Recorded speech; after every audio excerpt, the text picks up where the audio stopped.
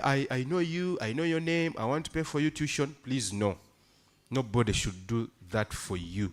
You can pay your tuition yourself. How? By generating a PRN code on your phone. And then within the university, they are gazetted places. The most safest place I will tell you about where you can go and pay your fees is the bank. If you cannot go to the bank, we have a gazetted place, or we have gazetted places where we have people who have been allowed by the university. They are called agents to operate. There is a place called Fruit Center. How many of you have known Fruit Center already? Yes, there is Fruit Center. Fruit Center is where you can go and pay your tuition there, or you can go at what we call Guild Cafe. Avoid using people you find on the way. You get someone on the way, you give them money for hostel, they disappear, you come crying. Protect your property. Inside here, I already saw people I know who are not students, because I know already some thugs around Banda. I already saw some here who are not students yesterday. And I want to tell you they are still here today. So, guard your bag jealously, guard your phone jealously, and everything. Even when lectures will start, when you will start going for lectures, this is a public university. People who are not students will come, sit in the lecture with you. Then for you think, we are all students. Let me go for a short call and leave my bag here. My friend, you will come when the bag is not there. Me, in my time of studying, in my class, we lost over 50 phones. 50 each semester. Someone is dozing because you get tired. Someone is seated dozing. And then when they are dozing, the thug is in the class is seeing you. And then you will put the hand in your bag. When you're dozing, before you know it, you check your bag, your phone is gone. And you can't imagine in a lecture. So what am I trying to tell you, members? I'm trying to tell you that campus is not like the secondary school. Yes, in the secondary school they steal, but when they have stolen something from you, you're sure that if the school is very serious and tight, you can find it. But here, we have very many people who access the university, who are not students. We have very many among students also, who also have some terrible vices. Even some of you are freshers, but you are thieves. Yes. Some of you are going to steal the things of your friends. Don't. Yes, and yesterday, Dr. Winfred from Counseling and Guidance told you one of the issues we have that brings challenges to students are relationships. Let me use this opportunity at least to tell you, me have been dealing with students so much as a student leader.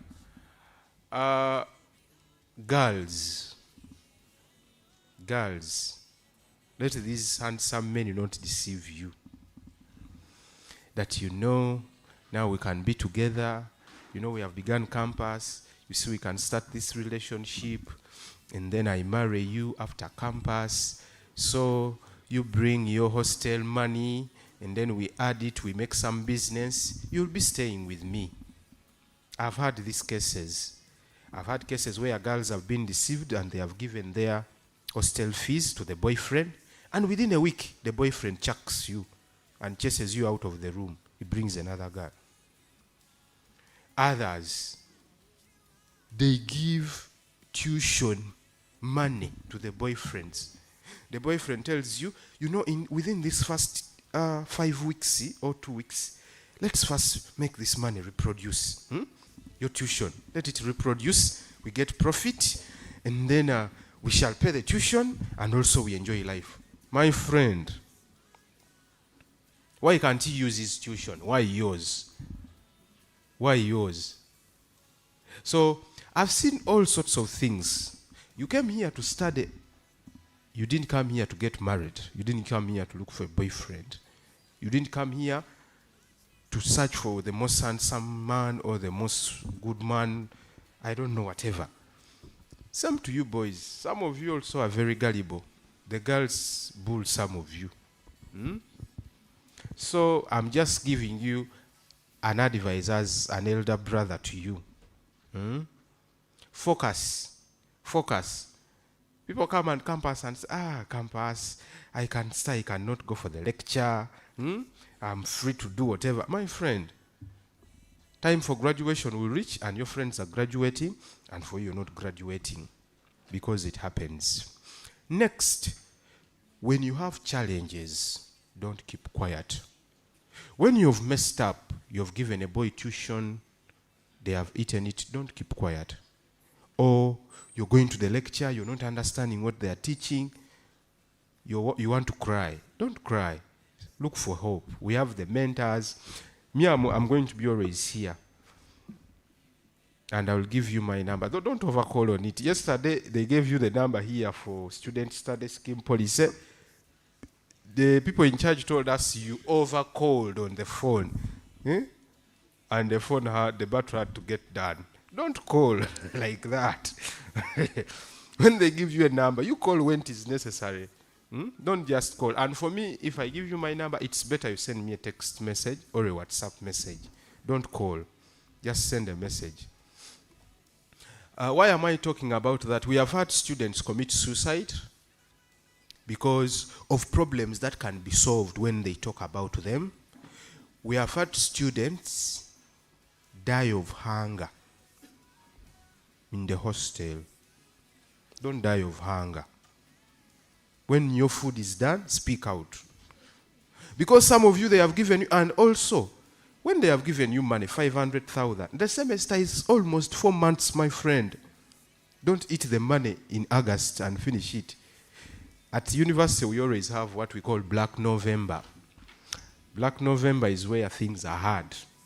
The money you came with from August is getting done, or is done, yet we are going for exams. Because exams start late November, and we finish them early December. So many students face it rough in Black November. I've warned you in advance. You know that there is Black November. So you eat whatever you've brought from home sparingly. Use the money sparingly. Don't overspend. When you go to the bazaar, spend sparingly. Don't overspend. So if you have any general questions, not those technical things which they were telling you here, general questions, because me, I've been a student, I have the practical answers. Let's use the opportunity before the university secretary, who is the presenter today, comes, but I see already the office of the PRO is represented, and we are glad to have you, madam. Yes. And yesterday she spoke about something I want to speak about again. You know, I've been a student at Kyambogo, and one of the reasons people from other universities disguise us is we ourselves. Kyambogo is a great university. In Uganda, if you start talking about university, you may talk about only one other, and then Kyambogo comes in. But then for us who study at Kyambogo, there is a way we tend to be timid, yet we are always receiving the best education, the best skills. And when you go to the market or to the world outside there of employment, students from Kyambogo are always given priority. Why? Because they know that we are cream de la cream. But then we tend to disguise ourselves.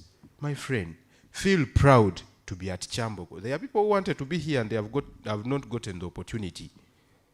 And then for you, want to take it for granted. Don't give us bad media presence.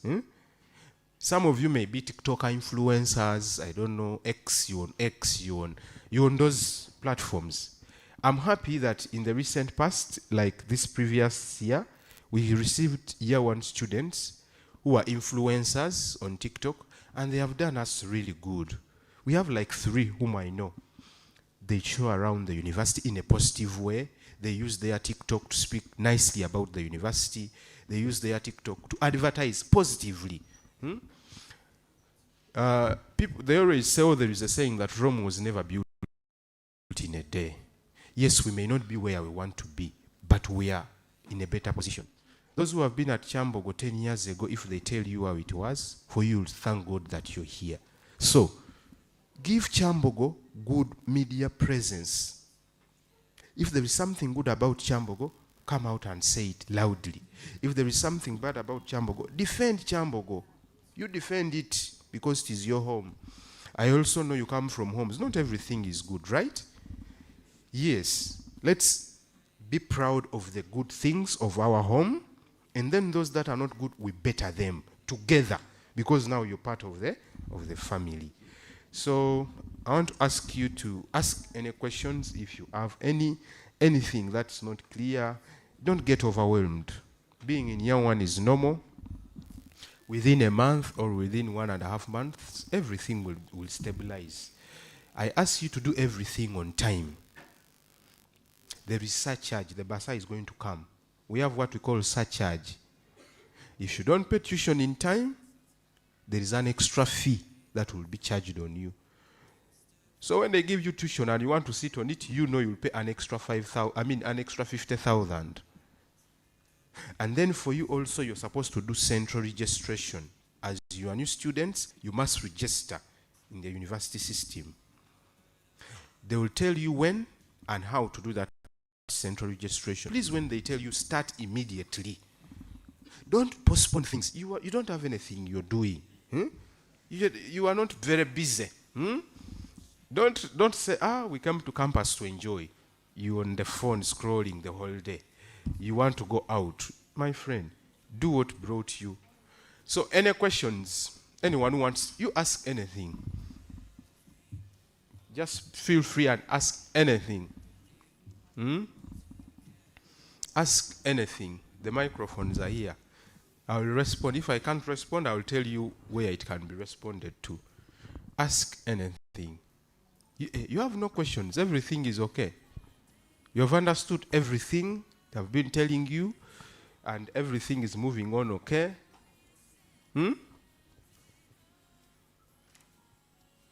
Okay. Oh, there's a gentleman there.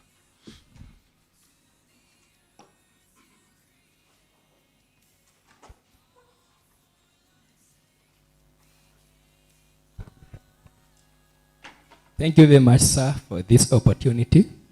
My name is Michel Dwak. I come from Namisindwa. But I am going to pursue a Bachelor of Arts in Social Sciences.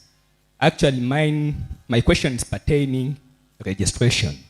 Yesterday, the ICT team spoke about registration on the students' portal. Now, after that is done, are we also supposed to go and register with our respective faculties, or it's done? Thank you very much. Okay, thank you so much for that question. Now, this is what happens.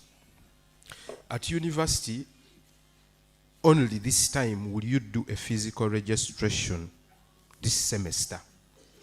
A physical registration where you'll have a couple of documents you'll have to go and hand in to the registrar, to your faculty or school registrar, and then all the other processes. Why? Because the university must verify that you are the person who applied, your documents are the very ones you gave in when you're applying, and everything.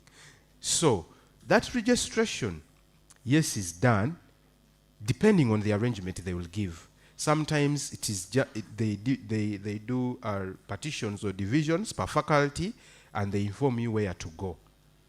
So when you have done that registration, you don't need any other registration. Is that clear? Yes, you don't need any other registration for this semester. Then beginning from next semester, you'll always have to enroll. You'll always have to register yourself on your own portal without the assistance of anyone. You'll always have to make sure that when the semester starts, you first enroll. Enrolling is free of charge. You don't have to have paid tuition. But then registration, you must have paid tuition for you to register. Yes. Is that clear?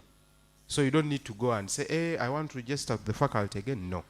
When it is digitalized, is on the portal. Everything that makes you a student is on your portal.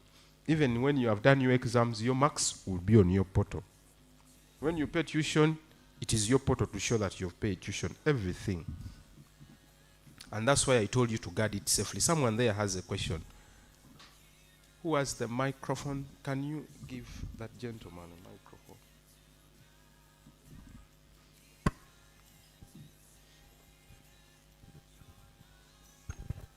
Thank you. I am David. My question is just brief. You have just told us about the conmen who are around, and for good case, you said you know some of them. So which measures have you put in place to overcome them, since you even understand them very well? Okay, thank you so much. The measures we have put in place is, first of all, security.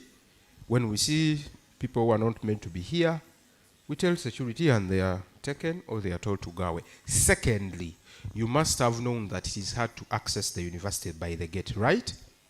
Is that right? Oh, you just entered. Okay. But with the time, you'll know that it is hard to access the university. Why? Because you must have a student ID if you're a student, and if you are staff, you must have identity. Or if you're a visitor, you must have very good reason to show that you're visiting.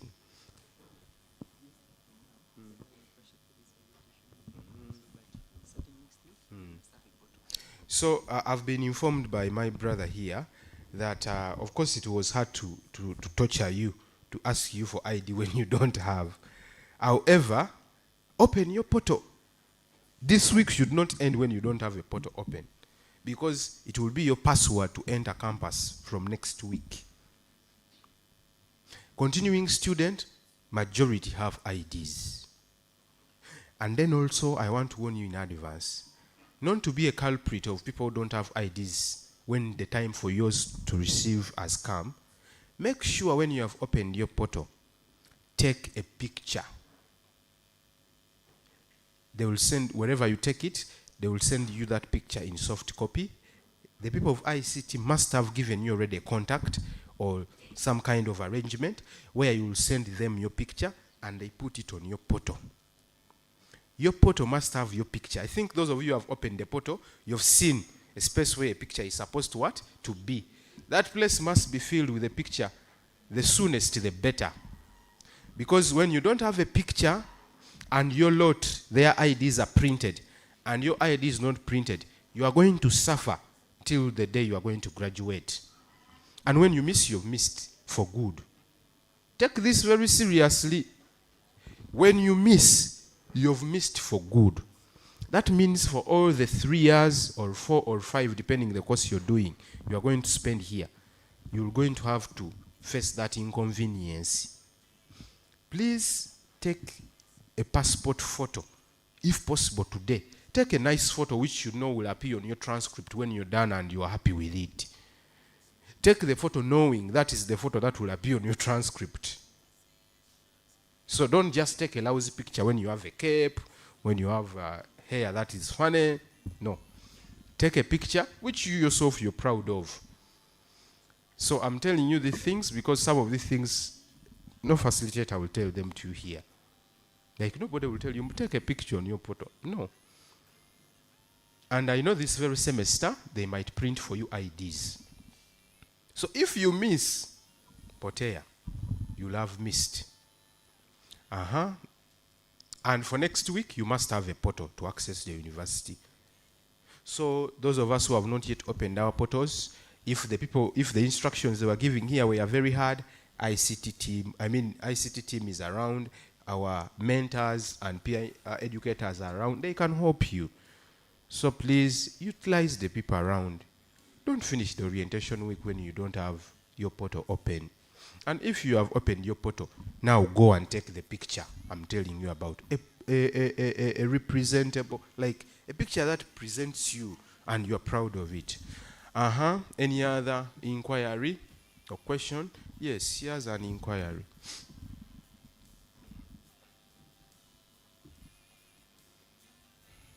So thanks for the opportunity given. Switch on the microphone. Is it on? Check this other one.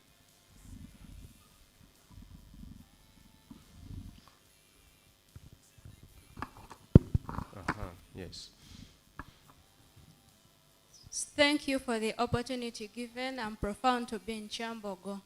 So I'm uttering the desire, I'm going to pursue bachelor's in guidance and counseling. I'd like to inquire from you. So this surcharge comes after a week or it is immediate? Thank you so much for that question. Surcharge comes after 8 weeks for continuing students. Yeah, and by the way, if you can write a cheat, it is still okay. Surcharge appears on your portal after 8 weeks for continuing students. And for you freshers, if I remember right, it comes after 10 weeks. If I remember right. But to be on the safer side, I want to tell you, also work within the 8 weeks. Know that from the time the semester began, count 8 weeks. But now, since for you guys, you come now this whole week because other students start studies next week. So for you, it is always 10 weeks. They give you that leeway because you have central registration and what and what. But why should you wait for that time? In semester 1, year 1. I want to believe when your parent was sending you here, they knew you are coming to study. Yes, with challenges. I know there are financial challenges, but at least, you see that 50,000, you may see it small, but my friend, at university, it can take you for an entire month at hostel when you're feeding on it. So don't make yourself incur that extra charge. So it comes after 10 weeks. Is that clear? For freshers, for year ones, first semester only. Next semester, if you don't pay tuition within the first 8 weeks, you'll have an extra 50,000 on your portal. Debasa is going to come here and he will speak more about that. Okay, someone wrote here. Good morning. Opening portal requires one to have an admission, cause of admission number and student's number. But as district quota students, we have reached out to our different faculties, but they have. District quota, it's okay, it's understandable. It's usually, your admissions usually don't come out on time. Yes, so for you, the advantage you have is that your portal can't have such charge, even if it had, the bigger portion is already paid, we believe. So, but I don't think before this month ends, district quota, you'll have your admissions. Yeah, it usually has a delay, but you'll have them. Sorry about this, but you'll have them. That if someone changes a course and he or she already paid, please, if you want to change course, don't first pay tuition. That's the advice I will give you. You will pay tuition when the course has different amounts. Yes, someone who has a hand behind, give them the mic and let them speak. When you have a hand, they give you a mic, you stand and speak. So let me say this. If you are here and you want to change course, don't pay tuition first. Because courses don't have the same tuition. And then your student whatever will change, your student number and everything. So if you pay tuition, you'll have to pay again. Don't pay tuition if you want to change course. If you want to change time, that's okay. You want to change from day to evening or from evening to day, but the same course, that's okay, you can pay your tuition. But if you want to change from one course to another, don't first pay tuition. First sort that issue, which is already on. I saw the advert or the announcement, the letter from the academic registrar. Yes, gentlemen. Thank you for the opportunity. I'm Rwame Elijah by names, a student going to pursue a bachelor's degree of science with education biological. Now, my question is, I came here on Saturday, and fortunately, I was attached to Kulubya Hall. So I went there, and I had to fill as a resident there. So I had to fill, there is a form that I was given. First, wait. Are you attached or you a resident? Those are two very different things. I'm attached and still a resident. Okay. So one of the forms that I filled, there was something to do. I think it was like an agreement, like things we're not supposed to do inside. And one of the things that I noticed that was crucial is you're not supposed to use something to do like gas, what. Now, I went to Bazaar, where they sell stuff to us, the new students, and I noticed shell gas is one of the items there, which I thought the university knows that those people are selling such things in university. Now, I didn't know what to do because on consulting the fellows that I found in the hall, I was asking them how I can navigate through the situation and how to, the feeding, I was worried about it. So some of them told me it is better if you can cook for yourself. Now, I got confused with what I had signed the agreement that I have not to use anything to do like gas and cooking in the hall. When going to Bazaar, I found gas as one of the items people there are selling. Now asking my fellows whom I found there, they told me it is expensive to be buying food on a daily basis. It is better when you cook for yourself. So as a student, I request you please to help. Some of us are confused in the same thing also. Okay, I will say this. Things that are being sold in the bazaar are not only for people residing in halls of residence, but also for students who are the majority who reside in hostels or who are renting outside. Our halls are built in a way that they don't have any safe measures or safeguards for protection in case of any problem that comes due to an explosion or an electricity kind of problem related to cooking. So they were built in a manner that no student cooks inside. They were built in a manner that all students who are residing in those halls are supposed to utilize the restaurants or the kitchens attached.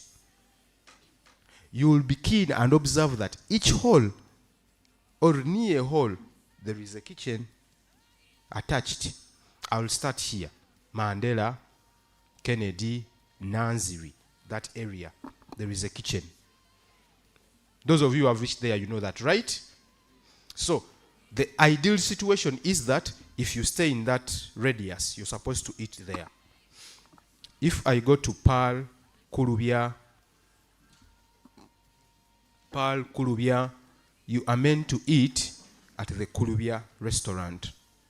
North Hall, there is North Hall there. So, you are not supposed to cook. Not that we don't want you to cook, but it is not safe for you to cook there.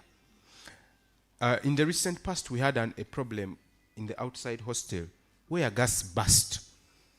And we thank God that none of our students died, but many of them were terribly injured because of that kind of unregulated people cooking with gas like that. Because not all of us know how to use gas. Someone will leave it on. So it's problematic. So in the hall, it is right, sir. It is true that you're not supposed to cook there. What your fellows are telling you, if they are doing it, it is illegal. And if you're caught cooking in the hall, it is a different case. You are supposed to utilize our restaurants or the kitchens around the university. And food is as cheap as 2,500, if I remember right, what they told you here. If you're going to cook, you'll spend more than that. We're not going to debate that further, but that's the response I have given you. So, please, you're not supposed to take gas cylinders in the halls of residence. Those who are outside, depending on the rules of each hostel, for you, you are a bit more free to do whatever you want by the rules of a given hostel. But those inside, no. So let's read the questions here and respond to them. Yes, please. Okay. Thank you for the opportunity. My name is Jonathan Meyer, and I'm going to pursue a bachelor's degree in electrical engineering. Now, I was asking, after paying the surcharge and then you continue to delay, do they add or... What do you mean you continue to delay? You cannot pay the surcharge when you have not paid tuition. That can't happen because the surcharge only comes when it reflects on your portal when you've cleared the balance that's there. Then it reflects. So when you pay it, you have no debt for that semester because it is per semester. And why are you wanting to pay the surcharge, you man? You pay tuition in time. Yes, the next one. Good morning. My name is Kemisha Praise. I'm going to do the bachelor bachelor's of science in processing and food science and processing technology. I have a question. Like you said, we are not supposed to have cylinders in the hole. What if I have like a medical issue and I cannot eat the food that you are providing at your kitchens? What should I do then? Our kitchens, I think, provide almost everything. No, But if you have a special case, you have a special case that is evidence-based. Please, each hall has a university leadership staff, warden, custodian, and everything. Please, you must be in touch with them, and they will give the appropriate guidance. thank you very much. Yes, yes, gentlemen. Thank you so much. I'm Jackson Odun. I'm pursuing a Bachelor of Science in Natural Product and Technology. I heard you talk about this big quarter, but my concern also would go dealing with the loan schemes. My aims may be like I want to pay the tuition right now, but also my idea must be telling me I would be, or my name would come out under the what? Under the loan scheme. So what can be your courage of that? For loan scheme, it's not a complicated thing. Loan scheme always gets you where you are, from what I know. Loan scheme, if, for example, you've paid tuition for this semester, then next semester you'll be on. There are people I know who got on loan scheme in second year, first semester, or in first year, second semester. So don't wait for loan scheme and then you incur a surcharge. Because as you've said, it is loan scheme. You'll pay that money in the future, right? So if you have the tuition for this semester, pay it and don't be inconvenienced. If loan scheme you go through, they will start with you next semester. Is that okay, bro? Yes, yes. But there are many here now. You let this one speak and then him, and then we first respond to the, and then the other one. Only those three, and then we respond to these written ones because they may be even asking what you're asking. Yes, quickly. Okay, thank you for the chance granted. I'm Yes. Temure Benjamin.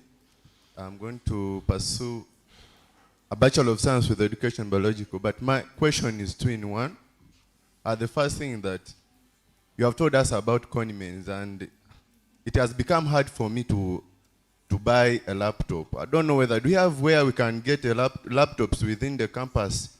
And if not, can we, is the university having somewhere where we can get the internet service for free, but like maybe if I have not purchased the laptop, I can access the internet cafe of the school and then I do that, eh? Thank you. For the laptop, I don't know what to say. We don't have any laptop shop in the university. You must just use your logic as an adult person who buys, the way you buy the phone, so you should go and buy the laptop. I will not tell you that I will give you someone to assist you, no. About internet, we have internet in the university, which is called EduRoam. You must first have a status as a student to access EduRoam. Yes, there is EduRoam, which is free internet for all students. We access it by the fact that we are students. The ICT team still will take you through if they have not yet. Yes. Him and then the other one, and I first read these ones, please. Good morning, everybody. Good morning to you. I'm Thomas Leko, Yes. a student of Diploma in Sign Language Interpreting. This is my first time of reporting to the university. I'm getting concerned. Today? Today, yes. You're reporting today?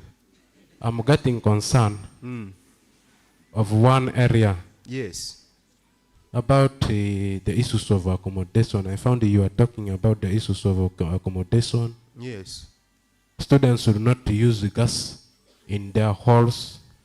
Yes. You be brief. During the time when we applied for the course, we apply online. When we got admission letters, without considering other things, we found some of us are put non-residential, yet on government scholarship. Now the issue comes, there are no rooms around which to be paid. And if you get your room, you are getting a room of 700, 600, yet the government is paying less amount of this money. Do you want any person to really continue the course? Oh, this is my concern. Okay, my brother, I feel your cry, and I really understand. We really want to apologize that our accommodation is not adequate to accommodate all of us. Our accommodation is not adequate to accommodate all of us, but I want you to listen to me and note that one, accommodation for all kinds of students exists. Yes. And that man near you should find someone who will look for you an accommodation within the cost you can afford. Of course, it will not be very, very low. That's one. Two, I also understand the issue you talk about of the pay of government and all that. That's why for those who are on government but they are non-residents, it's different from those who reside in. Even when it is not enough, for now we should learn to live within our means. I understand exactly what you're talking about and I resonate with it. But then, what do we do for now? Because we are in this situation. However, I also want to give you an advice. And now this goes to all of us. Next semester, if you want to stay somewhere, before this semester ends, go when you have booked that space. That's how it works. Sincerely, you can't come today. And then you get the best space you want. Kyambogo has more than 35,000 students. 35,000 students. So, it is first come, first serve.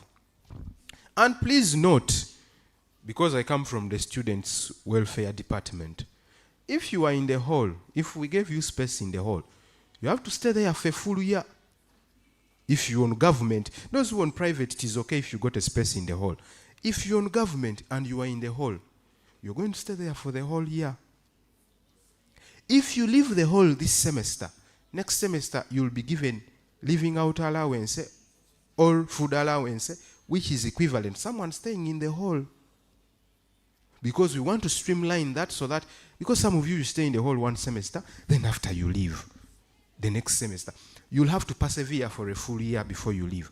So, those of you who have gotten hostels this semester and you're not very comfortable where you're living, please make it a point to book before you go home this semester as it is ending for the best space you want or for the better space you want. And then the other thing about the costs, my brother, you know we live in a free or what I may call a mixed economy in Uganda. And that is from above. So the university, by no standard or by no means, it cannot regulate private proprietors or enterprises of hostels. We cannot tell people outside that charge this amount because by principle, by government principle, or by policy, we live in almost a free market economy. I charge you as you come. And that is not a making of the university. So we are in that setup or establishment like that. So you have to come early and look for the hostel you can afford early so that you don't get inconvenienced. Yes, that should be the last gentleman, so that if possible, I respond to these papers before we go for the next thing. Thank you for the opportunity. Yes. My name is Nwamanya Kenneth. I'm going to pursue a Bachelor of Procurement and Logistics Management. My question is about the portal. Some of us, we tried to open our portals, but we failed. Then when we asked those continuing students that we Can you pardon kindly, because I was... some of us, we tried to open our portals, but we failed. Then when we tried to ask the continuing students, they told us that if you know you ever you've ever tried on it and you failed, then you have to go directly to the university to help you. I don't know what is your say there. What can I say? Yes, you are in the right place. The mentors are here. The ICT team is here. Please, you will be helped. Just reach out to people you see in tags here, around. Before you leave today, please.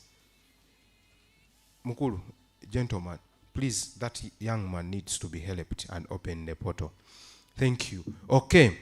Good morning. Can government-sponsored students also change their respective courses? Please go and inquire this from the AR's office. AR is Academic Registrar's office, and she's going to come here. So you listen carefully, government students, though I'm not so sure. They gave you, you merited to be on government, and you asked for that course. I don't know if you ask for another one, whether you don't lose the scholarship. I don't know. Good morning, sir. I'm requesting to know where I can take my laptop and get some software programs installed on it. Please, mentors, the one who asked this, the mentors you see around, ask one to assist you. About the central registration, they said we must have our original documents, for example, pass slip, but we didn't come with them because they were out. They were not out now. What can we do? Yes, you need at least senior 4 certificate and result slip for senior 6. Have you heard me? If you don't have your senior 6 certificate, you have your result slip, but you must have your senior 4. You cannot say you don't have the senior 4. It must be more than 2 years since you did senior 4. I think I've responded to that. And your ID of your former school, there is that simple birth certificate, something we get from the local government where you come from. They will give you the requirements you need. They will show them to you. Good morning, sir. Should students who applied change of program also enroll? Should students who applied change of program also register with whole or wait because things may change? If you asked to change course, I will kindly ask you to be patient till you receive a response about the change of course. You can't enroll for a course you're not going to do. You wait. For you, you wait. Actually, for you want to change courses as if you're still waiting the way you were waiting in July. Good morning, sir. Please, can you talk about the timetable for lectures and also the admissions, the original one? Admissions are already being given out from faculties, I want to believe.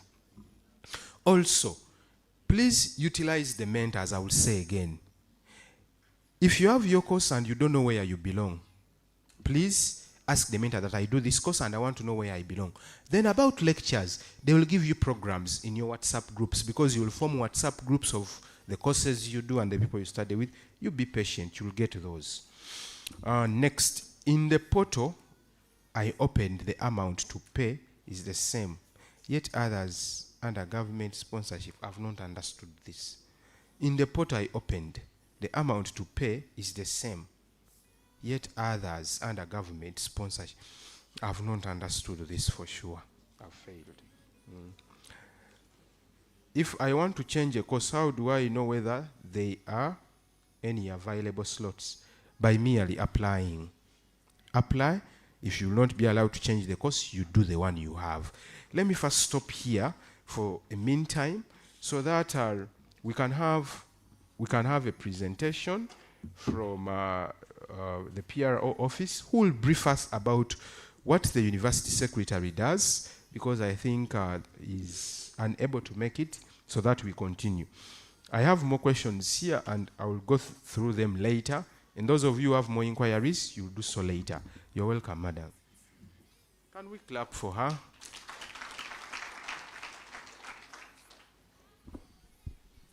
Thank you very much, Your Excellency, Andama, the former Guild President, and all freshmen and women, good morning. Thank you for taking through the first years as we were still waiting for the office of the university secretary, and who has no secretary is right now in parliament concerning the university to give you what it does. The university secretary is an established administrative office that operates under the Universities and Other Tertiary Institutions Act. It is established by the Act, the Universities and Other Tertiary Institutions Act.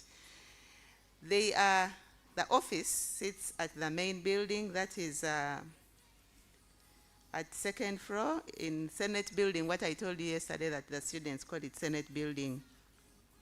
And the office plays a central role in the general administration and legal oversight of the university. And it does the following roles. It performs the following roles: general administration, managing administrative issues, and acting as the custodian of the university on behalf of the government. The university secretary is the accounting officer responsible for receiving, controlling, and spending and accounting for all university monies. The office emphasizes the importance of timely tuition payments. Make sure that you pay your tuition on time so that you're able to do your exams when you're not disturbed. This office also acts as the secretary to the University Council, and serving as the secretary to the University Council, which is the decision-making organ of the university. That is the University Council, and also which holds powers such as fixing the fees scales and setting university policies. Additionally, the office oversees several key units, including legal affairs, estates, procurement, and medical services, plus security.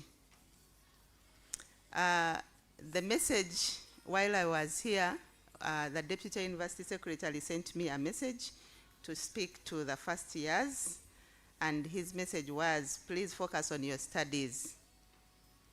Your primary role as a student at this university is to study.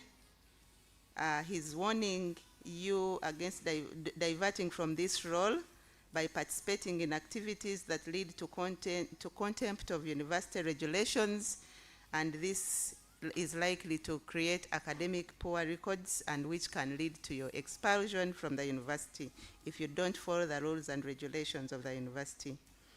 Utilize the university facilities very responsibly. In your lecture rooms, do not break the doors and the windows because you'll be held responsible by these guidelines and rules and regulations. But above all, as I told you yesterday, protect the university image. Upon entry into this university, you are also part of the stakeholders. Therefore, you have a duty to protect the reputation and the image of the university, both at campus and off campus. That is his message. So you can clap for him. Your Excellency, that is the message from the University Secretary's office, but their office is always open in case you have an inquiry. Yesterday we told you work from Monday to Friday, 8 a.m. to 5 p.m., so you can always find them in the Senate building at level 2. Thank you very much. The next speaker has arrived, the academic registrar, and I'll leave the floor for you, Your Excellency, to take over the session. Thank you very much.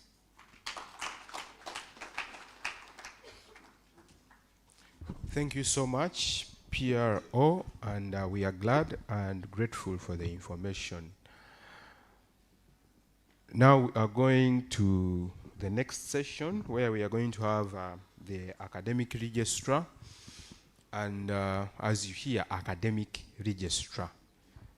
Our office is concerned and in charge of everything to do with your academics. You have issues with missing marks, you have everything to do with academics. You want to graduate, you want everything academic, which is the sole purpose why you are here. The others are secondary. As she comes, we shall be also responding to some of the things you were asking. What can I do if I forgot my email password which I used to open? Please, you go to the ICT center. They will tell you and help you. But why should you forget? Note them somewhere. If I want to change from evening to day, our cutoff points considered, please apply. Just apply and then we shall see what happens when you have applied. Good morning, thank you. I accessed my student portal, but the biodata had a wrong birth of date. When applying, I gave the right stuff. What can I do? Because it seems the phone contact is the only I can edit. Is the Stanbic agent at the Kyambogo College School safe? About the above thing you ask about, you want to change your biodata, you still go to the ICT center. In the about this agent, I don't know which agent you're speaking about. I've told you the agents I'm very sure about within campus. Fruit Center, Guild Cafe. Others, I'm not sure. If they rob you outside, you can't have any claim. This one is a long one. Thank you, sir, very much. First, so for us, the evening students, how can we solve the issue of paying for the whole semester for lunch and breakfast or supper? We don't pay for lunch and breakfast and supper. We don't pay for that. I don't know whether that's what you were meaning. For us, the evening students, how can we solve the issue of paying for the whole semester for lunch? The tuition you pay is no food is included. You don't pay for food. You pay for studies.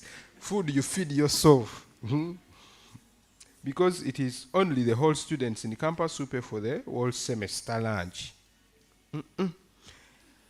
So they are catering services that you can pay for whole semester. Can you give us the contacts or numbers? This was done, I think. Now, for the catering we have in campus, you pay for what you feel comfortable with. If you are an evening student and you only come in the evening, why should you pay? Nobody is forcing you to pay. You pay for the services you're going to take. Those other things, tuition you must pay. But the other things, yeah. Then, do these catering services work on evening students who sleep outside campus, especially in the areas in Chileka Banda? Please, you'll go and inquire from them. The in charge of catering was here on Monday, and she gave out a contact. I think this person was not around. Whoever wrote this, please, you'll reach out to any of the mentors around, or you reach out to me, and we see what to do to help you. Then, can you change study time if you didn't meet the required cutoff points, like evening? If you didn't meet the required cutoff points, because you're just asking for change of time, you study in the time you have. You study in the time you have. Unless the AR will guide differently, since she's here. But I think unless there is space, that's one.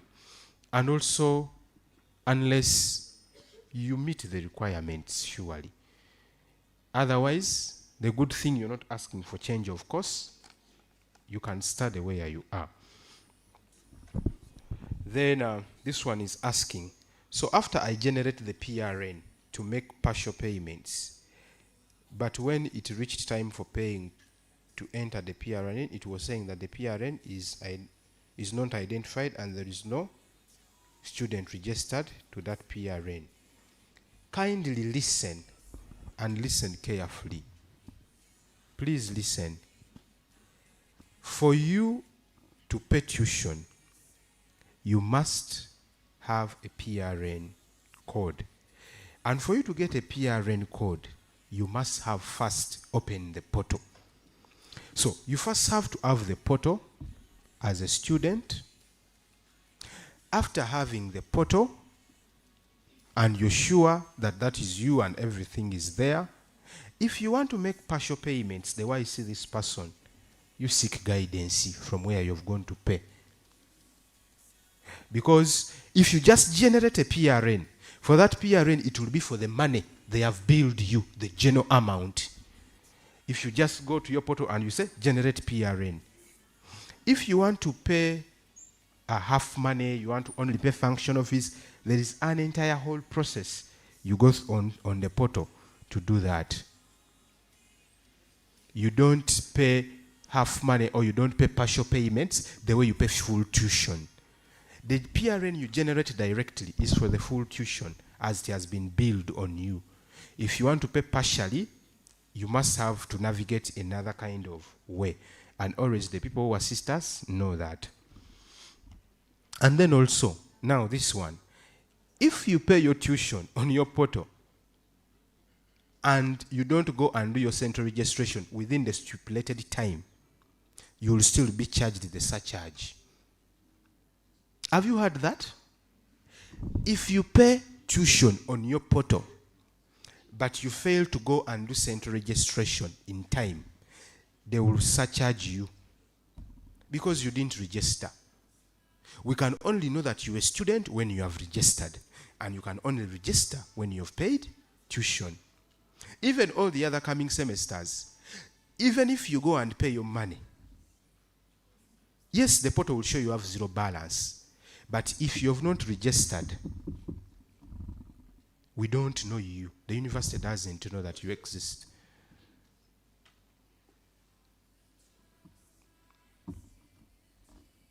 Enrollment is for free. That one you don't need to pay. Enroll as soon as the enrollment thing is there. From the continuing semesters when you come. Sir, you talked about passport photo on our portal, but how are we going to put it? Is it the ICT? Yes, it is the ICT. The ICT, if they have not yet given you any contact, they will give you. Kindly go and take a presentable passport photo, and when they will give you the contact, you send it there. Please note, if you don't have a passport photo on your portal, you will not have a student ID. And if you don't have a student ID, you'll have a struggle to navigate. First of all, entering. Doing exams, you must have your student ID. So please, take that with the seriousness it deserves. Make sure today, in the evening, you go and take a passport photo. If I pay all my tuition as reflected on the portal, should I expect any other expenses to be made? E.g., I hear we have to pay 20K to the National Council.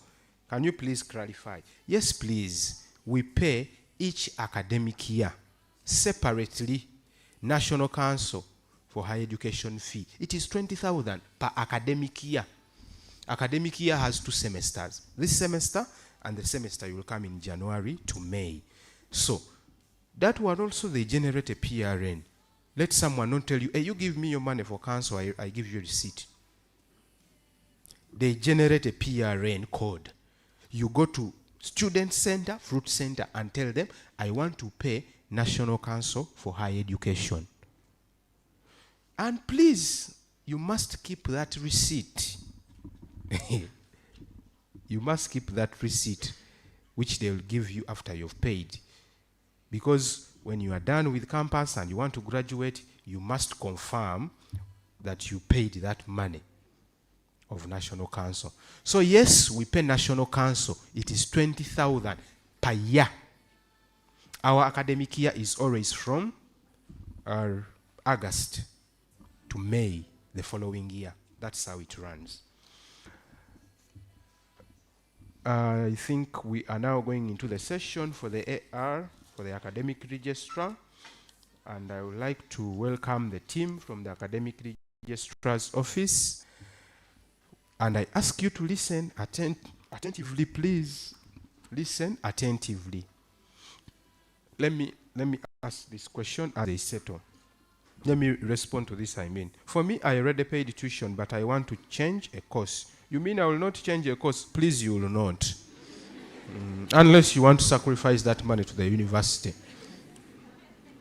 Unless you'll be given other guidance, but from the little I know, you already paid money for that particular course. Who puts a photo on my portal? Can I get it from my gallery and just put it? No, please. You cannot. You cannot. And don't put any photo you've taken with your phone. You go to the studio, they take you a very nice photo. Is it a must that need a birth certificate will be needed for central registration or even other hospital? No, please. the NIRA birth certificate will be needed for you to do central registration. You said that the picture must be on the portal. How can I put it? I've responded to that. If I already took the picture, passport photo, where can I send it? If you have it in soft copy, they will inform you where to send it. When are we going to change courses? The advert was made. The advert was made, and I'm very sure you were told about the website of the university. I want to welcome the Academic Registrar's Office and the team led by our Academic Registrar, Dr. Ann, and the entire team. You are welcome, and I want to give you the floor, and we start. Thank you so much. If you have any more questions, keep writing those sheets. As we go on, we shall be responding to them. Okay.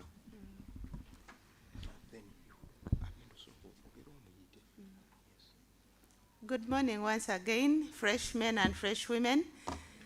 This is a very, very important session. Can we stand up and stretch so that we are very, very, very attentive while they are addressing us?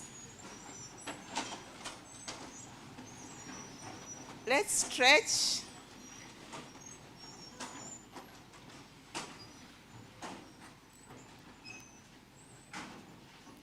Okay, we can take our seats. And Mr. Guild President, he has left the former Guild President. Your Excellency, I have a concern on my phone that people are passing through microphones are forgetting the podium, that there are some people who have questions, but you're not taking there the microphone. Okay, thank you. I am just here to introduce the Office of the Academic Registrar and welcome them to come and address you. I will introduce the Academic Registrar, Dr. Anna Begumisa. You are most welcome. I will also introduce Mrs. Ethel Rubowa, who is also working with Academic Registrar's Office, and Mr. Peter Mujuzi. You are most welcome to address us, and I will straight away not take your time, but invite the Academic Registrar, Dr. Anna Begumisa, to come and address you. As she comes, please, let her receive a hand clap.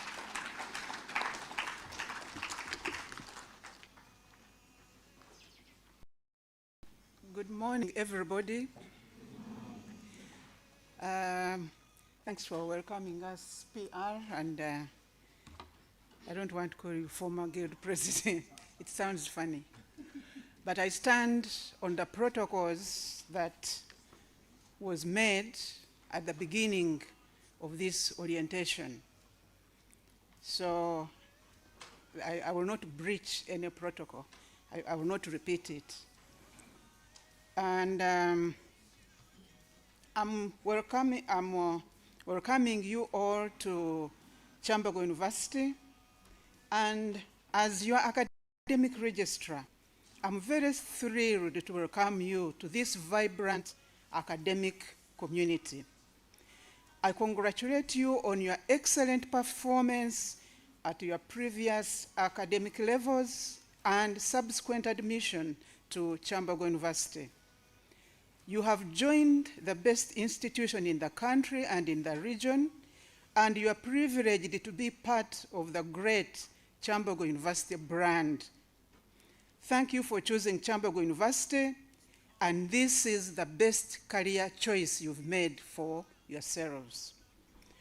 We continue to pray to the Almighty God that 2026-2027 academic year keeps a normal year to enable you work hard and complete your respective academic programs on time.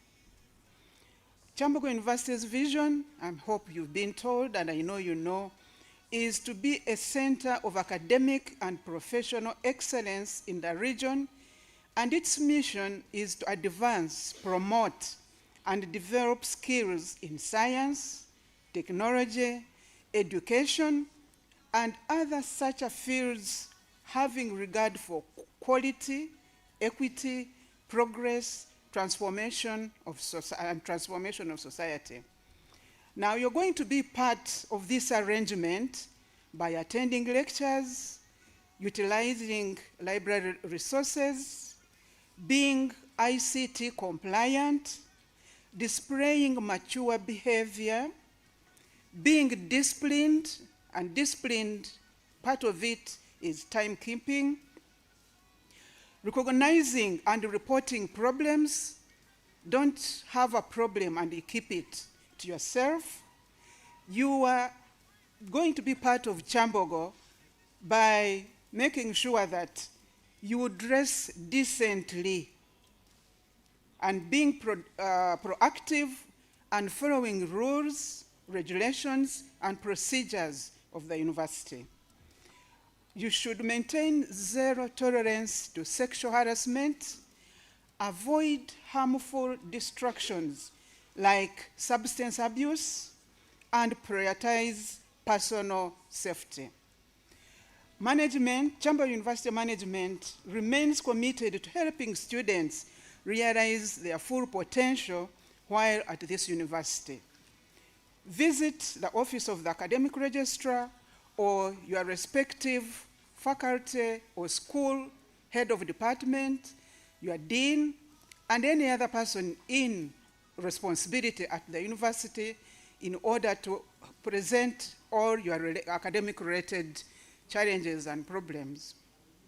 As a university, we offer quality services to all our students in the various campuses, here at the main campus, at the Bushenyi campus, Paida, and Soroti. And you are all welcome at your respective campuses. While at the university, endeavor not only to achieve your diploma or degree certificates, but also endeavor to acquire knowledge, skills, values, and attitudes. You don't only acquire academic and professional knowledge and skills, but also knowledge and skills about how to meet the challenges that life presents to us. We need proper moral and value systems at the university as a Kyambogo University graduate. We work towards being a complete, you as a student should work towards being a complete citizen during your stay at the university. Again, you are warmly welcome to Kyambogo University, and may God bless you and guide you during your stay. The way we've structured our presentation as academic registrar is that I have the welcoming remarks, and I'll be assisted by Ethel and Peter. And at this juncture, I request Ethel to come and address us, and thereafter, the questions will follow as I've heard. But from what I'm hearing, that few minutes I've been here, most of the questions from the academic register have been asked and have been ably answered by the guild president.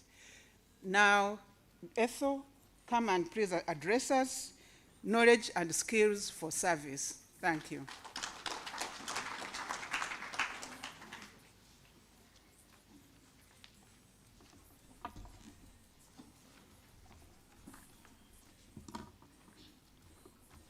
Thank you, the Academic Registrar of Kyambogo University.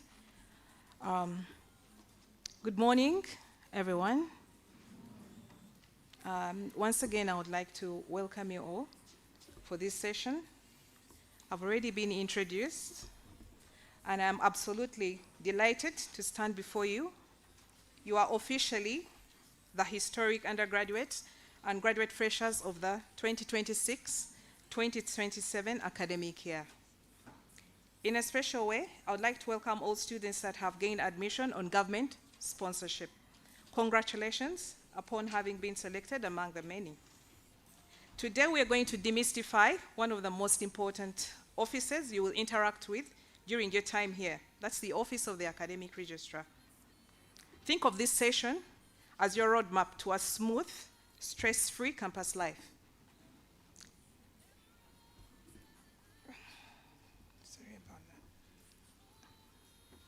So, Who is the academic registrar? I can imagine that most of you, or if not all of you, have already picked your admission letters. And your admission letters were signed off by the academic registrar of Kyambogo University. That's Dr. Anne Begumisa. She has already been addressing you. Think of the academic registrar of Kyambogo University. We have examinations. That's the office that tests your progress when you're on campus, your academic progress. Then we have the Senate division, which bears the secretariat of the highest decision-making body of the university. We also have the affiliated institutions. In short, if anything affects your academic status, the academic registrar is in charge. We also have our students from Sheng and Soroti Online. So as The academic registrar welcomed them already. okay. A brief about the admissions division. It's the focus. Our focus is the entry and identity. This division manages the advertisement for courses, processes of student intake, and produces the final official admission list. So it's the reason you're here is because of that division, where we advertise, you respond, we assess your applications, and then we admit you. It's also a division that represents the academic registrar's department in the Punjab offices in Makerere to admit those students who have been admitted on government scholarship. What's the fresher impact of this admissions division? We handle your initial document verification, assign your official registration numbers, and set up your active identity profile on the ACMIS portal. ACMIS stands for the Academic Information Management System. Ideally, that's about admissions division. It's sorry about that. We have the examinations division, which I mentioned earlier on. The division assesses and manages your academic records.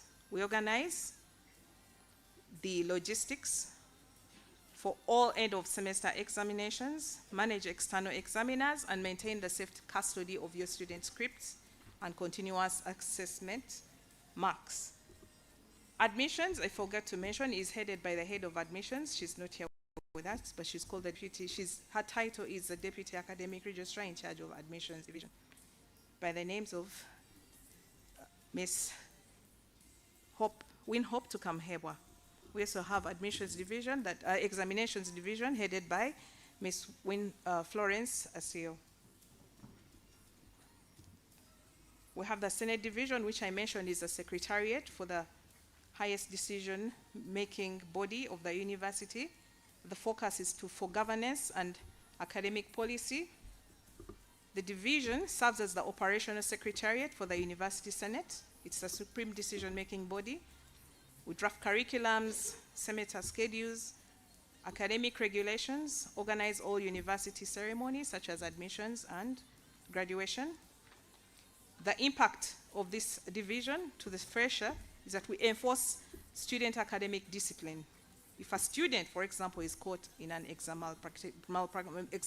examination malpractice or requires a semester retake, their case is decided by the Senate committee. We have the affiliated institutions division. The focus of these divisions, it is check standards and quality control beyond the main campus. Kyambogo University supervises so many external institutions referred to as affiliates, offering the Kyambogo University programs across Uganda.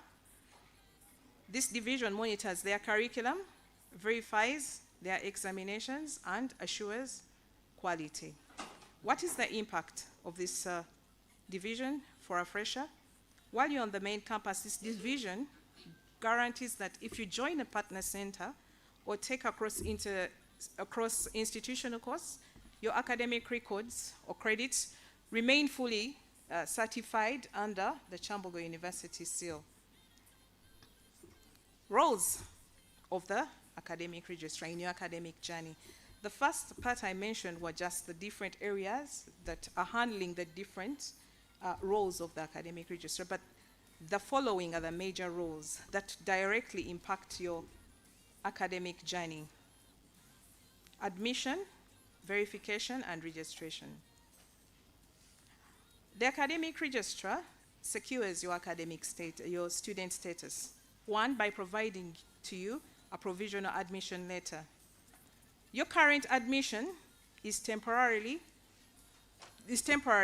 until verified.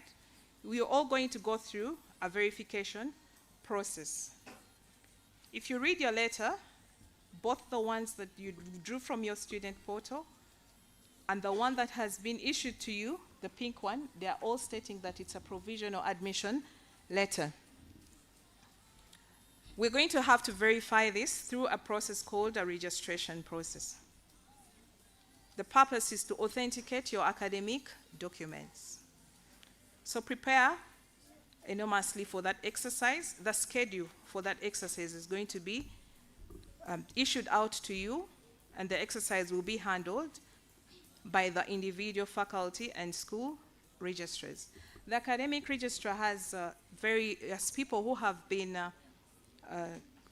deployed at your different schools to handle the duties of the academic registrar. Because you're so many, not all of you can be registered by called faculty administrators or registrars, and they're in charge of authenticating your academic documents during the registration process. Your role as a student is to ensure that you enroll before you register. Enrollment is a function that you can execute on your student team. They'll take you through the enrollment procedure on your individual student portal. You cannot register without executing that function. The requirements, and it's a compulsory exercise for all of you. It's like consider it as the first examination for you when you're joining the university before the normal examinations that test your academic process. You must ensure that you go through this process. Your requirements are stated therein in your admission letters, but as a recap, I will mention them again. You need to, for those who are joining the university, having joined directly from Senior 6, you need to present your O-level and A-level results slips because we work closely with UNEB. So we are going to be strict about the O-level results slip and certificate. So use this weekend after your orientation program to secure those documents, because we shall ask for them and we shall mean business. With purpose of asking for your academic documents is to weed out students who present documents that are not authentic or forged documents. So if you're among us here and you know that your papers are not straight, it would be nice to just attend orientation and thereafter walk off. Don't inconvenience yourself and us at the time of registration when we establish that you're not carrying authentic documents. For the A-level results, the result slip is going to be a must, because we understand that UNEB has started issuing them and they're there at your schools. You need to pick them up. We also have students that have joined Kyambogo University through the diploma/certificate entry scheme. Those are upgraders. They are not coming from Senior 6 like many of you. They are either joining using a certificate, which they have already attained, or a diploma that they have already attained from either Kyambogo or another institution out there. You need to present your certificate and transcript for that academic award as an academic document for your registration. Your primary 7 is not a must, so you can keep it aside when you come for registration. We'll request for your national ID or a birth certificate issued by NIRA, not the ones that are coming from the district COW. We want the birth certificate issued by the NIRA offices, or a national ID. Those two documents have the same purpose, so one of them can be presented. You need to present your ID from your previous school. So if it's a diploma, you come with the ID from your previous institution. A-level, your A-level ID will serve as an identification document. We have students that have been admitted, and they are refugee students coming in from different countries, but their status of immigration in this country is by refugee. You need to present your refugee attestation documents from the Office of the Prime Minister at the time of registration. It's a very important document. You also follow it up with a refugee identity card that attaches you to the different refugee camps across the country. There are students who've been admitted as international students coming in from different countries. You will be required to present your passport bearing a valid student pass or a student visa for registration. Don't just present your passport. For East African students, we all know the countries that are within the East African region. You will be required to present that visa. However, the visa is free for all East African nationals. The Ministry of Internal Affairs issues it for free. However, students that are outside the East African region, the student visa costs $100. So you need to start processing your student visas. The visas are issued by the Ministry of Internal Affairs. Another role of the academic registrar, that basically was about registration and enrollment, but please take it seriously because it's the way we weed out students and take students seriously and know how many students have actually reported. We have the teaching timetables and calendars. That's one of the roles put out like that. Let's talk about your exams. Oh, sorry. Sorry about that.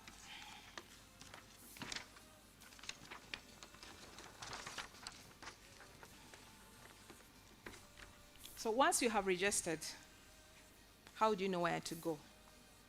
The Office of the Academic Registrar coordinates all lectures and examination timetables.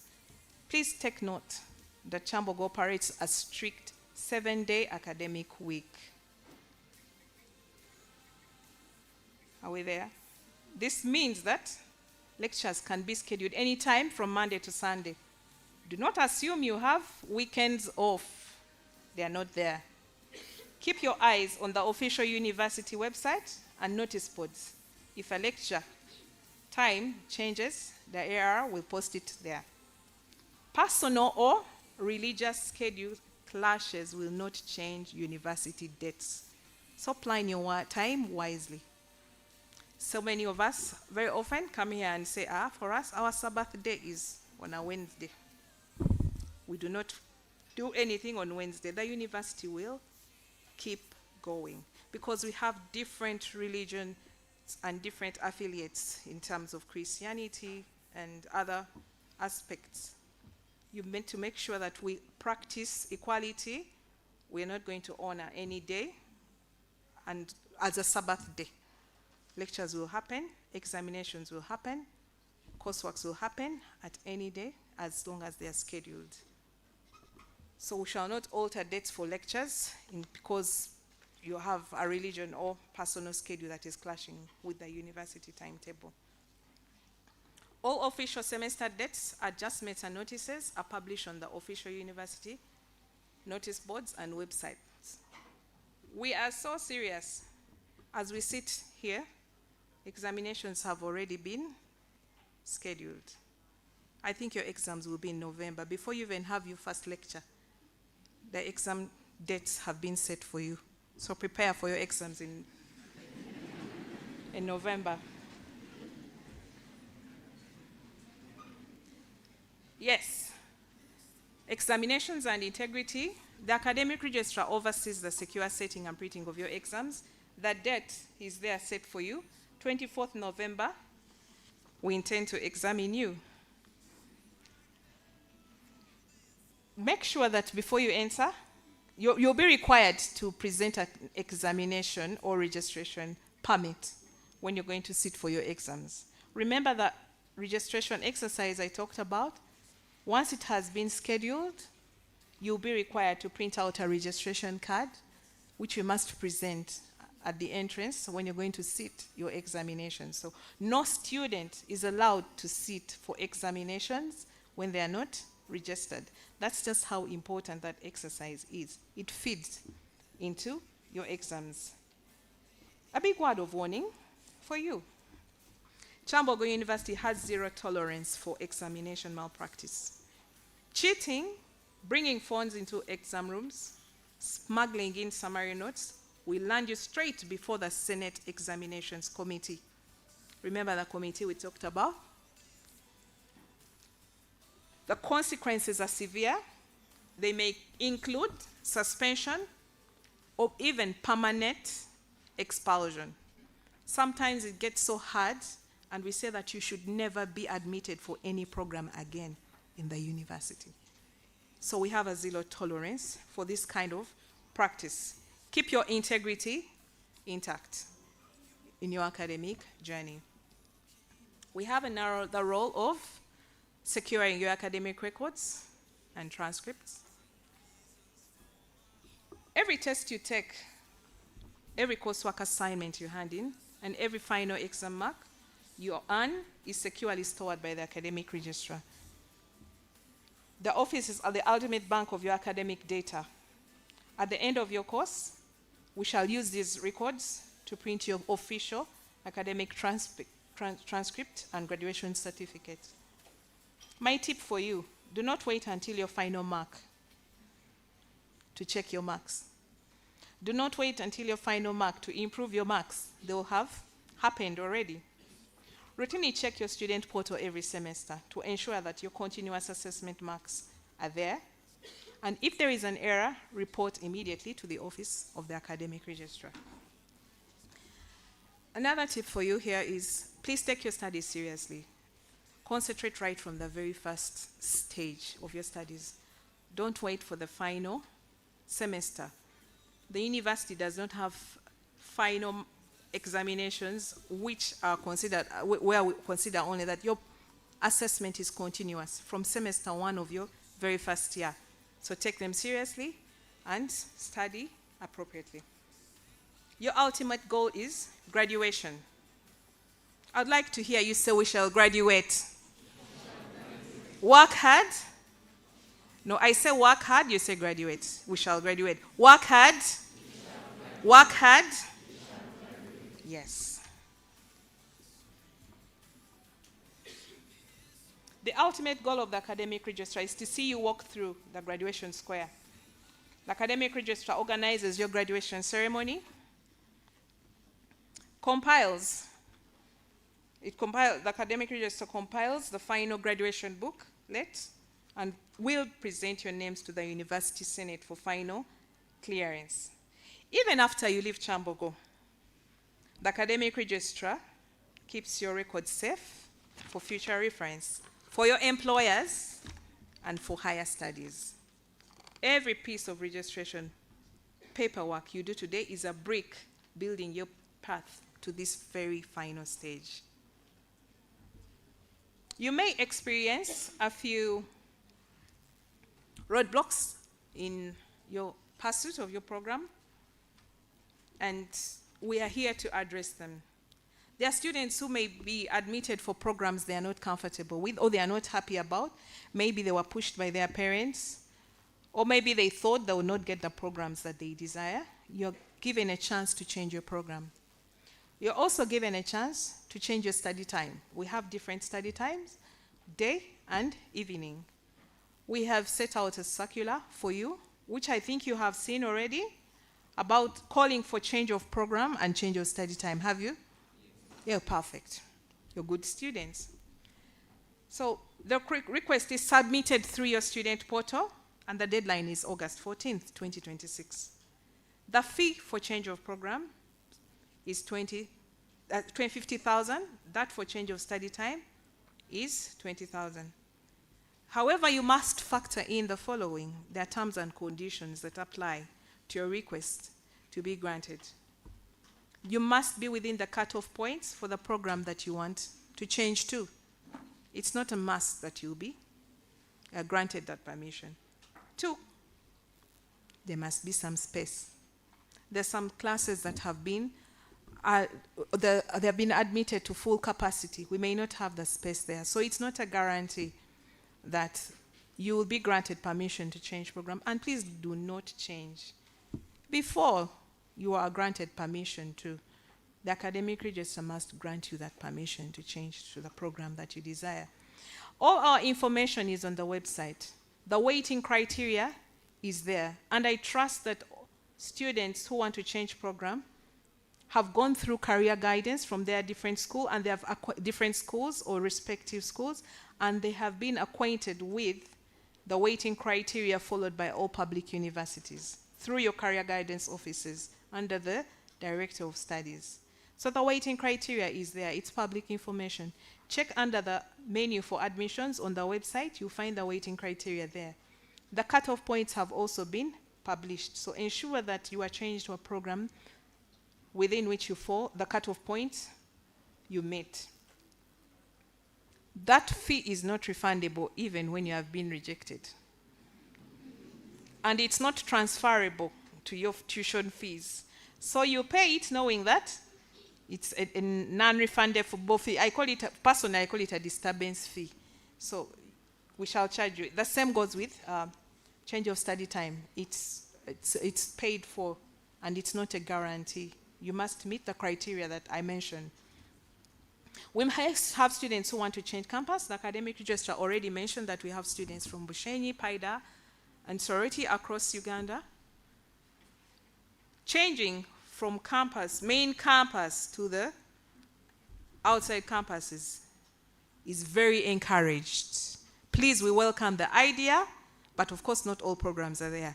If you feel you want to study closer to your home or closer to your employer in Soroti, please feel free. However, changing from the other side to here is a different arrangement. That is almost not a guarantee. We need to decongest the university and bring education closer to our people. So we encourage those who would like to change to please submit your requests. You may meet a roadblock of correction of your biodata. It's very easy. There are students who are already complaining about the names on their academic, on their admission letters. They are correctable, especially if when you are applying, maybe you put an initial in your application, or you missed out one name, or during the printing process, the system did not pick out one of your names. Please feel free to submit your request in writing to the Office of the Academic Registrar for correction of names. But the names that are drawn from the UNEB database at the time of your admission are the names we use. Those who wish to change your names, for example, you want to change from Ethel Ruboa to Ethel Blessed, Ethel Praise. It's very common with some of our Christian students. They want to relate more with God, so they change their names to Blessed, Praise, Favor. Please keep those names if they are not on your academic documents. It's those names that appear on your, in the UNEB database that we maintain. You may want to change your date of birth, telephone numbers, and emails. That all falls under biodata. Submit your request. It's a good practice to submit your request in writing to the Office of the Academic Registrar. It facilitates effective communication from us to you and from you to us. There are students who may wish to withdraw from the program for different factors, maybe because of ill health, or you are moving to another country, or you're taking a trip, or the finances are not allowing you to continue with your studies. The procedure for withdrawal from program is laid down in the joining instructions, which are also available on the website. Please feel free to pick out the joining instructions so that you can understand the procedure of withdrawing from the program. The major requirement is that you should have registered as a Kyambogo University student. We are not going to secure your space when you have not registered. So make sure you register, and for whatever reason, you withdraw from the program. There are forms that are available at the different photocopy points called withdraw forms. So if you want to withdraw from the program, please feel free to exercise your rights. Factor in your duration of your respective program. when you're here to study, for every program, we give a maximum of 2 extra years to complete your program. So if you're in a 2-year program, that's a diploma. We expect you to have completed your program in 4 years. So if it's a 3-year program, how many years do we expect? Excellent. 4-year program. And for those on the famous 5-year program of architecture, 7 years. I always tell this joke for a student who is on architecture program and is intending to take on 2 extra years and complete the program in 7 years. A student, a child, a learner who's in P1 right now will be sitting for their PLE by the time they complete the program. Yes. It's that crazy with architecture. So try to work and complete your program within the scheduled duration. It is in the interest of the Office of the Academic Registrar that you go in record time. Don't stay around unnecessarily. Don't have retakes. Do your best and go out there and start working. One caution for you as a word of advice. This is not academic, but it can affect your academic progress. Exercise caution while making acquaintances. The academic registrar mentioned that, but I would like to emphasize it further. Be very cautious. Even when you're making friends in class, don't be too quick to make a friend in class. Don't be too quick to trust somebody in class. Be cautious about your environment. It's very easy for you to sit with somebody in class for a period of even 1 month when they are not admitted as a Kyambogo University student. When they are Mufere, it's very easy. You know we don't have uniforms to identify us as Kyambogo University students. Like in school you have uniforms, here they are not there. Somebody will come and attend lectures with you for a period of 1 month and you'll make acquaintances with them. Be very cautious. Don't be too trusting. They will steal your property, your personal property and your body property. So be very, very cautious of who you make friends with at the university.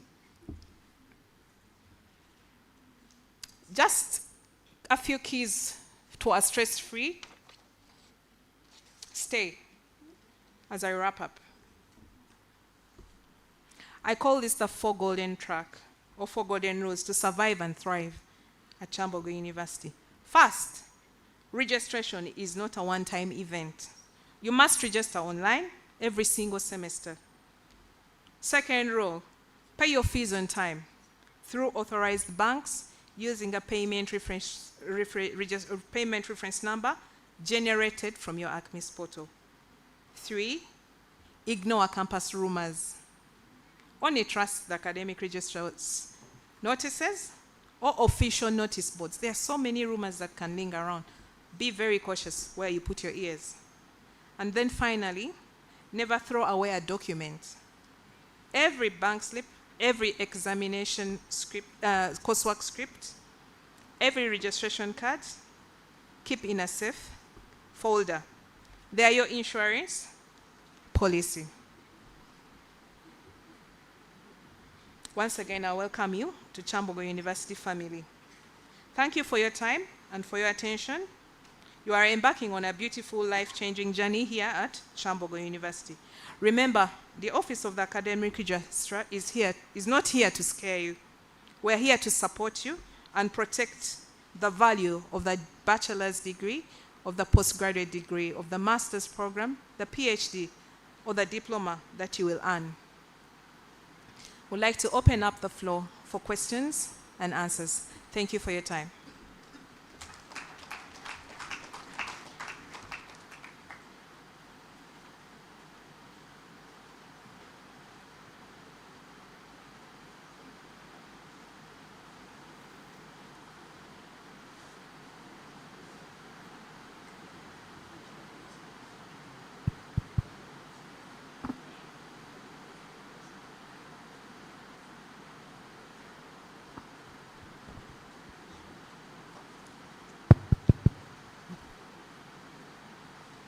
Thank you.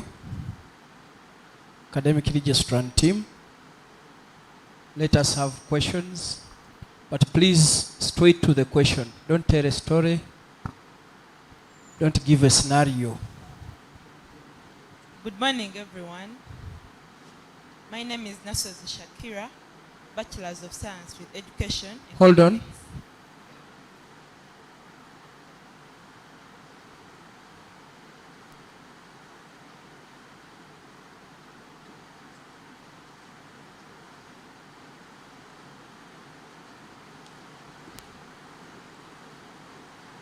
Maybe, or you first answer these ones, or they can ask. Let me first answer this one. I think let me first answer these ones, and then we shall take another round of questions. But what I notice is that we've given you answers and you are still asking. So are you saying we are not clear? I want to be sure of that. Now, for emphasis, I want you to get used to visiting the Kyambogo University website. Most of this information is there. Those of you who are asking about the cutoff points, the information is there. So make use of the Kyambogo University website. Make use, because I know all of you, from here I can see that you have smartphones. So make use of those smartphones by seeking information from the Kyambogo University website. The information is there. Then secondly, I heard you make murmurs when we mentioned that examination time is already set for you. That is why we are here. We are here to make you comfortable. Because on your first day of the semester, when you know that your examinations are on the 24th of November, surely, why don't you work hard to make sure that you reciprocate the effort we put in to plan for you by preparing adequately to make sure that by 24th of November, you are ready to do your exams. And for your information, even your semester 2 roadmap is already out. Just go to the website, search for semester 2, 2026-2027 calendar, and you'll find it. And you'll find your life comfortable at the university when you are equipped with information. So now to specific questions here.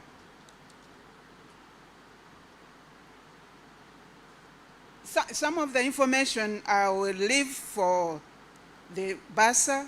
I see on the program is coming in the afternoon.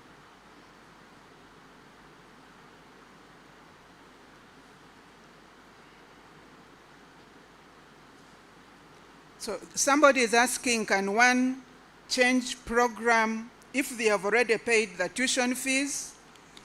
Yes, you can change program if you are within the cutoff, even if you've already paid your fees, and then the fees will be transferred.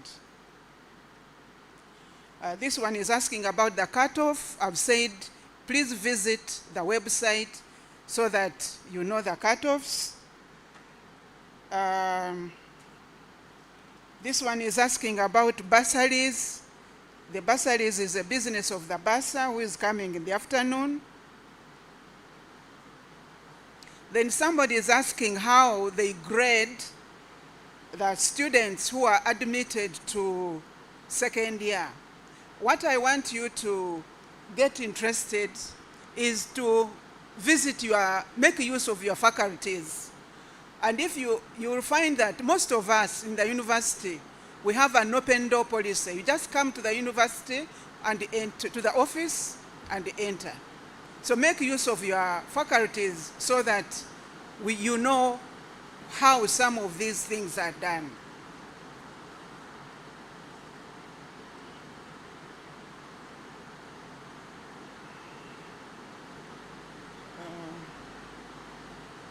Now somebody is saying their phone number is not registered and this person expects to be paid.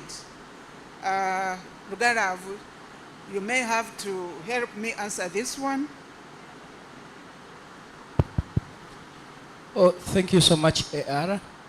So if you have a phone number not registered in your names, there is a form that you will fill when you are applying for allowances. It is called e-cash form.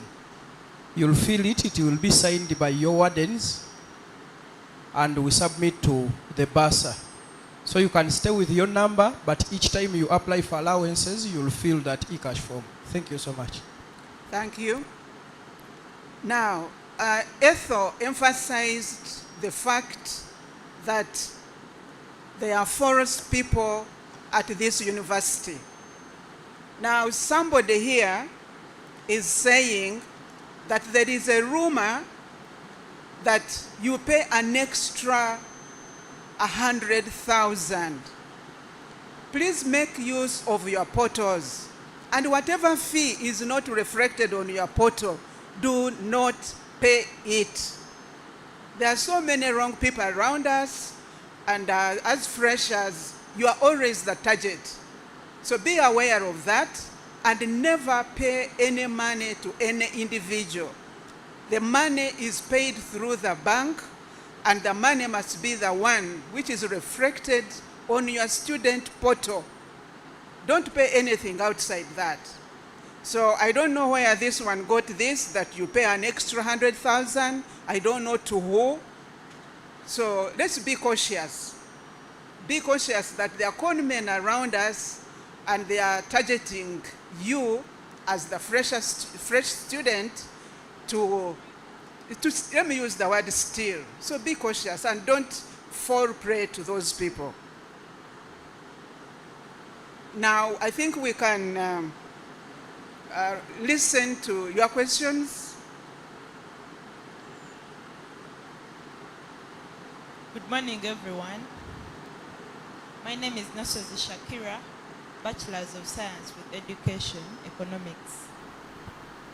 Mine is just asking for more clarification for students whose names have appeared twice. The first one appeared on the national merit list, and then the other on the sports and talent scheme. And they're all different courses. So for such a student, what is the criteria that they should follow? Maybe assuming that this student is interested in the other course of the talent scheme. What criteria should they follow? Because their name has appeared twice, both on the national merit scheme and the talent scheme. And then two, they talked about change of course. If someone is changing the course, they said that there should be space. That is one of the conditions for someone to be granted space. So as a student who is applying for change of course, how can someone know that there is space in this course so that they don't just waste the money and doing what, like, so that they are already aware and they don't apply since there is no space in that particular course? Thank you so much. Okay, let's have more.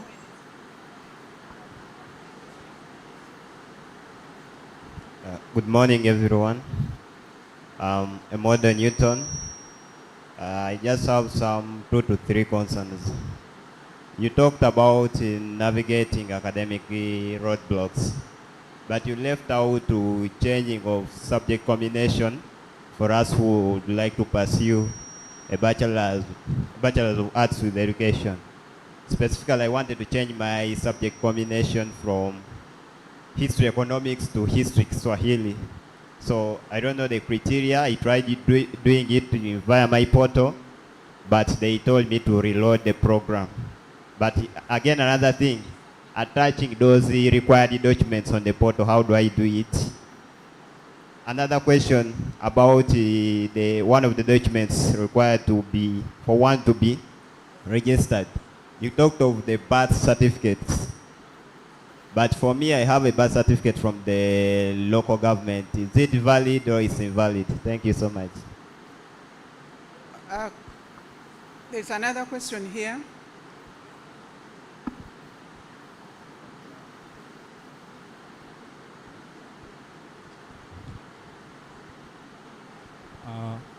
Good morning. I'm Samuel Mumba I just have a question to do with the biodata. On my school account, it stated that I was born in 1990, and I'd like to change that. And it was mentioned that in order to change that, I'll have to put it in writing. But I'm also curious, you guys also mentioned something to do with central registration. Is it possible for me to just wait for central registration? I bring my birth certificate, national ID, and just do it during that time, or it's a must and I'm required to actually put this into writing? I also have something related to IT, something to do with the passport photos. It was also mentioned that I have to go with the passport photos to the IT department. Can't I also just wait for central administration and present them during that time, or do I actually have to visit that place? Thank you. I think I want us to be clear. What information communication technology has done is to bring services nearer to us. And most of these, you do it yourself. And as we are here, I expect that almost all of you should by now be enrolled, because enrollment is free. And one of the things that you need is a passport size photograph. Now, in case you get any challenge, that's why we said our offices are open. Please approach. Don't wait for the last minute. Because I heard Mr. Ndama here say that if you don't have a passport size photograph on your portal, we cannot print your identity card. So can we please do it and make sure that you do it and seek help if you don't know what to do. Now, the issue of the date of birth as indicating as 1990, it is a general problem which we have identified and addressed with the ICT team. And we hope that by the time we go through the registration process, this challenge will no longer be there. That one, I want to assure you that we are going to handle it. Because this is not the first time it is happening, but we shall sort it out. Now, if you want to change from history, from these subject combinations, find out from your faculty. What are the combinations that are available? Don't just change because you know that there is change. And somebody asked, how do I know that there is space? You are going to apply, and when we find that we are full, we shall not change you. We shall not allow you to change. So don't do things just for the sake of it. Now, I didn't understand the first question when somebody appearing on 2 lists. Is it what you said? Come to our office. This lady, Ethel, is in charge, and that will be sorted out. Thank you. Thank you so much. My name is Iwazwe Patrick, admitted to pursue Bachelor of Science in Environmental Science, Technology and Management. I have a question, and the question is in relation to registration. When I check on my portal, I'm seeing some of the course units I'm supposed to do within first semester of the first year. And they are all showing their elective courses, which means I can select which course I should do. My question is, what is the maximum load in terms of credit units is needed within the first semester for a student to be able to reach his total maximum load, graduation load, at the end of the course? Then, if those course units, I can make them in, let's say, 6 subjects, since they are all elective, can I choose those subjects that can make me reach the maximum load needed for first semester for me to be able to graduate? Because I'm seeing, I'm a diploma entry student. In the course units, I'm seeing some of the courses that I pursued at the diploma.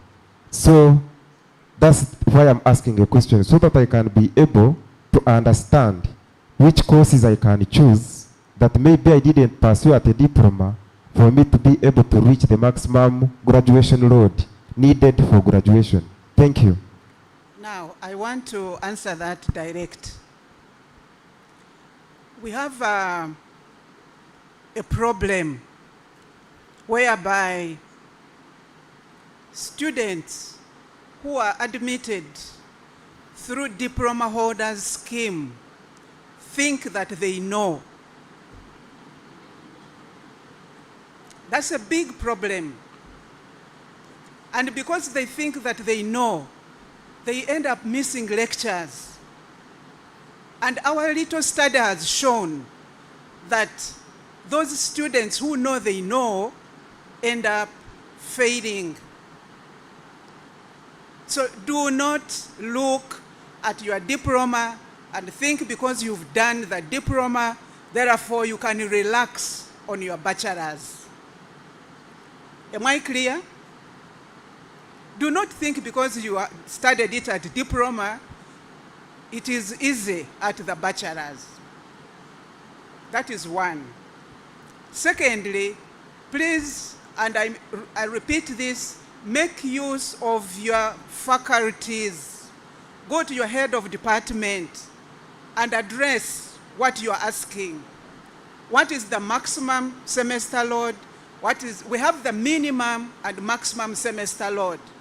So I cannot give you a blanket answer because different programs have different maximum and minimum semester loads.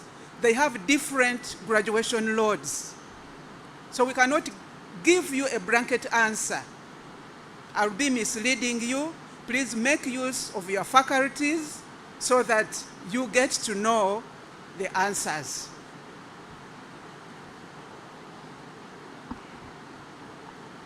Now, this one is asking, what is the deadline for withdrawal from the program? Now, as a fresh student, really, why are you already thinking of withdrawing? So, this one, I'm passing it, I'm not answering it, because we are here. You've already assured us that you are all going to graduate. So pay attention and graduate, and do not think of withdrawing. But maybe what I can say is that if you want to withdraw, you have first to register, you have first to pay. It is like you are booking your place. Otherwise, if you go now without registering and you want to come back next year, you have to apply again. So make sure you enroll, register, pay your fees, and you're good to go.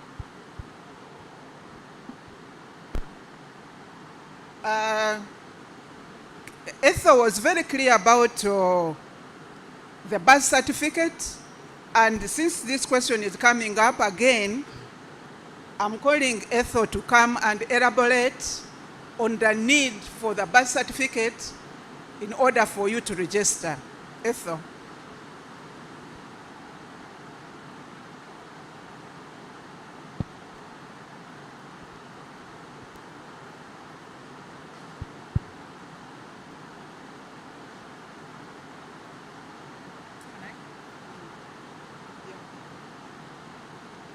About birth certificates, I don't know why, including that one you said this is from local government. Thank you so much for your questions. About the birth certificates, there are a requirement, and it must be from NERA. The purpose as to which your admission letters have been issued to you in time, and the requirements for registration laid therein, so that you can prepare to have these documents issued to you. We cannot emphasize enough the purpose of having your birth certificate or national ID presented. The databases are interlinked with government databases. So it is important that you have those documents issued to you from the rightful offices. Those birth certificates from the local government are not going to be honored. And I think most of you have national IDs. You can present one of the other. It's not a must that you must have both of them. That's why we are giving you an option. Either present the birth certificate by NIRA or a national ID, which is again by NIRA. So we're requesting that you understand the importance of this document so that you are not inconvenienced at the time of registration. Go out there, try to get these documents issued out to you. Some students have mentioned that they have lost their birth certificates. All these documents are replaceable. Start on the process as early as possible. There is a letter that NIRA issues that we can also authenticate, expressing that you have reported the loss of your document, but at least try. Go out there and try and find these documents, please. Otherwise, you'll be inconvenienced. Someone talked about dates of birth, which I wanted to comment about, and variation in names. This one, we are going to correct it. It is a general problem. It's corrected yet at the time of registration, when they're registering. Would you like me to? A gentleman talked about the date of birth. Yes. We can correct your date of birth at the time of registration. It will be corrected. And most of you have a uniform date of birth set in the system, born in 1900. Am I right? Yes. So it's going to be corrected at the time of your registration. Someone mentioned variation in names and has talked about what they call a deed poll and a statutory declaration. If your names are not in order with academic documents they are presenting, it's important that you present what they call a statutory declaration. You get it from the magistrate's court. It just explains the variation in the names you are having from the documents you are presenting, but we shall not change the names from UNEB. Please find that document and present it at the time of registration. Thank you.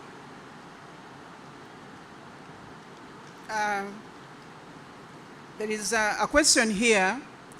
Somebody is finding out what is CGPA, what is GPA.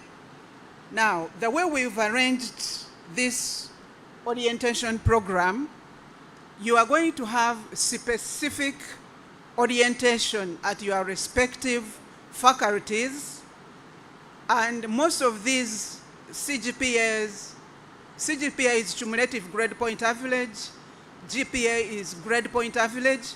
All this information is going to be given to you. You are going to be shown how to compute these CGPAs because they lead to your award. So don't get worried at this particular time. And make sure that you do not miss the change, the orientation at your specific faculties. So you'll come to learn these terminologies with time. And even when you start class, involve your lecturers, ask them so that you are informed of some of these terminologies. They say information is power. Now somebody is asking, if I want to change, can I study 2 programs? This is extremely dangerous because you are supposed to study the program to which you have been admitted to, and do not change yourself, because we are still receiving applications for change up to the 14th of August, as you have been told. So you cannot study something which you have not officially been allowed to change to. That is why Ethel was clear. Please, you have to have permission to change. If you don't have permission, do not go there. You are going to confuse yourselves. Remember, you have enrolled information on your student portal. Now, if you start confusing yourself now, I don't think the results are going to be good. So let's get focused. Let us study the programs that we've been admitted to and make sure that we abide by them. Then somebody is asking if government-sponsored students are allowed to change. No, because these admissions are jointly handled by the Punjab. I know you know it.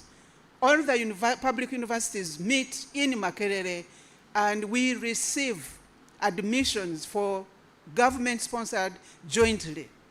Because it would mean that you go back to Makerere and ask for change. For us, we are not in charge of government admissions. We are not in charge as a university because it is jointly done. Do you get the difference? For private, we have that room because we admit you ourselves here. But for government, admission is jointly done in Makerere, so we don't have a leeway of moving from evening to day, from this program to this. We don't have it. We don't have that liberty. I don't know how much time we have left.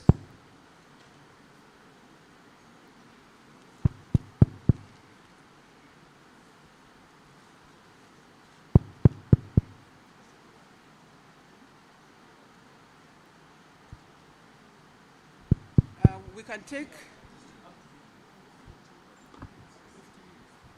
50.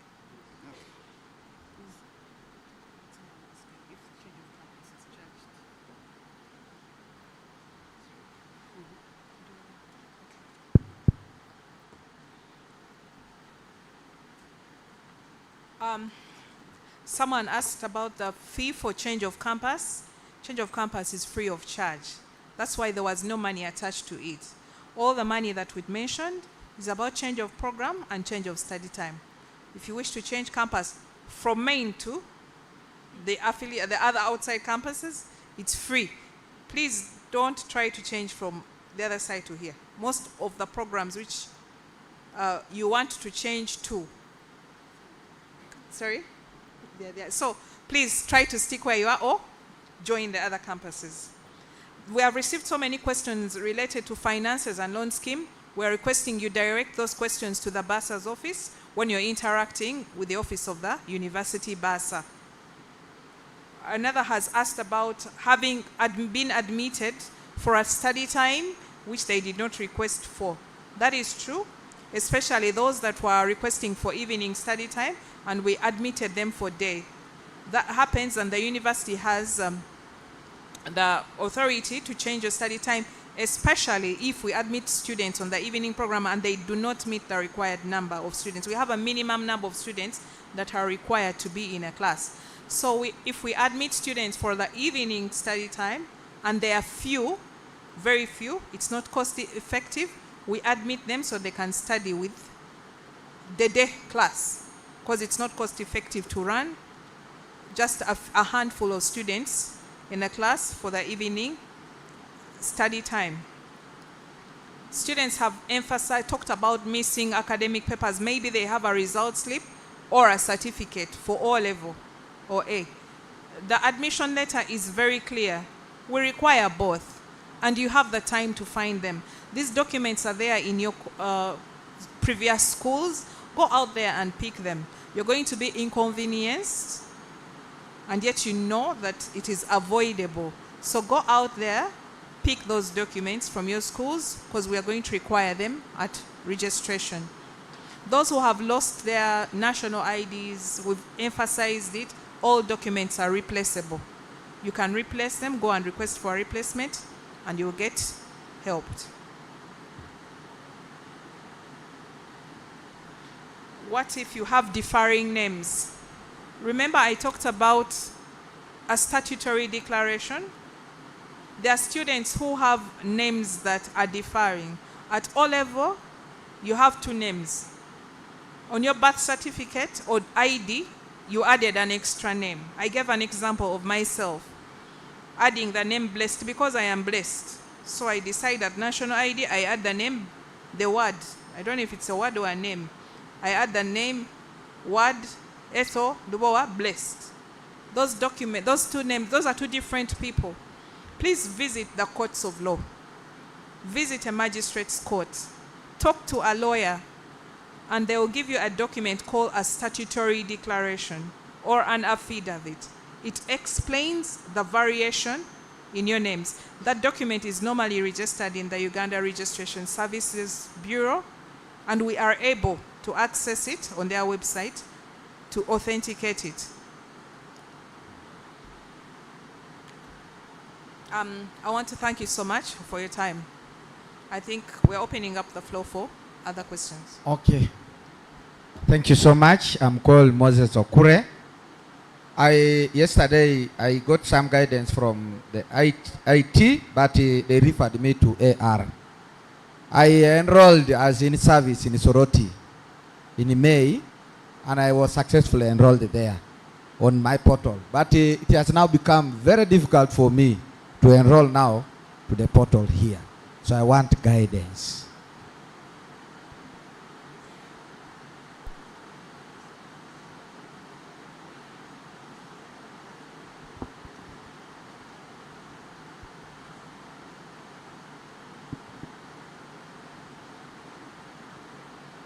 Can the previous speaker please state your question again, clearly stating the program to which you are admitted to?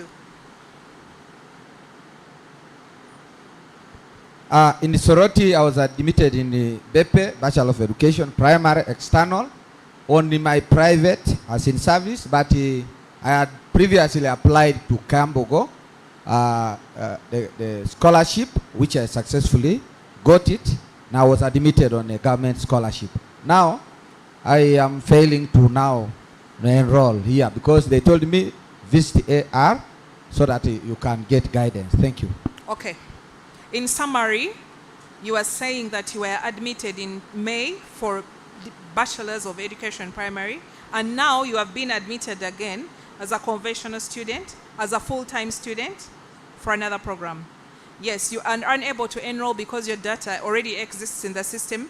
You are holding two portals. That is why you are unable to enroll. So you're going to write to the academic register and request us to officially close your previous portal for the program that you are first admitted to in Soroti, so that this other one can be active. It's not okay, or the system will lock you out if you have two active portals. Thank you. Thank you.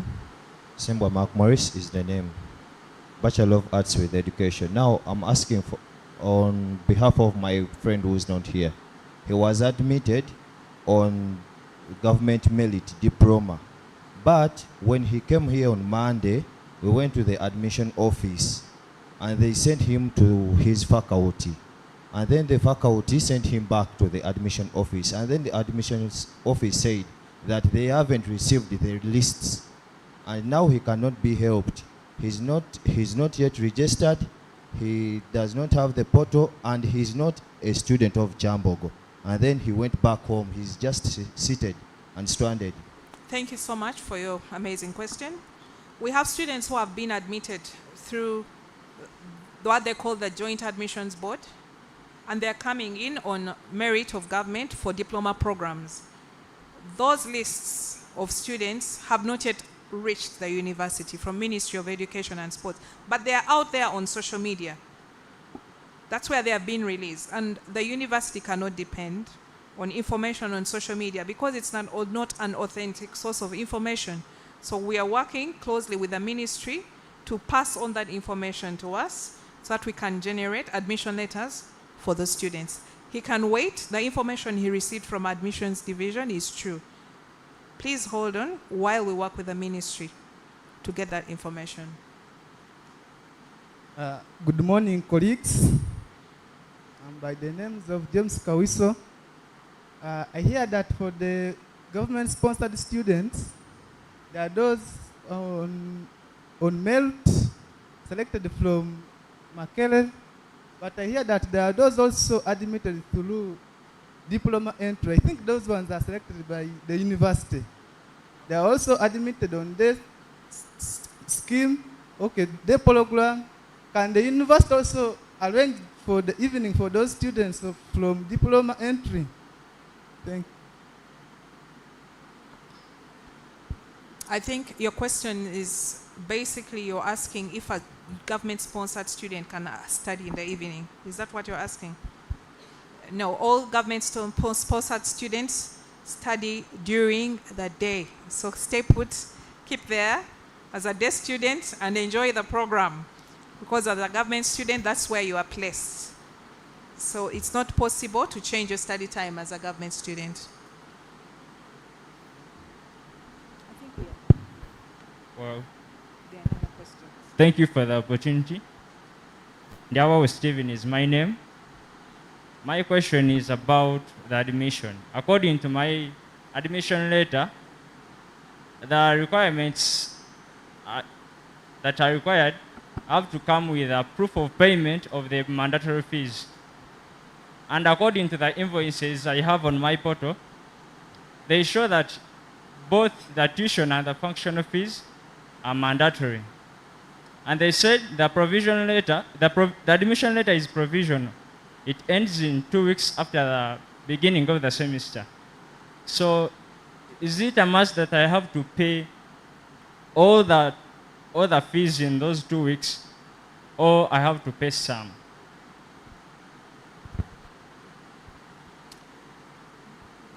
You may read your admission letter again. 100% payment is required. These are policies set by government, and we request that you adhere to them. The schedule for registration is going to be put out for you immediately after this orientation program. Try to stick to it. You cannot register without 100% payment. You're going to pay, and guess what? Most of you students are coming from rich schools. Am I right? Yes. You're coming from schools where you pay fees even before the first day of school. We are fair enough. We are lenient. And our university is the University of Omuntu Wansi, I think. We're the cheapest university across this country. So I think the fees is relatively low and it's affordable. So precisely, you will have to pay 100% payment by the time you register.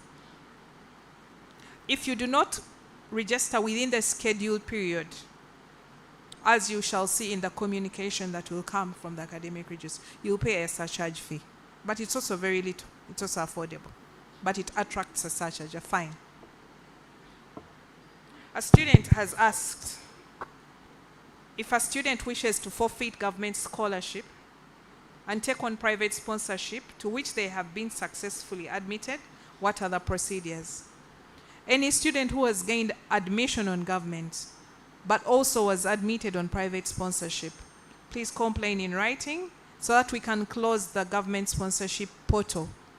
It's the same as the other gentleman from Sorority. You cannot have two running student portals. Right to forfeit the place for government scholarship, and then you can be able to take on the private sponsorship. It's okay. It's a simple thing, and you have the right to change to private sponsorship.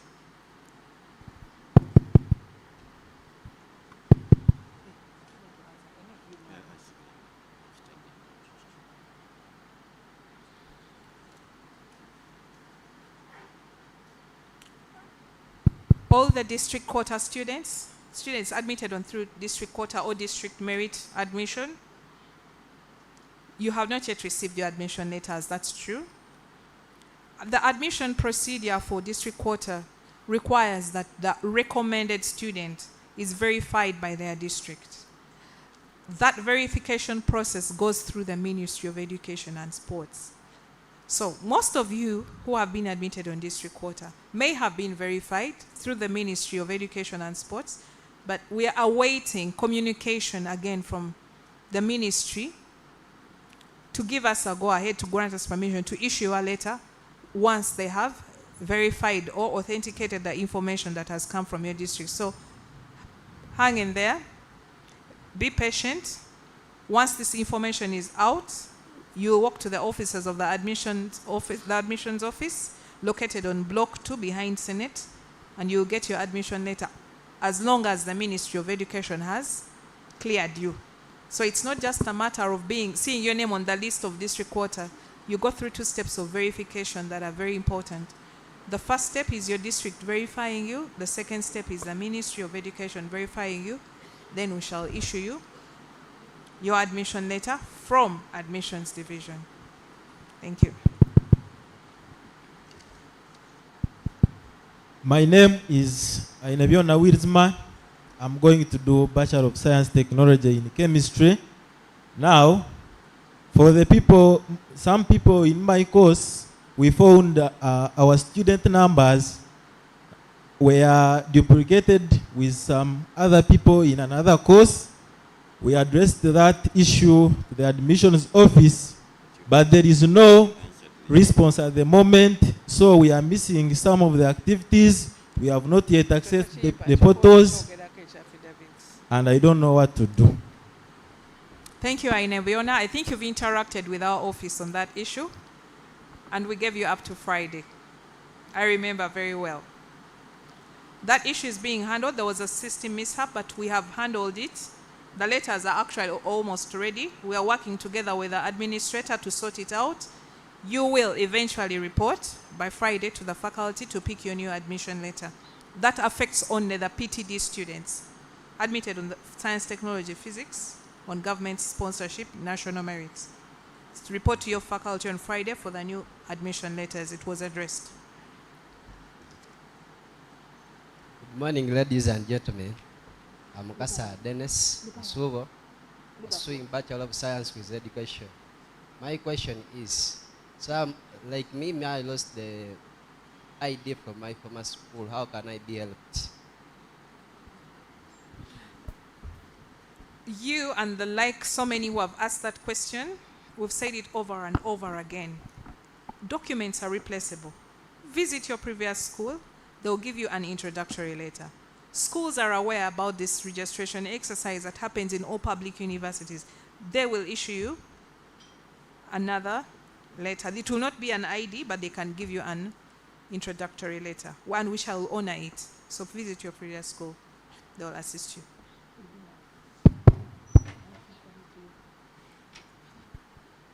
Good morning, everybody. Simi Shedwork is my name. My concern actually is pertaining the documents. What if I have misplaced them and yet I come from very far? Then maybe I have scanned them on my phone in soft copy. Can they work or they don't? That's my question. Thank you. Please rephrase your question in one simple sentence. And remember what the MC said, let's not say stories, speculations. Be specific about your question, sir. It's all right, madam. Actually, I would like to know if the scanned documents that are in soft copy can work during that central registration exercise. Thank you.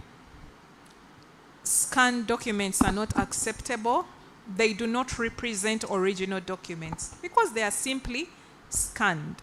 The purpose of looking at your original document is to check authenticity and originality.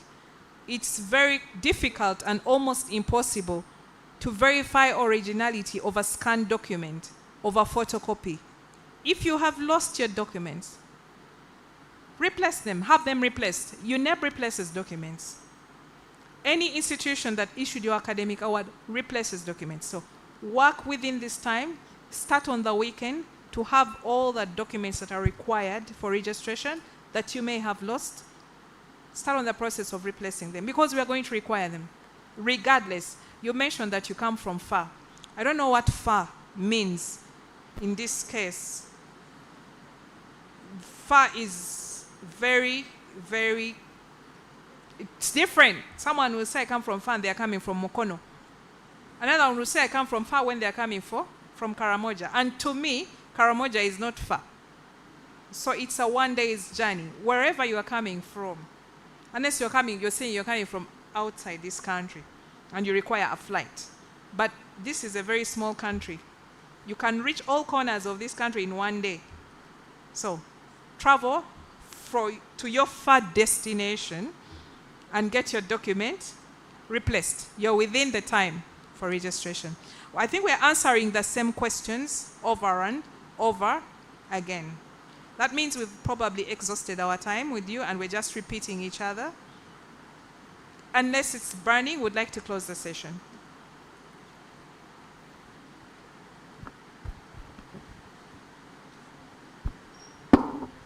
Samara Benjamin is my name. My question is, my idea has an error and it is not yet out, and I'm a government student. For the issue of the bank account, how am I going to be helped on that? Am I going to open the bank account in my father's name, or I don't know?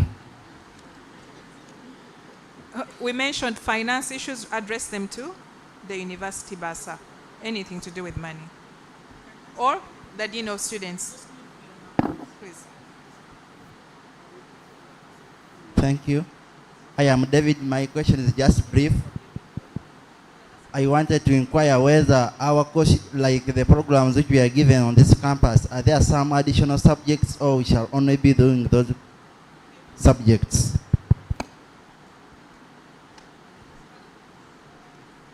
Some of the questions we are receiving, as Ethel said, we are repeating ourselves, which means some of you are going to do a course called research methods. We have reached a point of saturation. That means we've exhausted all your questions. But I have some interesting ones here. Somebody is saying, when you are in your A level, you were happy if you got an A, and you are happy if you got a B. So what makes me happy at the university? The grading at the university is not similar to the grading at your A-level school. For us, we have what we call first class, second class, third class, and the best is first class. Now, if you want to know what those mean, please refer to your respective head of department and respective dean. It is important that you interact with, let me use the word us. Make sure you interact with us to get the information. What is first class? What is second class upper? Second class lower? What is third class? Which is a pass, which I know none of you here want to get. So please get in touch with your respective heads of departments. Get interested in, during your lectures, to ask some of these questions so that you are informed. And I'm just repeating myself to say that information is power. I'm seeing somebody asking about my telephone contact. I have said, make use, be friendly to Kyambogo University website. The telephone contact for your deans, the telephone contact for the academic registrar, the telephone contact for the vice chancellor, all this information is there. So don't sit here and ask, just go and look for the information on the website. You'll find it. And I hope you know the name of the vice chancellor. Can somebody tell me the name of our vice chancellor? Somebody? Okay, if there is nobody, let this be your first assignment. Who is your vice chancellor? Who are the deputy vice chancellors? Who are the dean of students? That one I know you know. The bursar, you are going to meet the bursar in the afternoon. The librarian is coming in. So get used to these structures of the university so that you are proud to belong to Kyambogo University. Excuse me, I'm volunteering to mention the name of the Vice Chancellor. He is called Professor Eric Katunguka. Thank you very much.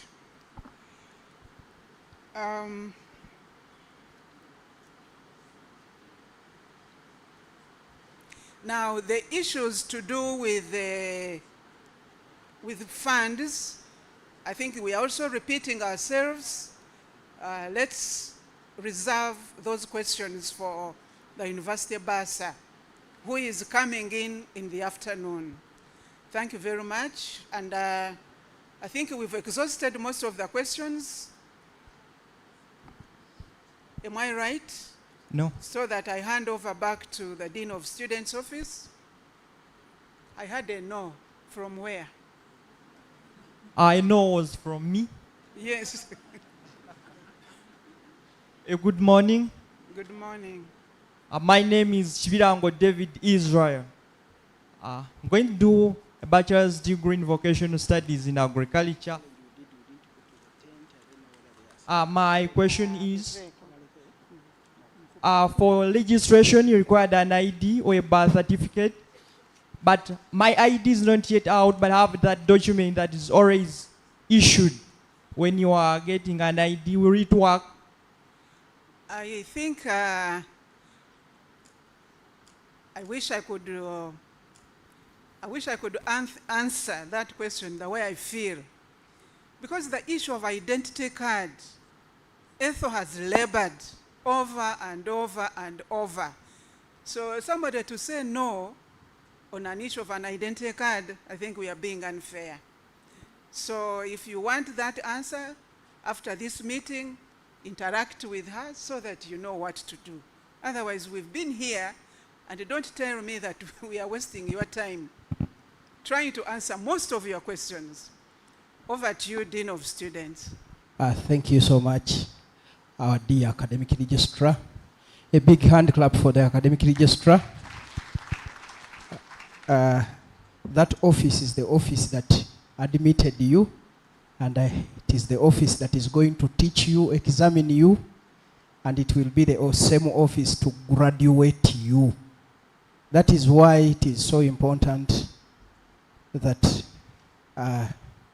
they had to give you plenty of time to ask all your questions. And I want to believe, as we are now, we know, we are conversant with the different processes. Of course, they have talked about registration, which is key. And as I've already told you, if you are not registered, we don't consider you our students. We shall call you formally our students after being registered. Thank you so much, academic registrant team. And we want to wish you all the best. This afternoon, we shall have a number of presentations. We are going to hear from our librarian, university librarian. It's going to be here. I saw someone asking, is it free of charge to attend, to go to those libraries, or we pay? All those answers are going to be, all those questions are going to be answered. But as of now, it is free of charge. But they will tell you the procedure of how you can access the library and other online resources. It is the next session that we shall have. That is the university librarian. It is just because of the rain, but I believe the team would have been here. After the university librarian, we shall have the university bursar, who will tell us more about our finances. I've had so many people asking questions, and we have a number of them here. The university bursar is going to answer. But for a friend who was asking about account number, you don't need the account number to receive money. All money that is paid to students is paid through your phone number, using your phone number. And we said that it is better if your phone number is registered in your names. But if it is not registered in your names, there is no need to worry. You'll fill a form that you'll get from any photocopiers, any of the photocopiers around campus. If you're applying for food and living out allowances, that form you'll fill and submit to your warden. The warden will sign and submit it to the university bursar.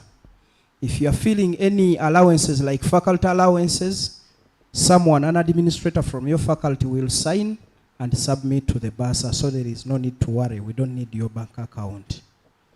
A a government student sent in a question to the academic registrar that they are seeing a lot of money on their portal, which is 100,000. Some of you people are very mean. Someone is seeing 100,000 and is asking, I'm seeing a lot of money on my portal. Is it me to pay that, or it is government to pay that? The answer is, it is you to pay that money, and unless you've paid that money, you cannot register.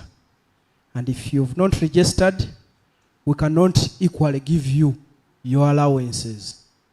So it is better you pay that 100,000, you government-sponsored students, and after paying that, you register, then you can go on and fill your forms for food and living out allowances.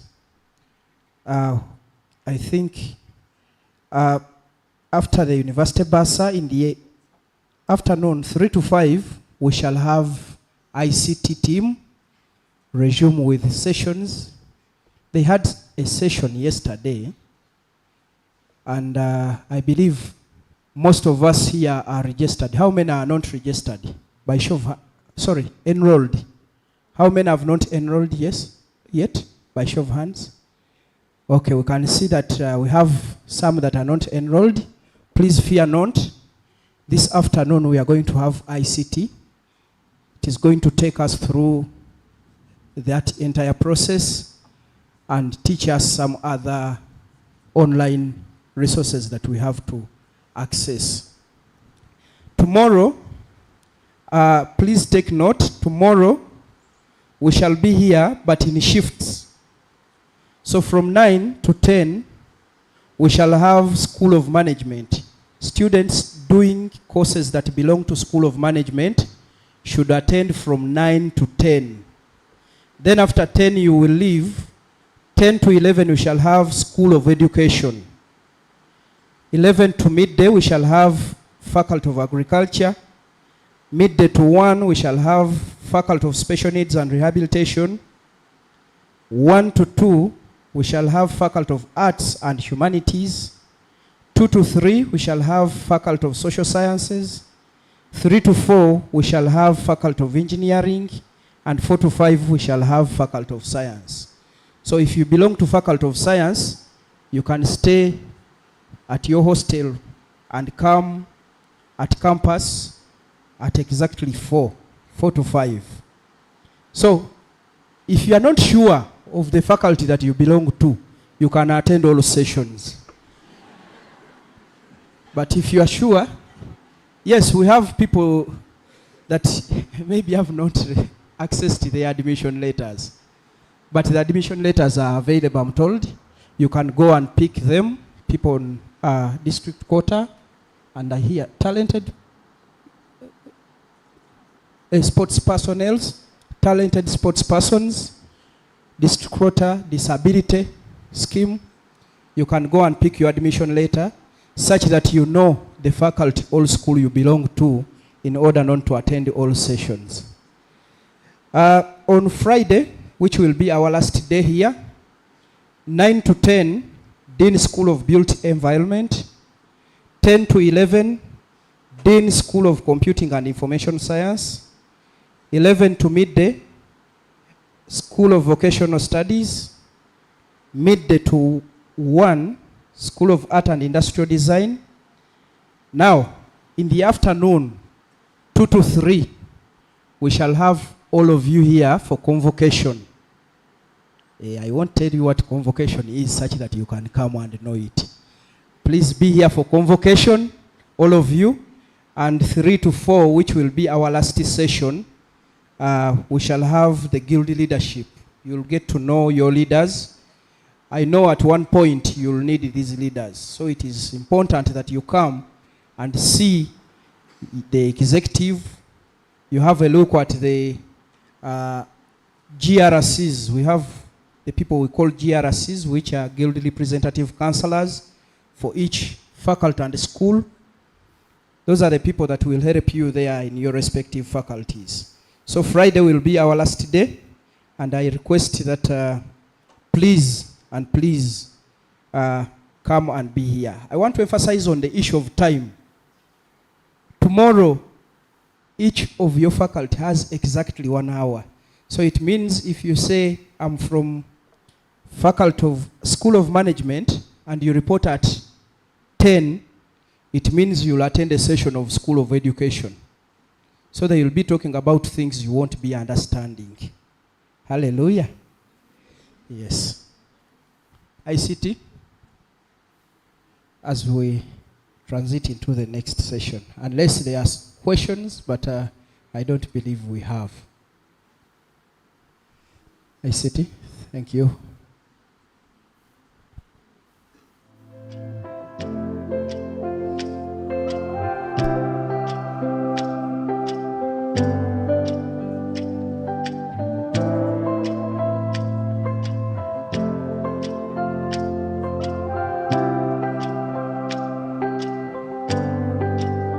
Cause every night when I try to forget what you have done to me, I cry and never smile and die a little bit inside. It is okay, you can stretch as we wait for the next presenter in the next I see 10 minutes. The next session is starting in the next 10 minutes. You can stretch. And please don't be too serious. You can turn to your neighbor and tell the neighbor that welcome. I know you are next to a neighbor that you don't even know the name. Okay, maybe I can use this session to find out, do we have members from School of Management, such that you can see your colleagues? School of Management. School of Management. You look around, you see those are your colleagues. You can turn to them and request for their numbers. Faculty of Science, the scientist. I see, yes, they are there. Even people in the tent, please, kindly, this is helping you to get in touch with those members. Arts and Humanities, School of Arts and Humanities. Faculty, yes. Faculty of Social Sciences. Faculty of Social Sciences. We have only 2. So the 2 get numbers. Share those numbers. We have School of Education, bed, tape. School of Education, you can see. Yes.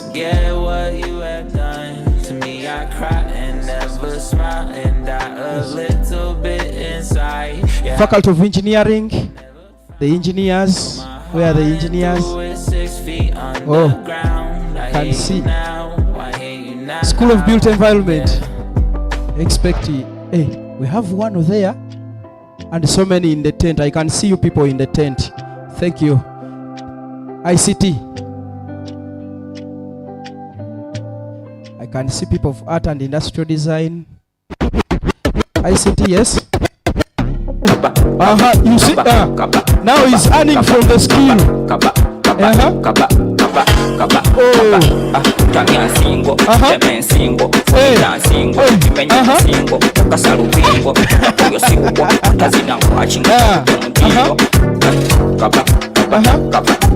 there a challenger? Thank you. You see, the guy is eating it.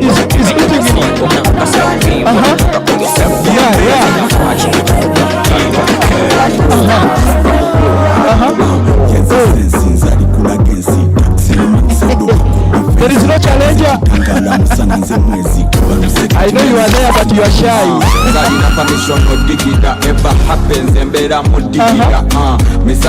Yeah. I got the keys to the city, beautiful girls all looking pretty, I got the keys to the city, yo. In my mind, if I'm busy, yo. Zalina, you see a challenging this man. Meta, you want to challenge this one? Meta, come. You come, Meta, come. Don't be shy. First come, Meta. I want you to challenge that gentleman. Challenge that gentleman for me. Don't chicken out. If you can.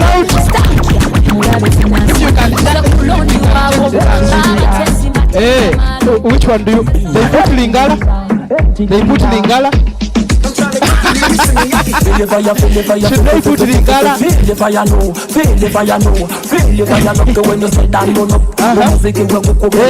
For you show us your strokes. It is okay. You just show us your strokes. I think it is someone.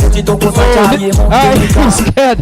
So this is our champion. Thank you so much. First come, what's your name, sir? I'm Samira Benjamin, Bachelor of Science with Education.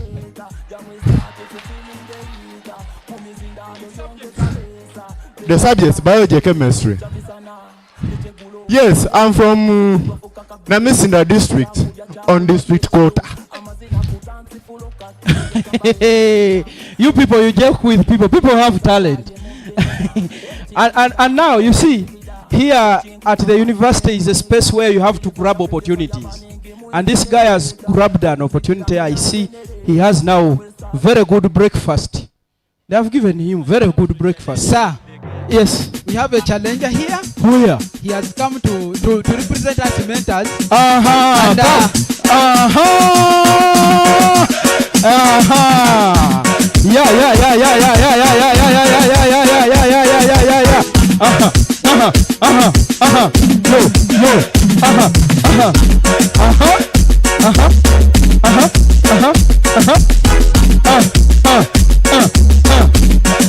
I see he's scared. He's scared. The teacher is scared. The teacher is scared. Whoa.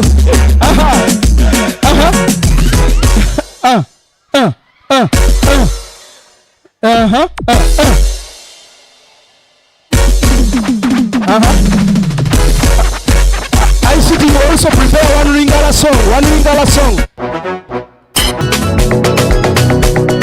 DJ Lingala.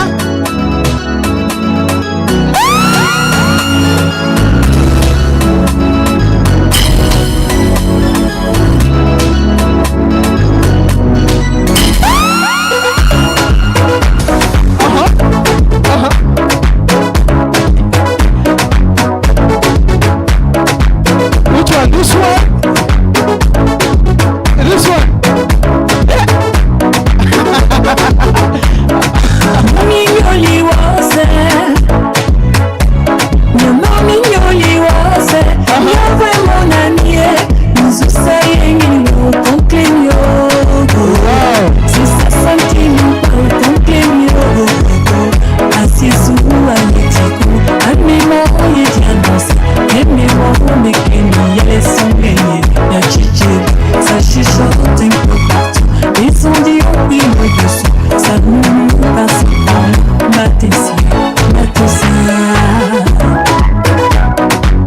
Thank you. Let's put our hands together. Let's not be mean.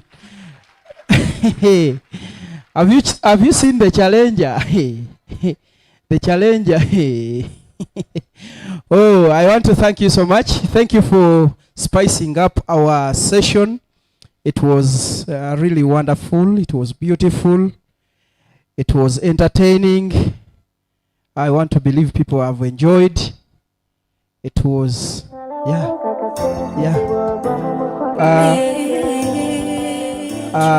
Before we go to the next session, I want to give this. Here this is space where we promote opportunities.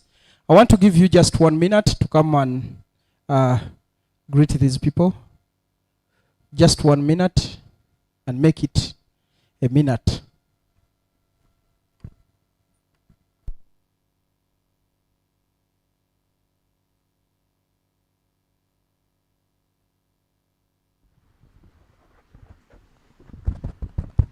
Thank you so much, Dean, for this great opportunity. My name is Aywaziwe Patrick. I come from Mitoma district, for those who may be coming from Mitoma, and I'm a former LC5 chairperson, aspirant in the previous election.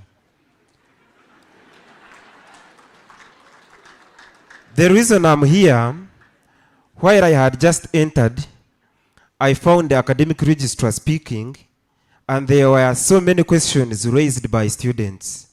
I'm here in the capacity of a founding member and the chairperson of Lead Heart Uganda.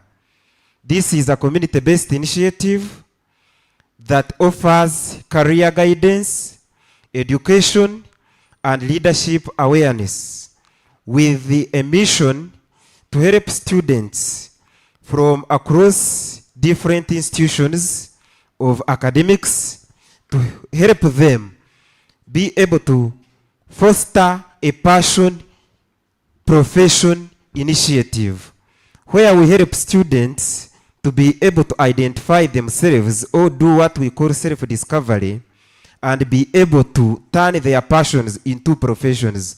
Because some of students are sent by parents to school.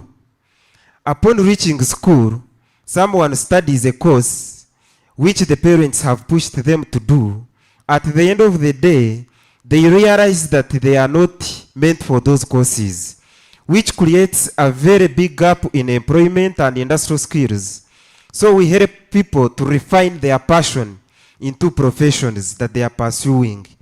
So in case any student is willing to interact with us, we are located in Mitoma district and we are located also in the west part of Uganda, that is the northwestern part of Uganda, in the districts of Hoima and Kyambogo districts. We are currently doing this throughout the academic institutions, and I got an opportunity and I was admitted here as a first year student to pursue a course in environmental science, technology and management. And I feel like this initiative should be introduced to Kyambogo University.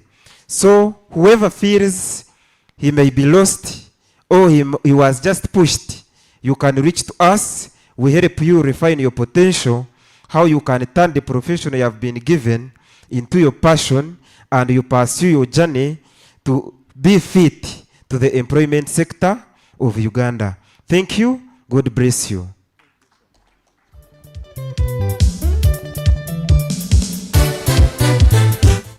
Okay, thank you so much. Thank you so much.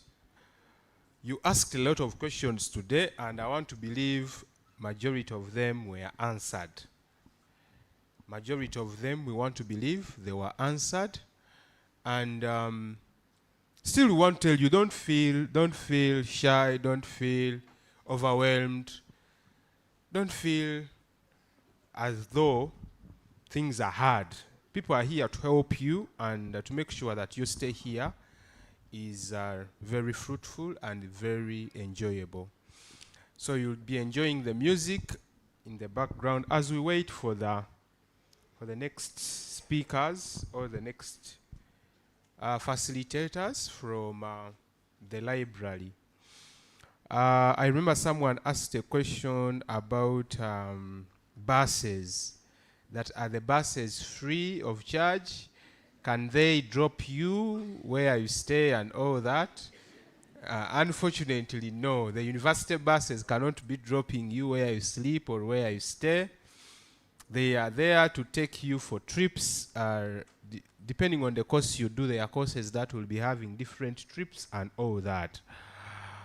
Another person asked, how can someone become a professor and what have you? You have to study hard. Yeah. You have to study hard, you have to do a degree, and then do a master's, then do a PhD, and then continue with research and everything. And then another person was asking whether they can do two courses. No. You can't be doing a degree and a diploma in the same university. You can't. You can't be doing that.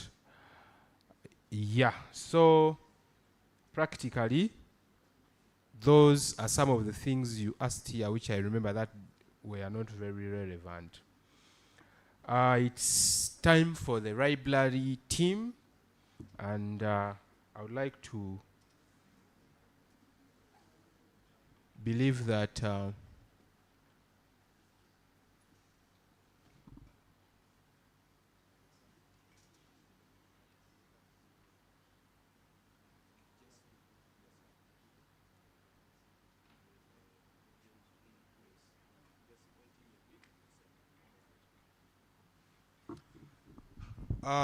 yeah, so as the team from the library prepares to give us their presentation, we can keep up with if you have any inquiry or anything, and we see.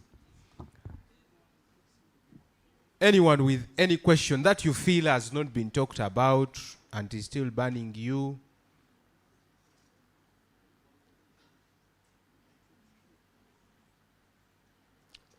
Good. I think many of the things were exhausted. Those of us who have not yet navigated or understood the portal and everything to do with the portal, ICT is coming in the afternoon. Be present.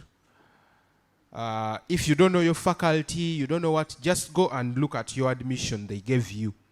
Look at your admission again, because I saw when Rollins was asking you people here, which Faculty of Arts and Humanities, School of Management, some of you are not sure.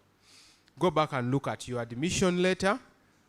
Your admission has your course, your admission has your student number, it has your registration number, which you must have at your fingertips with time. You should be able to know your admission, your reg number off head. You should know the course you're doing off head and all those other things. Yeah. Any question, any inquiry, anything that is not yet very clear? Now you feel everything has been talked about, but this particular issue, I feel, is not talked about. Yes, please, our dancer. Okay, teacher. I may be too early, but I can ask. So what are the posts we are having here? For us in secondary, we had the entertainment prefects or whatever. What are the posts here, man? Tell us. And when is the thing beginning? Okay, that's a good question. That's a good question. A good thing you are asking. Someone who was a student leader. So here we have what we call the student guild or the guild leadership. Guild means students. When they say guild, it is another way to call us students.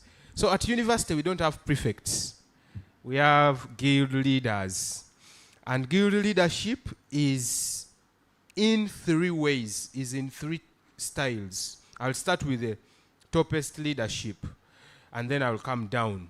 So at university, the topmost way you can serve is by being a guild leader. Guild leadership is divided into three. We have what we call the hall leadership or the hall leaders, these halls of residence. We have leaders in halls. We have what we call the guild house. In the guild house where we have guild representative councillors, short form GRC. These come from faculties and then special interest groups. And then in the guild house also we shall have a section of the executive, what we call a guild executive. And then also we have a guild tribunal. Although the guild tribunal is not majorly made up of students, there are only a few student representatives. So the topmost student leader is called a guild president. That guild, to become a guild president, you must campaign, you must contest, you must first of all also be performing well, and people have to vote you and you win. You campaign. It's a very rigorous thing. You'll see it next semester. You'll be here. So guild president is the topmost student leader. You will see the next guild president, the current guild president. He will come here on Friday. And we have names. We have each guild president has a name attached to him. Kyambogo has so far had 22 guild presidents. And the current guild president is called the 22nd guild president. I was the 21st guild president, till we go behind from the first. So maybe in your turn, it will be the 24th. Your turn, your year, this entry will have the 24th guild president.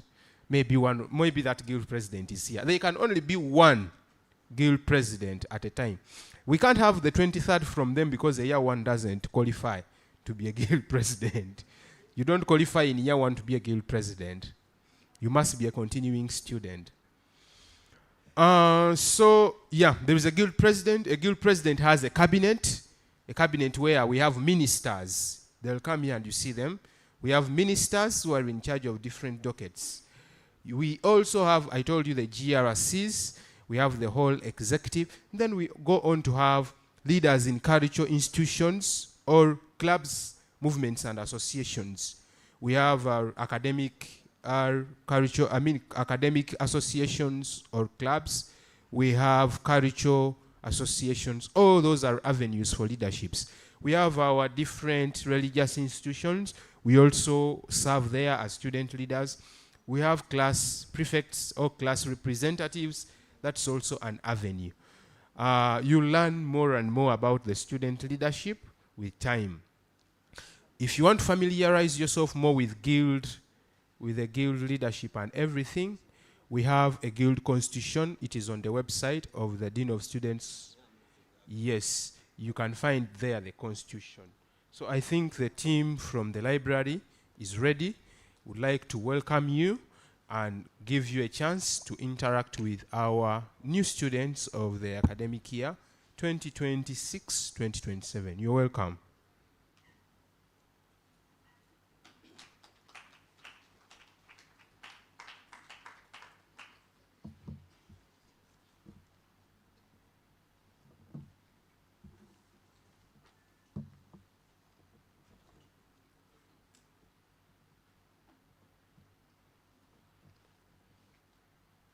Good afternoon, ladies and gentlemen.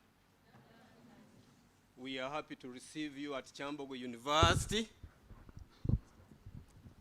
In fact, you're most welcome to Kyambogo University, one of the biggest universities in Uganda.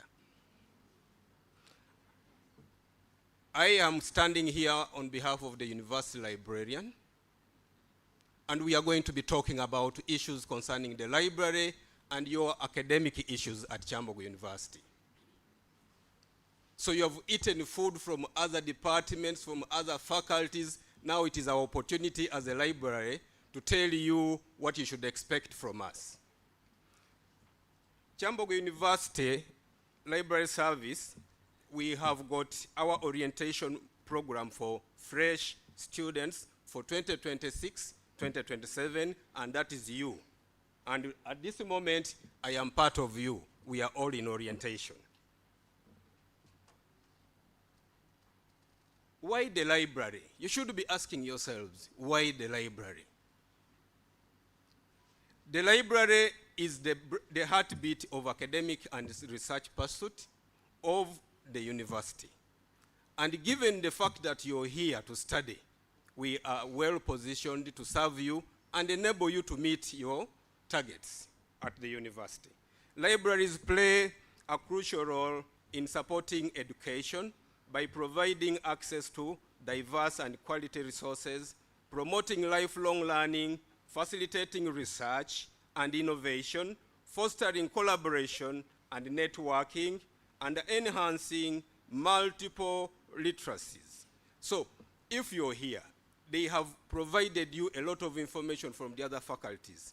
We want to give you information that is going to enable you to get your first grades while you are at Kyambogo University. We want to give you information that is going to enable you conduct your individual research at any one time of your choice while you are at Kyambogo University. So we shall give you information, literacy information concerning data, information on digital, information on AI. I think when I talk about AI, everybody salutes and says, yes, we want to know that animal. Is it an animal? Is AI an animal? It is not an animal. Artificial intelligence, okay. Your studies constitute 20% classwork. Ladies and gentlemen, most of the work, 80%, is supposed to be done by you. I think we can relate this to the new curriculum, where you are supposed to do your own individual research. So, you imagine, from today, day one, as you're starting your program at Kyambogo University, 20% should be expected from the lecturers, the professors, the senior lecturers, the assistant lecturers. The 80% is solely you. Are you ready from today? How ready are you to make sure that the biggest percentage on your program is supposed to be built by you? So that means you are going to work with the library. For us, we are ready to work with you 100%. We are ready to provide you the different services which will enable you get or meet your targets. So ladies and gentlemen, 80% you and the library are going to work together. 20% you and the university professors, lecturers, you're going to tussle it out together. Are we together?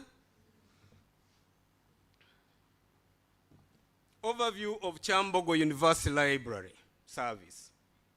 Ladies and gentlemen, because we are ready to work with you to meet the 80%, we have got, the Kyambogo University has got 5 service centers on main campus.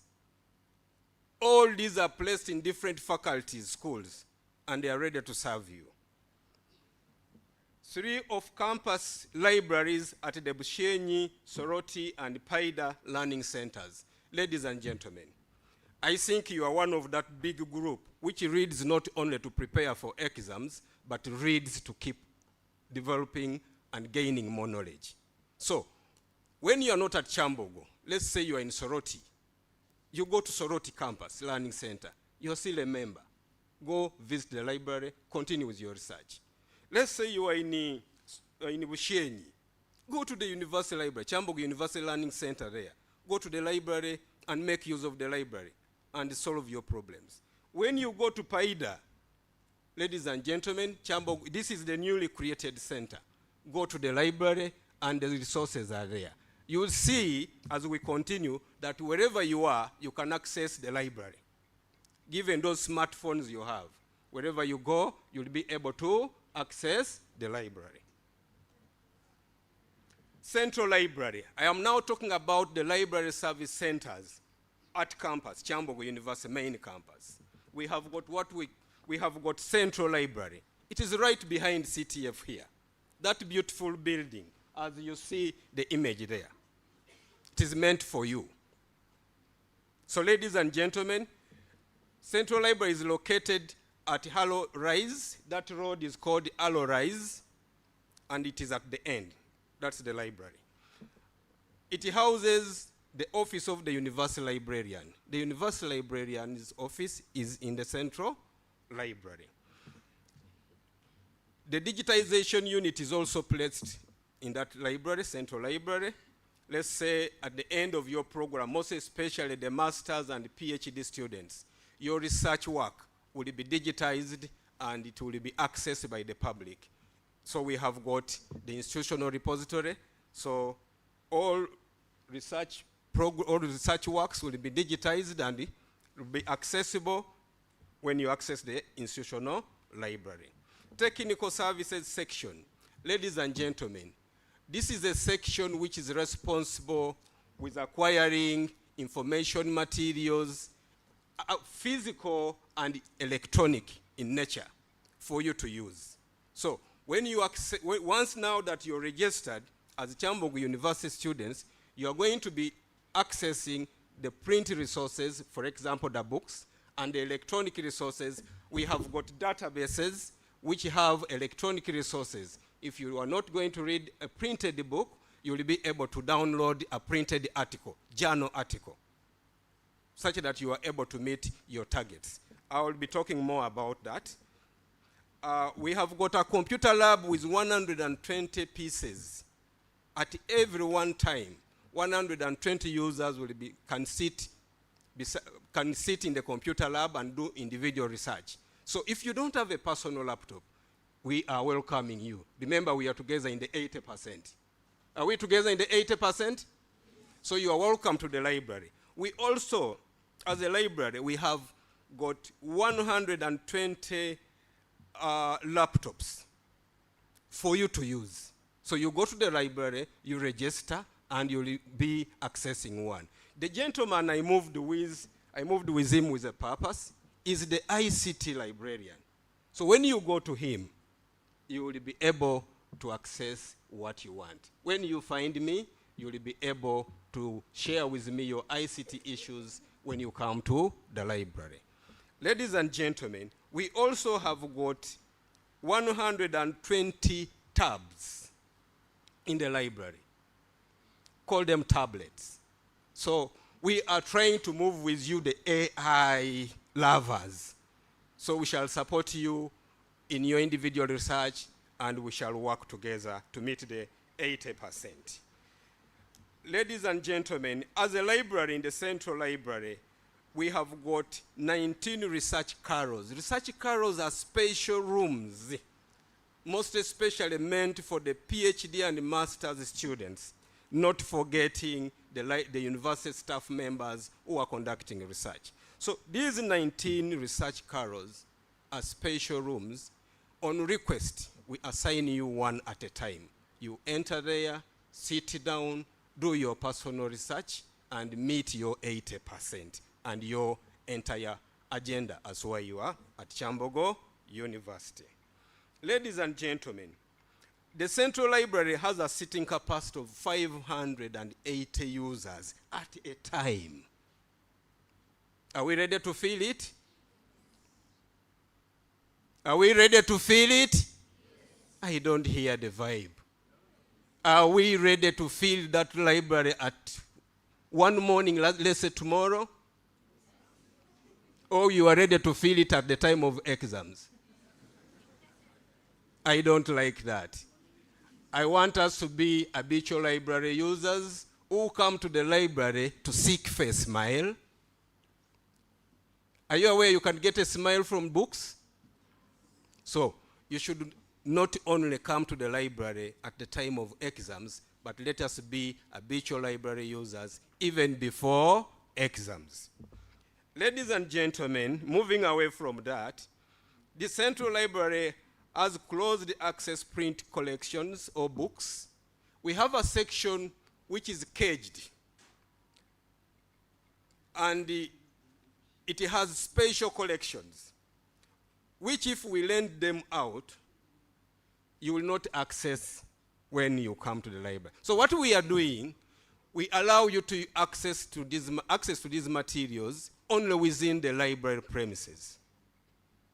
We are providing you information such that when you come to the library, you don't lose your temper.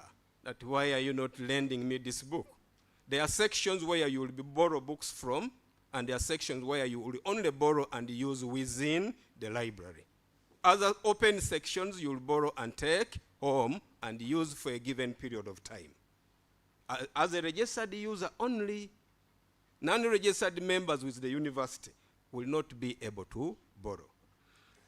Ladies and gentlemen, the Central Library as well has got a French corner.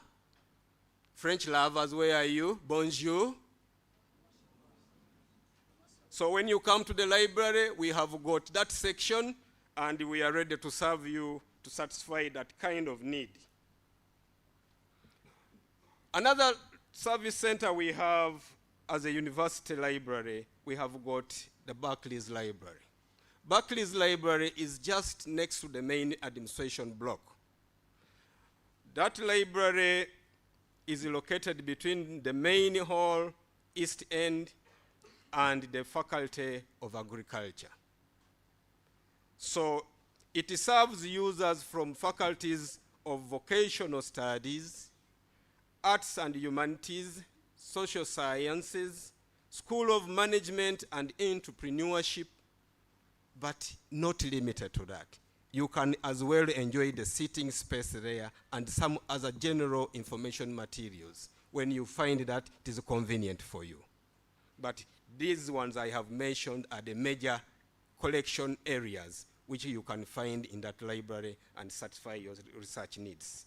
It has a special collection of local publications and government reports. So if you need anything on government reports, that library has got that section which has those reports. If you need something on local collection, let's say even literature, novels published by Ugandans, you'll find them in Barclays Library. Ladies and gentlemen, it seats 300 library users at a time. So we have got a capacity of 300 in that library. Ladies and gentlemen, moving away from that, we have got West End Library. And the West End Library is located near the main gate. When I talk of the main gate, on my left-hand side down there. This other one is another additional gate near Banda, access through Banda. So ladies and gentlemen, that library, West End Library, is found that side. And it has a seating capacity of 300 users. So you have no excuse, ladies and gentlemen, to say that the library have gone there and have failed to find a seat. You simply have to switch and move to another library. I know you will be ranking them, so you have this one as the best convenient for you. We have different needs, and we appreciate differently. So, ladies and gentlemen, the 5 library service centers will serve that need. It serves users from faculties of science and engineering, and schools of built environment and computing. So if you are one of those here, that library will be far better to serve you, but we have a representation of such collections in other libraries as well.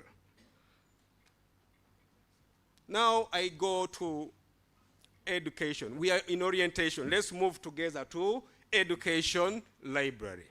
Where is it found? It is found in the first, it is found on the first floor at the Faculty of Education building. It has the print collection and is mainly for programs offered at the School of Education. So those under Faculty of Education and those not under Faculty of Education, you can as well use that library. It has a seating capacity of 60 users. This makes it more of a special library in that sense. Ladies and gentlemen, we are now moving to another very special library, and that is the Faculty of Special Needs and Rehabilitation. Library located at the Faculty of Special Needs and Rehabilitation. It supports all programs offered under that faculty, and students from other faculties, school, who have special needs are equally served from that side. I have talked about Faculty of Special Needs and Rehabilitation. Ladies and gentlemen, it is not restricted that only those in that faculty should have access to that library. You are equally welcome at that service center. Ladies and gentlemen, it has assistive technologies to access information resources. For example, the information I'm talking about is for those who have special needs. I think when you are at Kyambogo, it is the only place you should stop saying people who are disabled. We refer to them as people with special needs. Let's try it out together. People with, and say it with love. People with, I can see. So we should be ready to work with them. Because if you don't have one at home, you've found one at Kyambogo University. Are we together? And if there are people with special needs today, tomorrow you could join them. Do you have control over that? So let's love them together. Ladies and gentlemen, I was talking about the kind of information resources which are specifically meant for those people. We have got Braille, we have got magnifiers. There are those people who have low vision. So the university library goes ahead and says, let's have magnifiers to enable these ladies and gentlemen to read at some improved rate. We also have softwares like the JAWS, text to speech. So we can enable them to read a journal article, a book, which is scanned through voice, through speech. We simply have to play the article, the document, in loud form such that they can listen, those who have the listening capability. Ladies and gentlemen, let's move forward. I am talking about the library, and right now allow me present to you some of the library management members. The library has got a library management committee, which is purposely meant to make sure that all information resources for all of you, for the admitted on different programs, are acquired and are made accessible to you. So, ladies and gentlemen, the lady you see on black, Dr. Elise Nasali State, is the university librarian. Was meant to be here with you, but he has got some other important issues she's attending to. That's why she delegated us to come here and present to you issues concerning the library. So the lady there is the university librarian, Dr. Elise Nasali State. Next is Mr. Edward Muchivi, and is the head technical services section. This gentleman, even if you have a very important item which you would like the library to acquire, and you think it is very essential for your study program, you simply go to the department, your department or faculty, submit information about that resource, and that information will be submitted to this gentleman who is in charge, and you will, with the help of the university librarian, that item will be bought. So if you identify important information resources, PhD, masters, and undergraduate students, please work it out with your departments or faculties. The lady next is Dr. Mary Nabosa Chagawa. She heads Barclays Library. We talked about Barclays Library being next to West End, to the main administration block. So this is the in charge. Ladies and gentlemen, below the university librarian, we have Dr. Mary Achanit. She heads the library ICT section, but she's moving to West End Library. You will be finding her in West End Library. You will be finding me in the ICT section. Ladies and gentlemen, we move to the next Ajat. We have Lady Ajat, Mrs. Amina Namugenyi. She heads the education library. Ladies and gentlemen, education library, the lady there will be ready to receive you. Don't fear, anytime, move to the library and you'll be served. We have the next is Mr. Happy Kutesa, and he heads West End Library, and you will be finding him there. And lastly, we have Miss Nora Nampomba. She's the head, Faculty of Special Needs and Rehabilitation Library, and you'll be finding her there to serve you. These heads of service centers have got a strong team behind them to serve you at any one given time. So you have no excuse when you're at Kyambogo University, but to work and achieve your goals. If you say that the library is closed, the libraries are open. You will come to discover that. Ladies and gentlemen, I've talked about the library being open, and let me now move with you. We are in this together. Are we in this together? We are now talking about library opening hours. To the very fresh students who are joining from A-level, I am conditioned to say that you are going to experience some bit of too much freedom. But I request you to remember that the library will always be open for you. Move out of that comfort zone of your special room. Maybe it is your first time to live in a room alone. Please move out. Okay? You move out and come to the library. During the semester, we have got different opening hours for different periods while you're at campus. During the semester, the library will be open for you from 9 a.m. to 5 p.m. weekdays and closed on weekends. With increased demand, the library always opens from 9 a.m. to 9 p.m. Right now you have no demand. But when they start giving you what we call courseworks, assignments, prepare for presentations, your demand for the library automatically will increase. Is it true? Why don't you then make it increase now before the demands come in? such that they find you walking already. You want to stay crawling? Start walking, such that when coursework, tests, and exams come in, you're already running. Are we going to start with that vibe? Or you are still acquainting, you still want to know what is happening from the other corner, then the other corner. Include the library in those needs, okay? Ladies and gentlemen, on weekends, the library is open from 9 a.m. to 5 p.m. That is during the semester period. Are we together? And during the recess, let me say all days, okay? After your exams, the library will open from 9 a.m. to 5 p.m.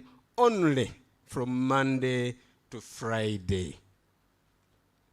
And even when you are through with your exams and you're at home, the library is not chasing you away. You are equally welcome to the library during the recess period. Ladies and gentlemen, on public holidays, the library remains closed. But we have the library which doesn't close. The physical libraries will close. The virtual library will remain open.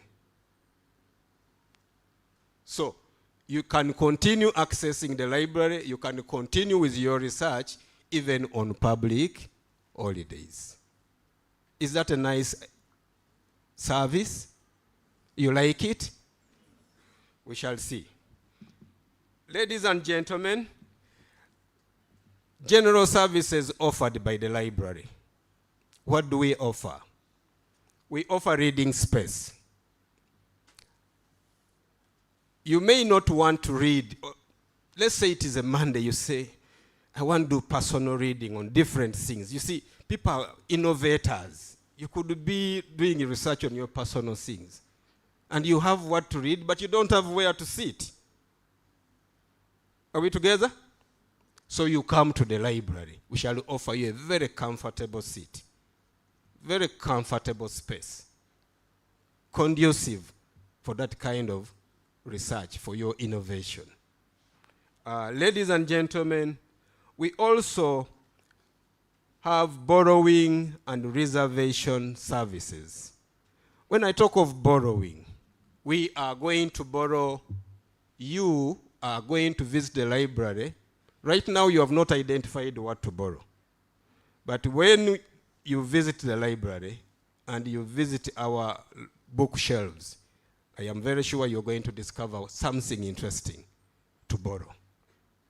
If you are for chemistry, you will find something on organic chemistry, inorganic chemistry, and you will borrow. So we have borrowing and reservation services.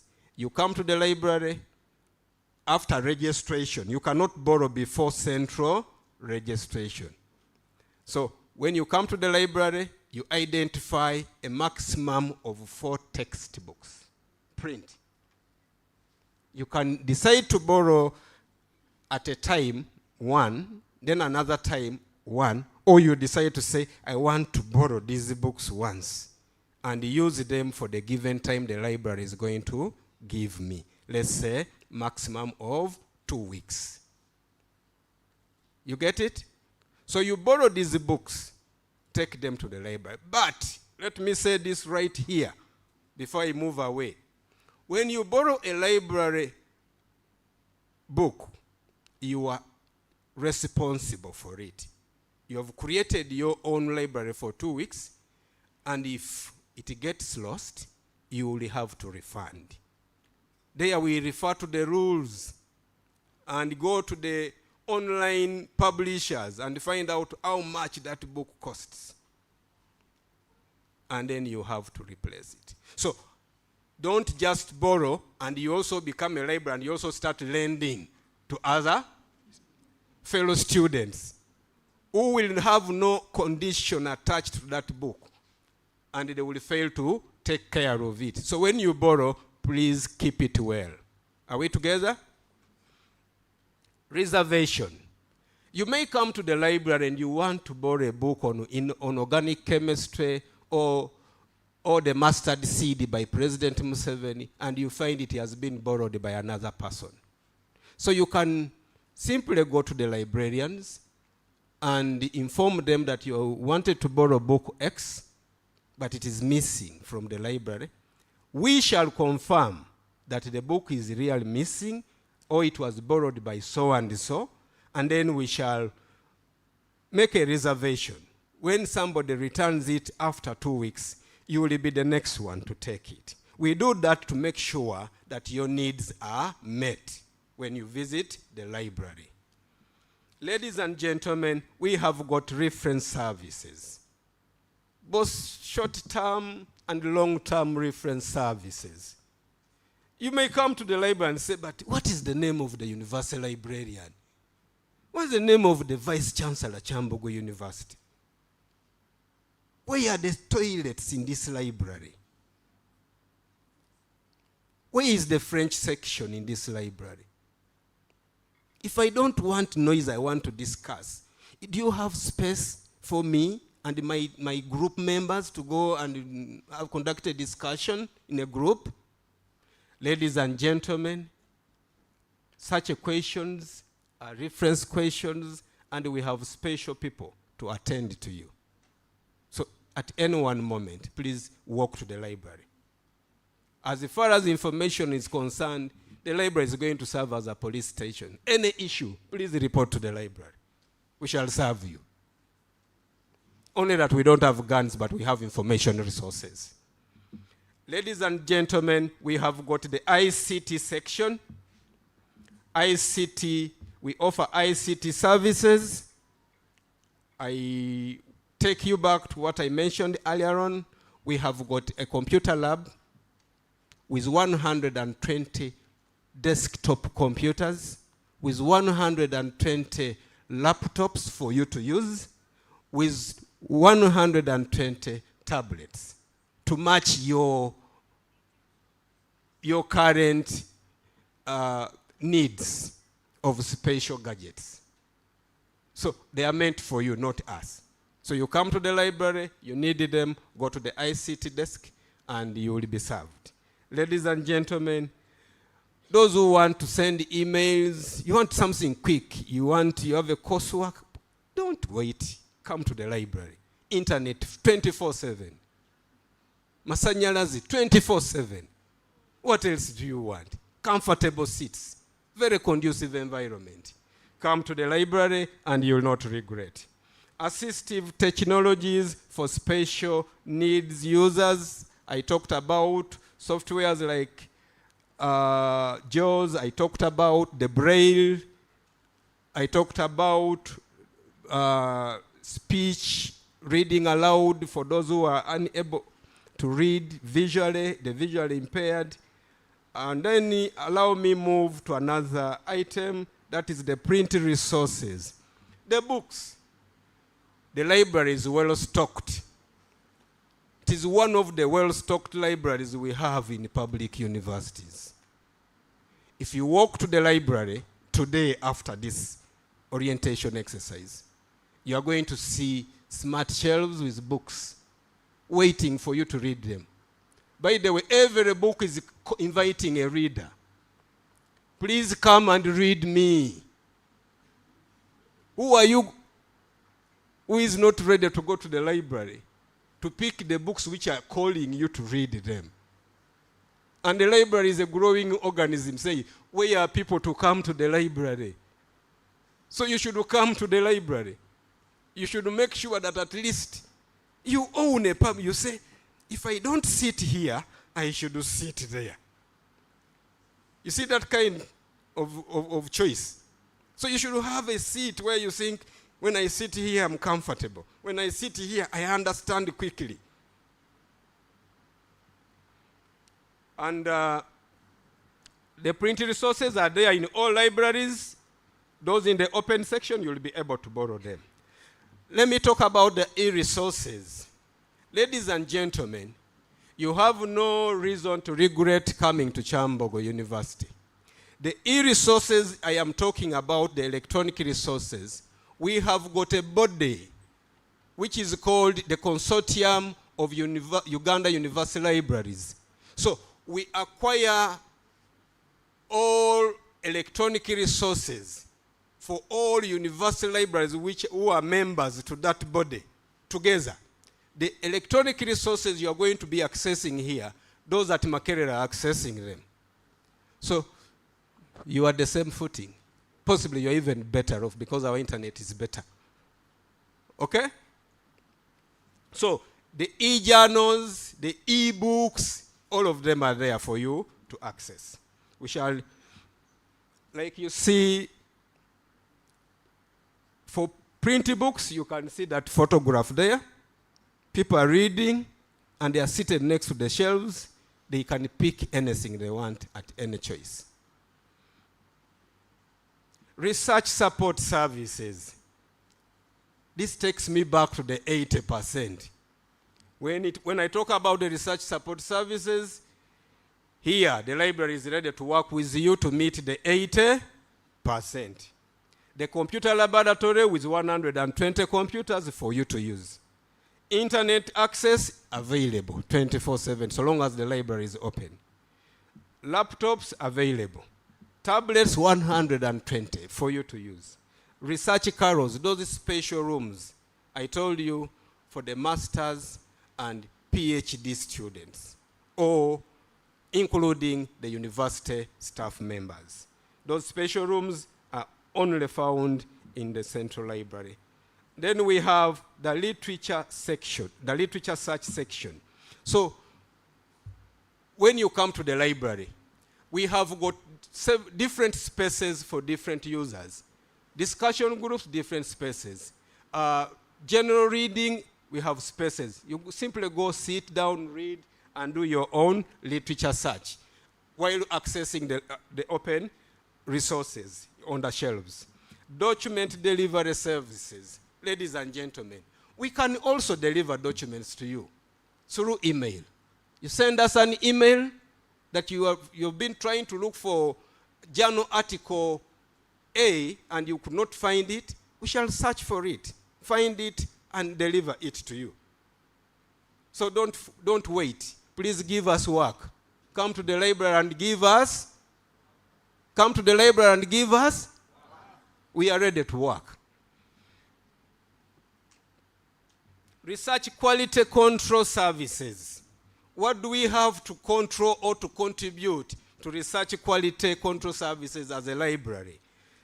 Information literacy trainings. Ladies and gentlemen, we are going to be conducting literacy training programs to empower you to be independent, to identify what you want, to access what you want, to select among the many what you want, and increase on your knowledge. Ladies and gentlemen, we also have the e-resources trainings. So we are going to be coming to your faculties. We are going also to be organizing literacy training programs in Central Library and those other library service centers to empower you to be able to get what you want at your given time when you want something. Off-campus access to subscribed resources using MyLoft. My library on my fingertips. MyLoft is my library on my fingertips. When you are off campus, you will be able to access the library databases.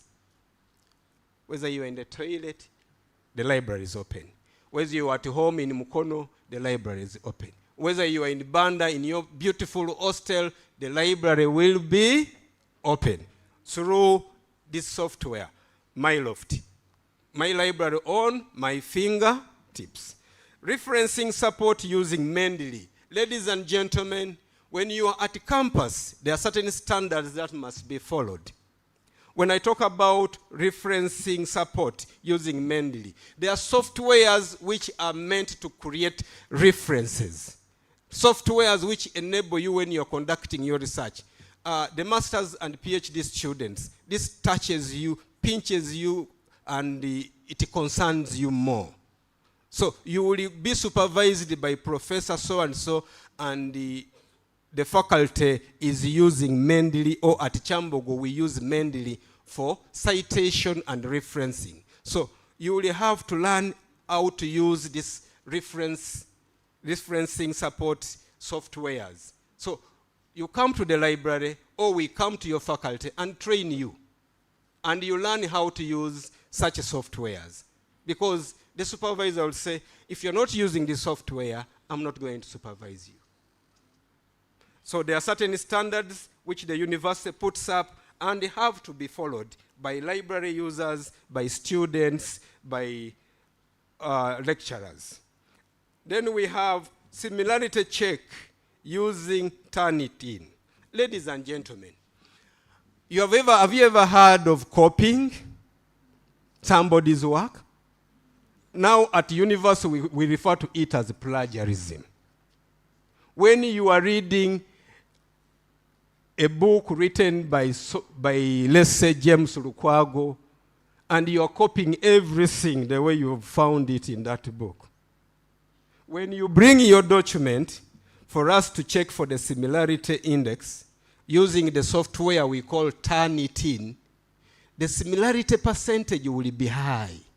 And when the similarity percentage is high, it creates questions on your academic work.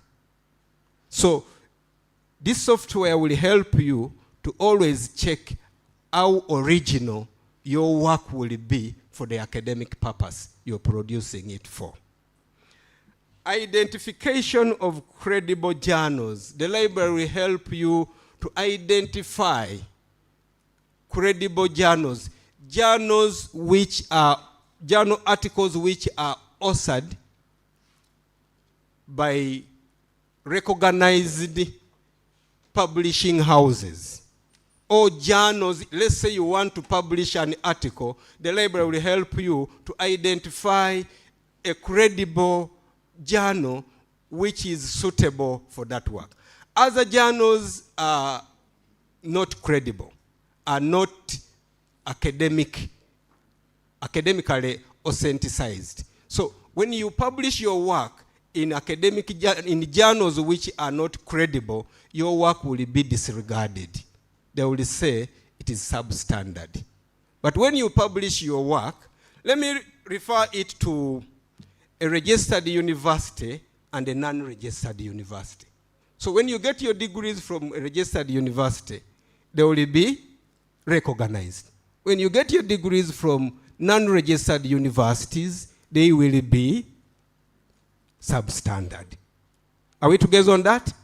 So, credible journals, recognized academic publishing houses, which are dealing with publishing university or academic works.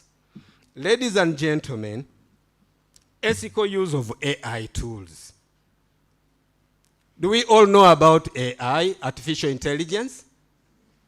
Do we? By show of hand, how many know about AI? Ladies and gentlemen, I want vibe. Do we know AI? Do we know the standards of using AI? Or we use it the way we want? So, the library is going to join you and is going to train you on how to use AI, artificial intelligence, in an academic way.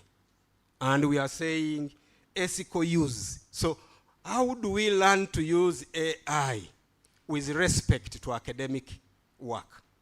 So we shall be conducting trainings on that. And you're also free to ask yourself and say, what is the right way to use AI for academic works? Note, all library services are free to eligible users. Who is an eligible user at Kyambogo University? All registered universities, all registered students at Kyambogo University. When does Kyambogo University register you as a student who has been admitted? After making payments to the university, tuition and other fees that go with it. That's when you'll qualify for registration, central registration. And when you do that, you automatically become a registered member of the university library. Online library services. we have got the library web page. If I clicked on it here, you will see something. I want to see, you're not connected. I wanted us to sample a bit and see. Sample a bit and see. What are you seeing? You're seeing Kyambogo University Library. You're seeing home, about the library. When we say about the library, what do we see? We see who we are, the library, library management. We see the rules and regulations of the library. We see the library guide. You'll go and read the library guide and get more information about the library. We see our partners. Who are our partners? We also see that we have got the branches, service centers, the ones we have talked about. All this information is online. We see online resources. All that information is online. So, ladies and gentlemen, you are free to use the library at any one time. And on the left-hand side, we have got direct access to, on the left-hand side, ladies and gentlemen, just a moment, when we're talking about online resources, we see direct access to databases, DB's databases. The databases for different subject disciplines. And then we have got online catalog. A catalog, let me say a list of library information resources, both print and electronic, for you to use. You can relate it to a menu. This is our library catalog, is our library menu. It will show you what we can give you, ladies and gentlemen. And LibHub, these are databases or access points which enable you to, LibHub will enable you to access all the other databases through here. You can search for whatever you're searching and you'll be able to access. And then we have got what we call the institutional repository. Locally conducted researches by university professors and other staff members, including the PhDs and master's students, and other projects, research projects conducted by the university.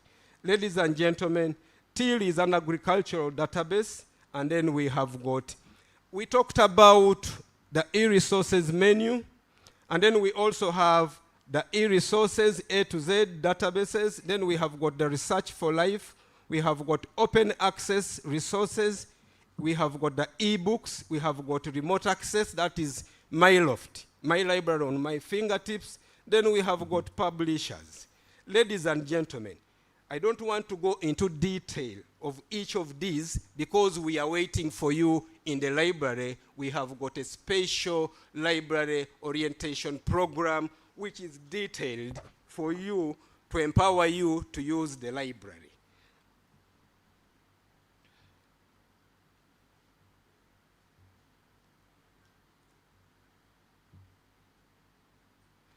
Ladies and gentlemen, these links, each of them leads you to that specific information.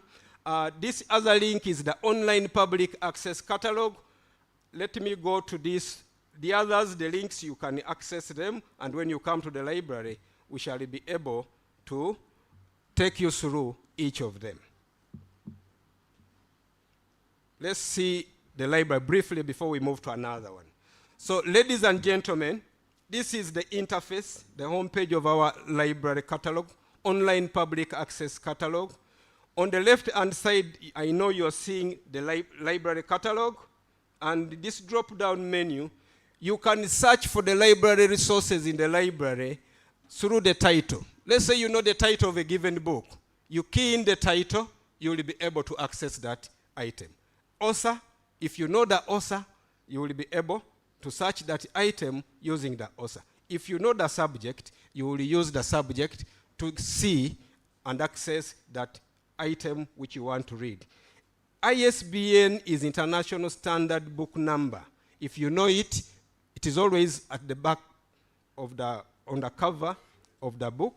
The ISSN number, International Standard Serial Number, and series or call number.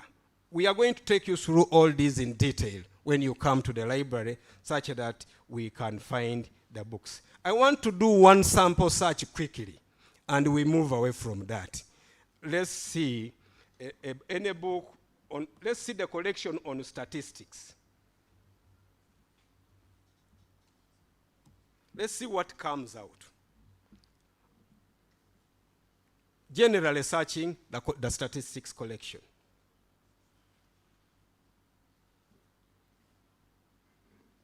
But all this is going to be explained to you, demonstrated to you when you visit the library.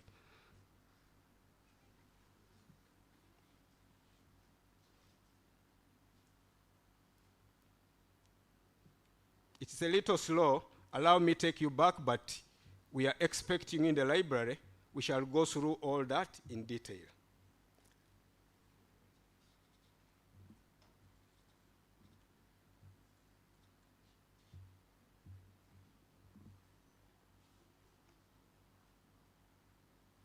Okay, this is where we were. The other link we have is for the institutional repository. You can refer to it as choose space using that acronym, and the link is that. The moment you have that link, you'll be able to access. The other link is for electronic resources, which are not limited to only electronic journals, e-resources journals, but also the e-books. Open access resources, this link will take you to all those open access resources, which don't need payment for you to access. Anytime you want to access them, you'll be able to access them. MyLoft, the link to MyLoft, My Library on My Fingertips. This is the link, My Library on My Fingertips, you will be able to access. Ladies and gentlemen, we move forward to explore the OPAC.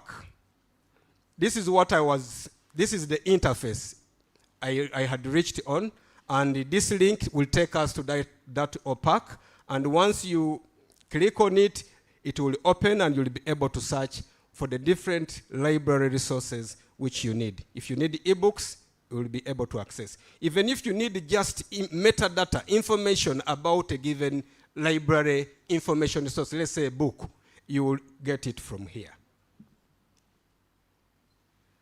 Explore the e-resources. You can use that link to explore the e-resources.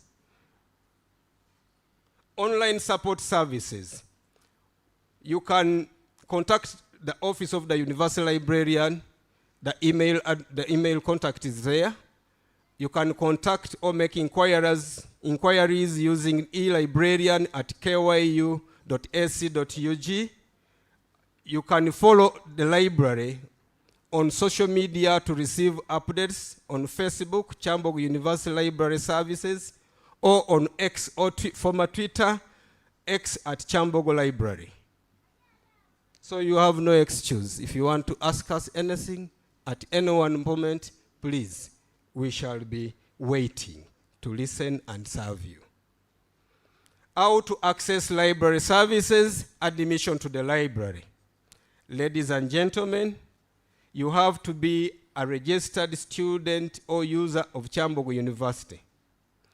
You have to be registered centrally by the university, and the members of staff of Kyambogo University will also have to be identified as per their employment terms, appointment letters or IDs. The library has both print and electronic resources. Visit the physical library to use the reading space or get print resources. Access the library electronically via the library website or MyLoft. Walk in and speak to the librarians or send an email to librarian@kyu.sc.ug or elibrarian@kyu.sc.ug. The key to the library collection is the library catalog. At any one moment, for anything you need. And if you can't use the library catalog, then you can consult the librarians in that library. They will guide you. It is accessible online at https. This is a link for your access to the library catalog. present a university ID or admission letter only for a short time before registration. The library is not going to chase you away because you have not been registered by the university, central registration. We are requesting you for this month, please come to the library with a copy of your admission letter. And you can put it together with your ID from your former school or institution. Because an admission letter photocopy alone may not talk, may not provide the required details. So put those two, pair them together, come to the library, we are ready to serve you. How to locate books on the shelves. Ladies and gentlemen, books are arranged according to the Dewey Decimal Classification numbers. These are codes assigned to different subject areas. And when you come to the library, each book, when you look at it, when you check on the spine, it has a label for that particular book. So for any book you want to borrow, you will be making use of those codes. And the library collection, to make sure that it is accessible, we have got arrangement. We have arranged our books on the library shelves using these codes. For example, 001 to 099 represents generalities, and that's where psychology, that's where other research materials can be found. And if you come to the library, you want dictionaries, encyclopedias, you can find them there. We have got another collection which is 100 to 199. You will find there philosophy, and psychology will also fall under there, under 150 onwards. 200 to 299, religious studies, Christianity, Islam, name it. That code will represent, and when you go to the library shelves are well labeled to quicken your access and identification of particular sections. 300 to 399, social sciences. That's where your collections will be falling. Then for languages, we have got the codes 400 to 499. You will find there all information resources on language-related subjects or disciplines. 500 to 599, natural sciences, let's say physics, chemistry, name it. They will be falling under, they fall under that category. 600 to 699, applied sciences, engineering, civil engineering, mechanical engineering, name it, electrical, they fall under that. Ladies and gentlemen, 700 to 799, arts and recreation. The other, you saw that well-designed building, the other side near the pitch. So you will find that collection there. If you are an artist, you're a musician, name it. You fall under that category. Information resources for that particular group is arranged within that particular code. 800 to 899, literature. You want to read something on literature, you will identify those information materials and that particular collection labeled starting from 800 to 899, where you find poetry, you find plays, name it. Ladies and gentlemen, 900 to 999 is geography and history. You want to read about Napoleon Bonaparte, you go to 900, between 900 to 999. Ladies and gentlemen, 92 and 920 is for bibliography and collective biography. Let's say you want information about, let's say, Obote, Milton Obote, the former president, you'll go there. Ladies and gentlemen, on my right-hand side, you are seeing books on the shelf. The white label you are seeing there is the information which represents that book, is the call number. It has a number and 3 characters which represent the author's name or the title of that book, depending on the situation. So the books are organized in the library in this manner. And when you are in the library, you will be able to identify what you want. And your experience with access to the books on the shelves will keep growing, getting better each time you come to the library. In summary, this information is presented here, but when you come to the library, we are going to do it practically and show you exactly what the situation is in the library. So you are welcome. Issues to consider while in the library. Ladies and gentlemen, when you are in the library, we have got rules and regulations to follow. In any organized setup, there are rules which govern that place. Register your presence whenever you visit the library. At the entrance, we have got a register, big book, for you to register, such that we know that we are dealing with people who are the registered members to use the library. Library spaces are smoke-free zones. So don't come to the library and start puffing. You will disorganize others. Let us respect one another. If it is your good habit, you move outside the library, attend to it, satisfy that need, then come back to the library. Will that be better? Observe silence while in the library, except in the designated discussion spaces. We have got special areas where you can sit down as a group, conduct your discussions on a given study, and move out without disorganizing other library users. Put phones in silent mode whenever you come to the library.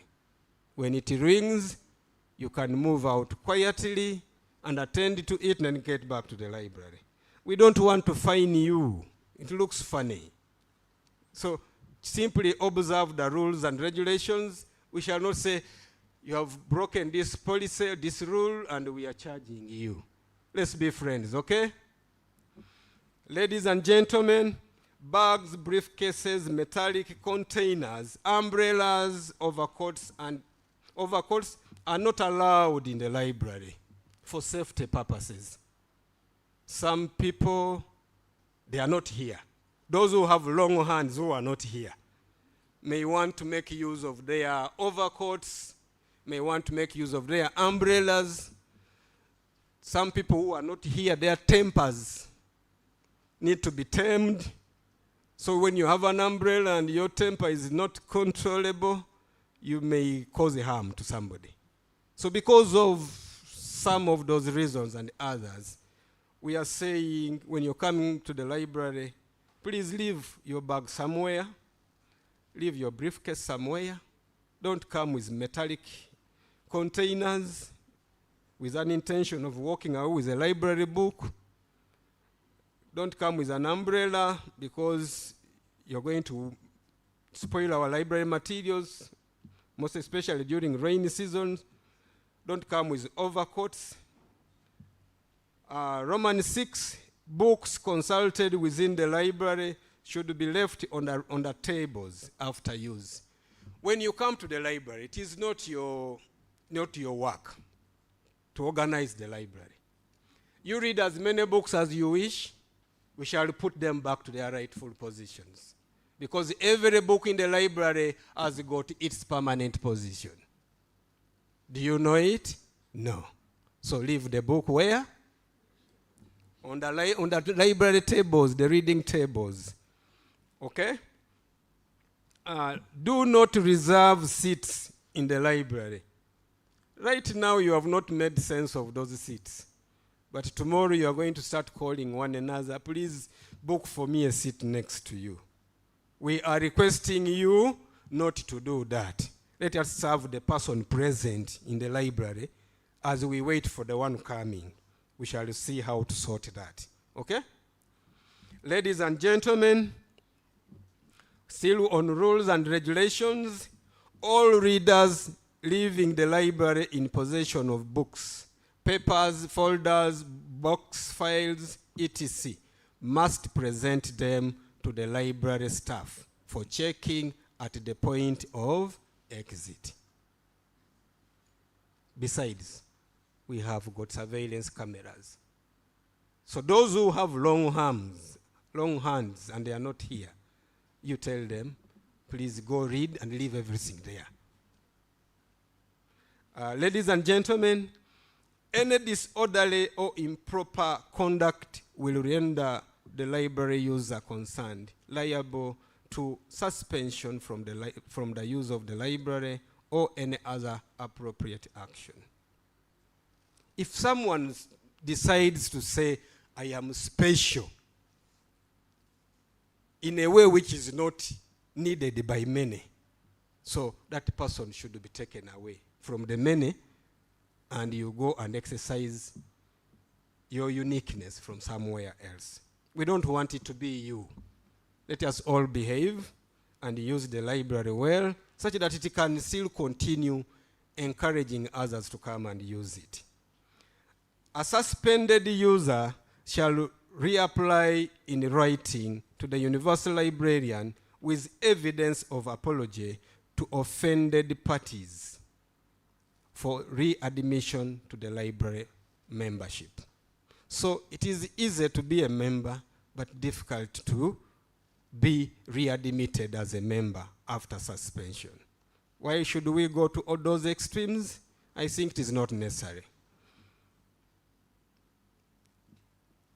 There are some signs, maybe road signs at campus here and everywhere you go.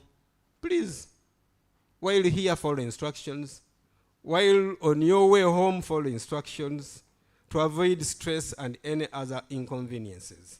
Never trust your properties, phones, money with persons you find in the library reading spaces. Ladies and gentlemen, I need to highlight this a little more. You are all new here today. Whether you were once a student here, you have been readmitted for another program, you are all new. You don't know how the environment is. There are people who want to take advantage of the new environment. Now you are here, somebody will come and tell you, I have no accommodation. My father sent me, I knew I was going to stay in Nanziri Hall, one of the university halls here, but I've reached here, they have told me that I am only attached to that hall of residence. But I cannot stay in it, sleep in it. Can you please help me with your phone? And I call my father or mother. The kind you, in quotes, gets the phone, gives this stranger in the name of a fellow student. The person starts talking on phone while moving away from you. And in the second minute, the person is nowhere to be seen. Some of you have come to campus with new laptops, or newly acquired laptops. You're coming to the library, and you think everybody is like you, the good you. Carry your burden. Walk with your laptop. Enjoy your phone until when the situation is calm, when you know who is next to you, when you know who needs the phone from you. Some of you, when you come to the library, leave your wallets on the reading tables. Leave your phones on the reading tables. Who is attending to them?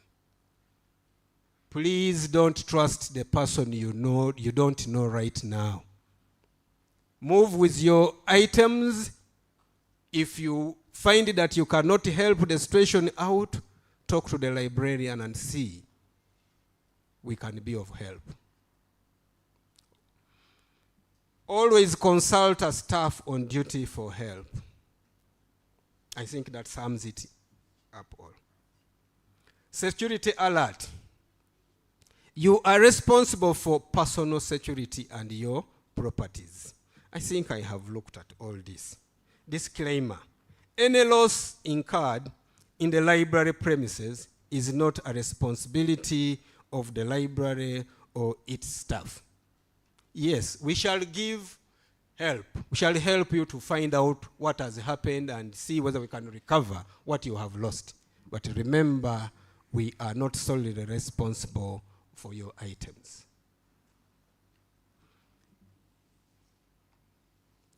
Use of library facilities, resources, and equipment.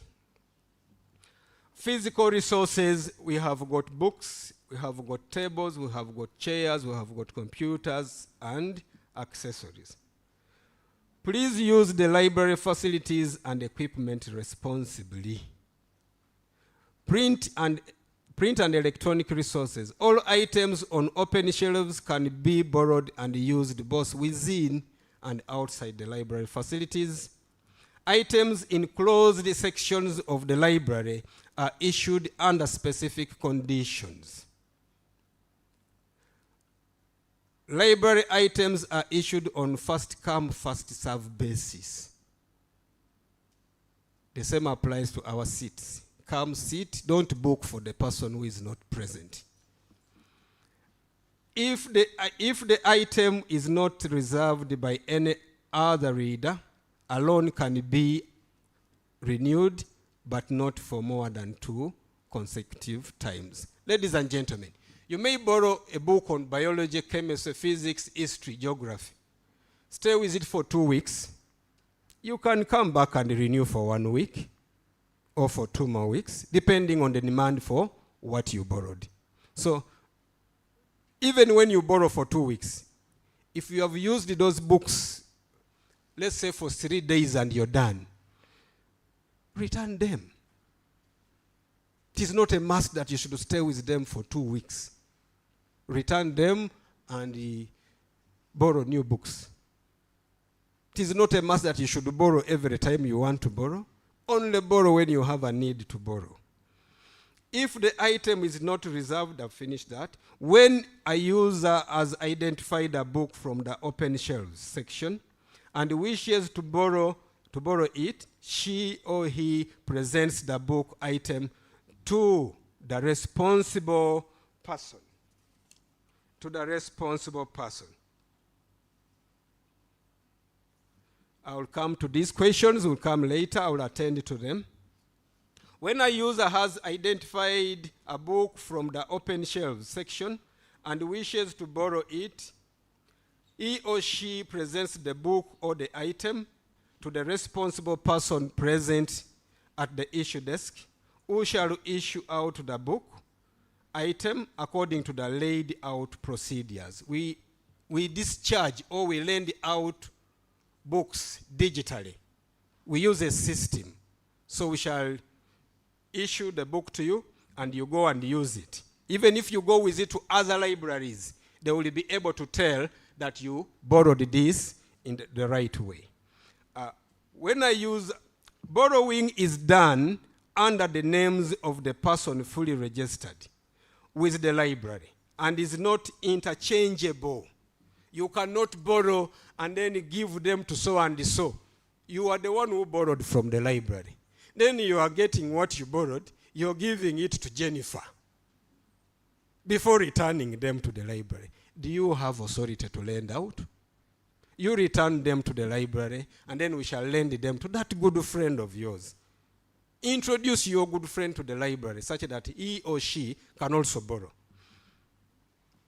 A borrower remains responsible for any library resource under his or her record, as long as the borrowing remains uncancelled.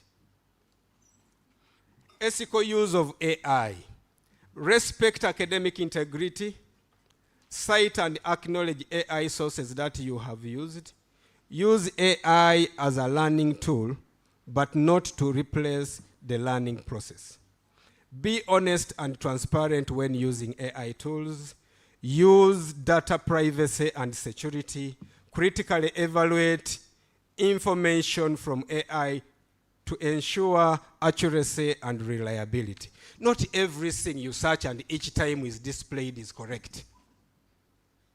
Read through and own it. Say, this is what I want. Or modify it to suit what you want. Develop critical thinking skills rather than high reliance on AI. Use of washrooms, ladies and gentlemen. Many times we find very good places, but we turn them out into bad places. Take an example of the library. You come to the library, you find clean toilets, you are using them and you're not flushing. Then tomorrow you say, the library toilets are smelling. The library toilets are not clean. I don't want to go to the library, they have bad toilets. Who is making them bad? We are going to do the cleaning, but also you use the toilets and other areas of the library responsibly. Are we together? Don't get a stone instead of toilet paper.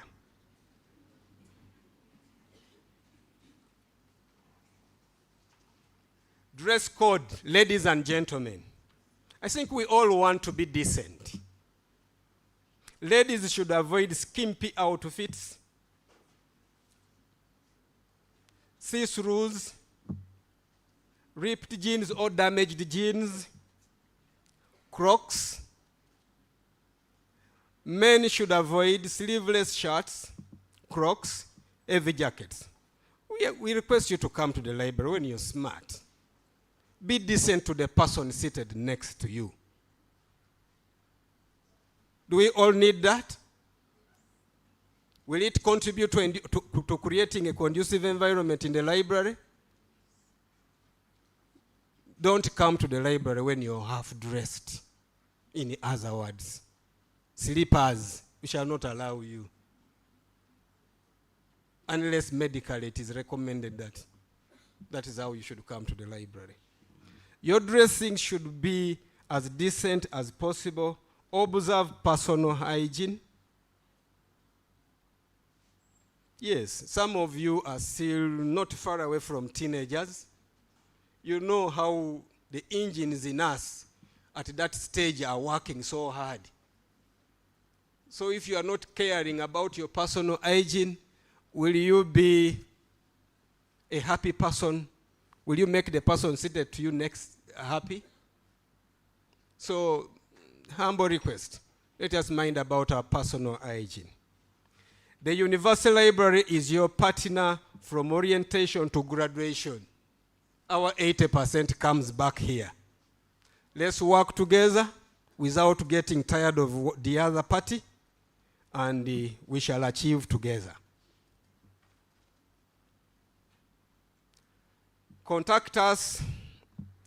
You can reach out to the University Librarian, Dr. Elise State. That is our email address.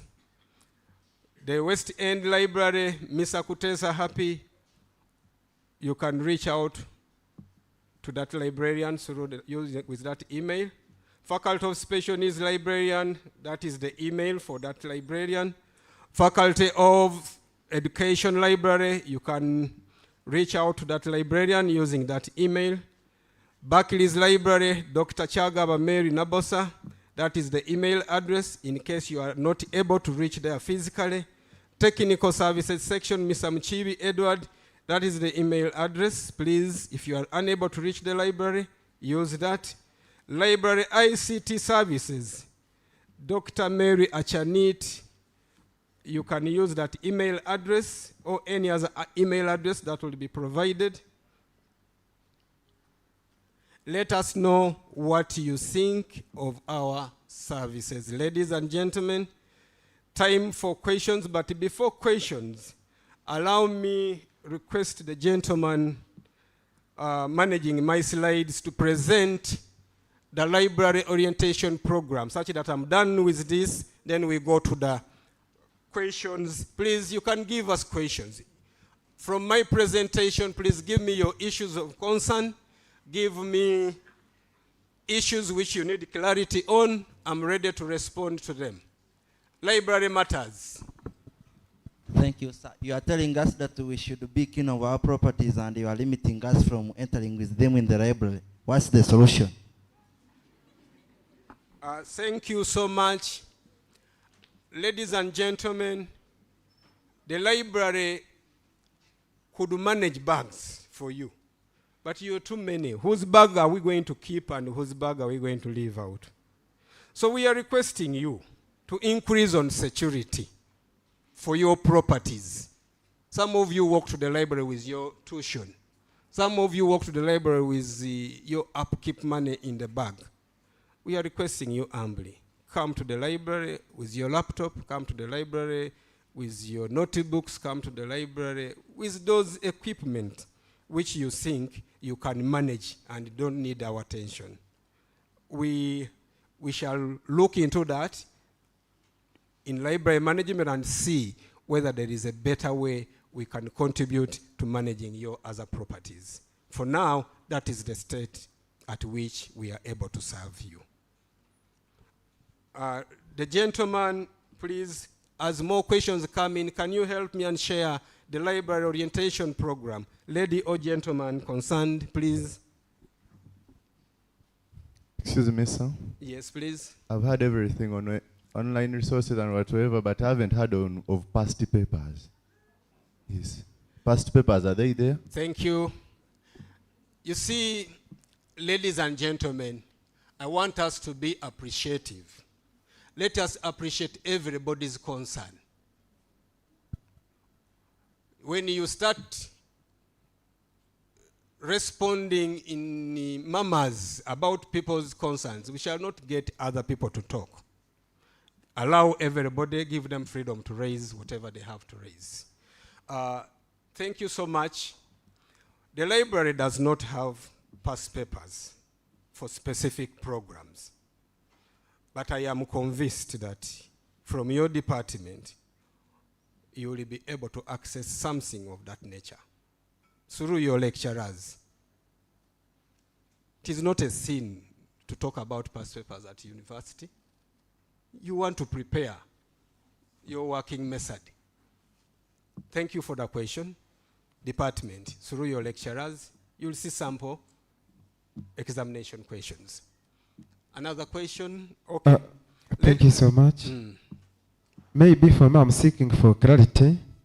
When you were starting, you mentioned of 4 books. And you mentioned that you can borrow a book and you take it for a week.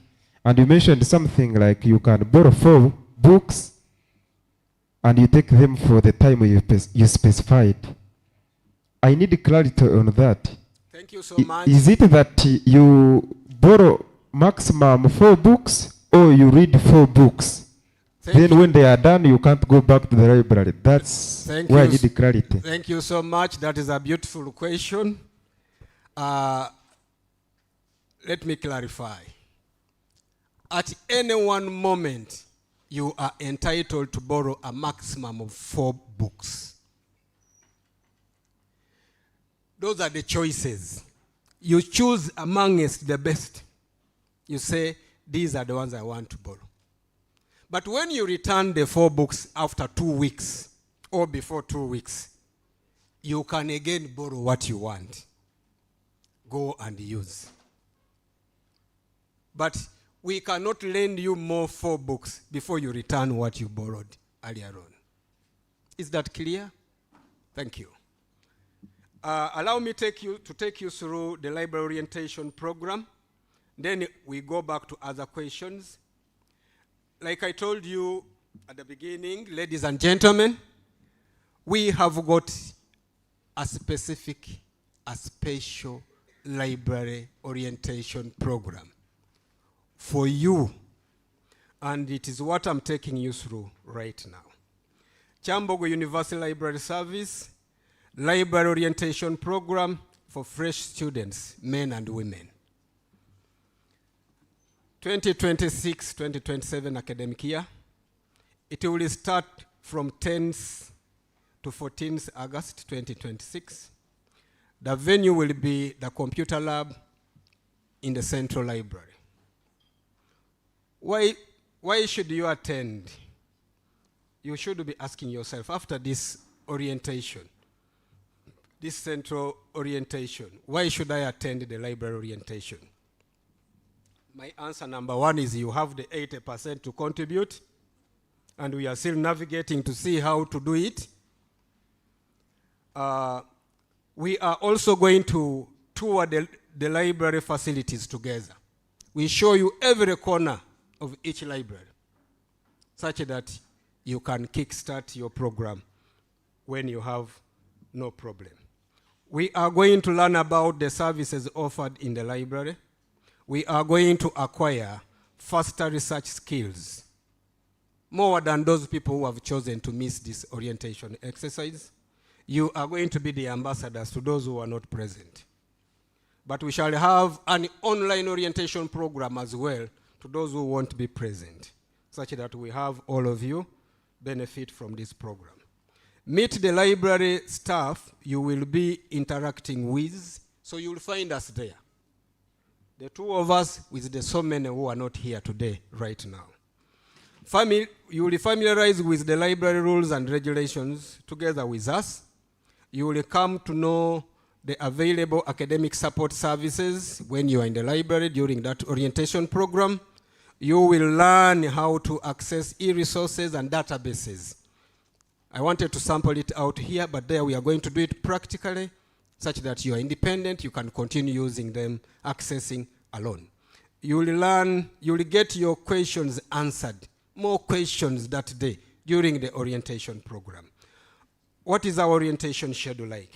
On Monday, 10th August 2026, Faculty of Arts and Humanities, Faculty of Social Sciences will be attended to.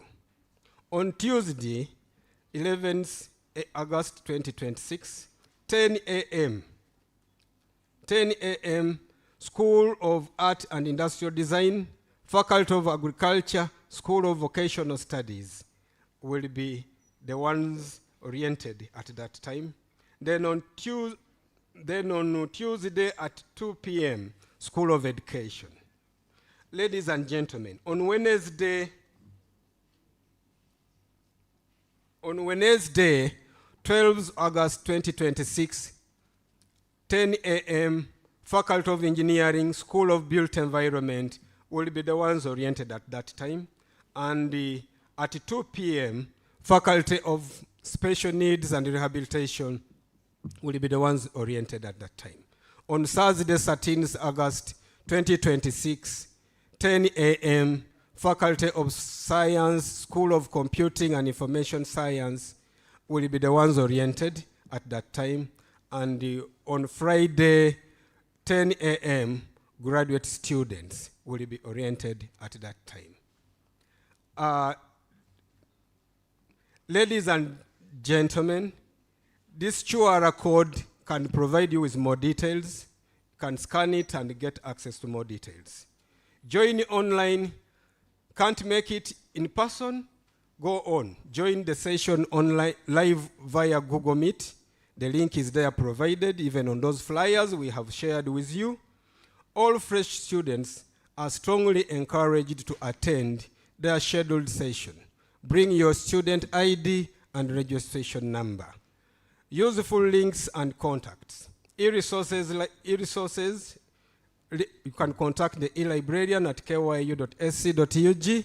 Website for the library, lib.kyu.sc.ug. Once you access that, you can go to other services of the library through the web page, even through the university web page. Institutional repository, choosespace.kyu.sc.ug, and then librarian at kyu.sc.ug. Library catalog, libcat.kyu.sc.ug. I told you, ladies and gentlemen, that the library catalog is simply a list of all we have to offer. The e-resources and the printed resources and other services. Ladies and gentlemen, allow me to attend to these questions which have been raised. And if you have more questions to the library, please forward them here. Can I carry on personal books in the library? Go just empty-handed. Or go to the library just empty-handed. No. We know our books. Is there any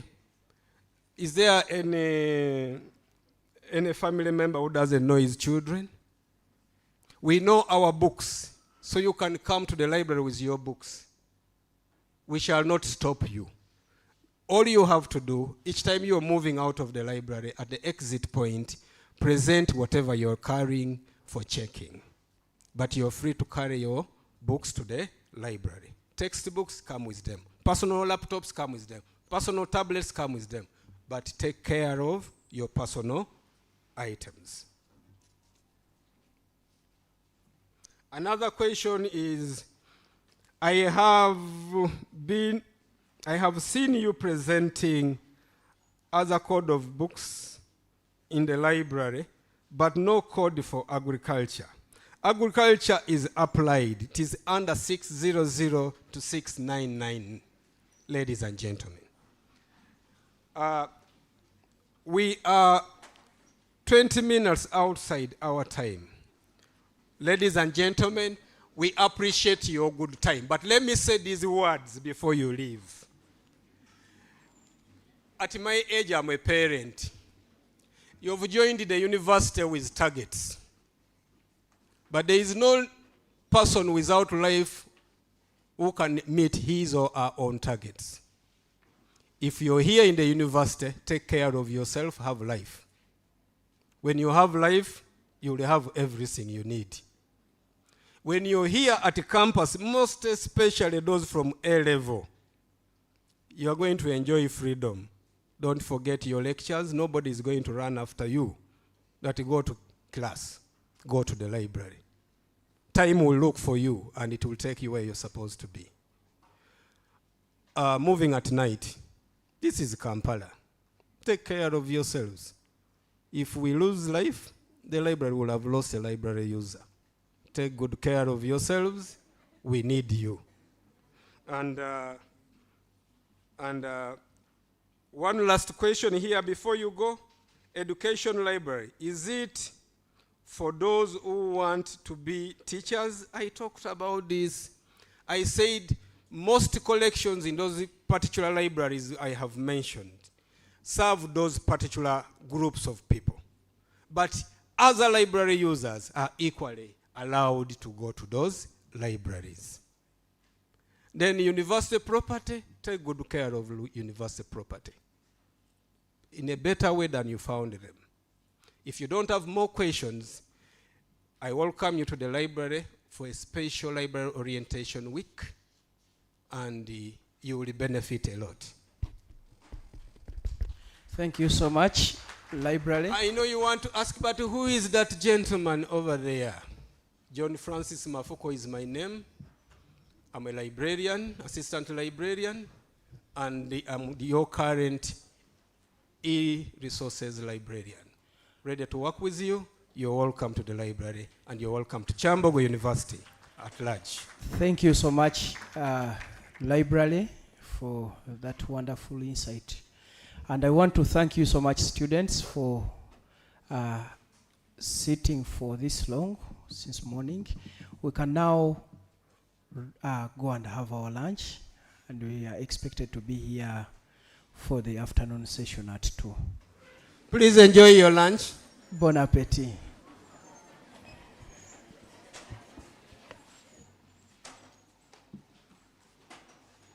We have got more flyers to those who need them. They have the links you need. More are there.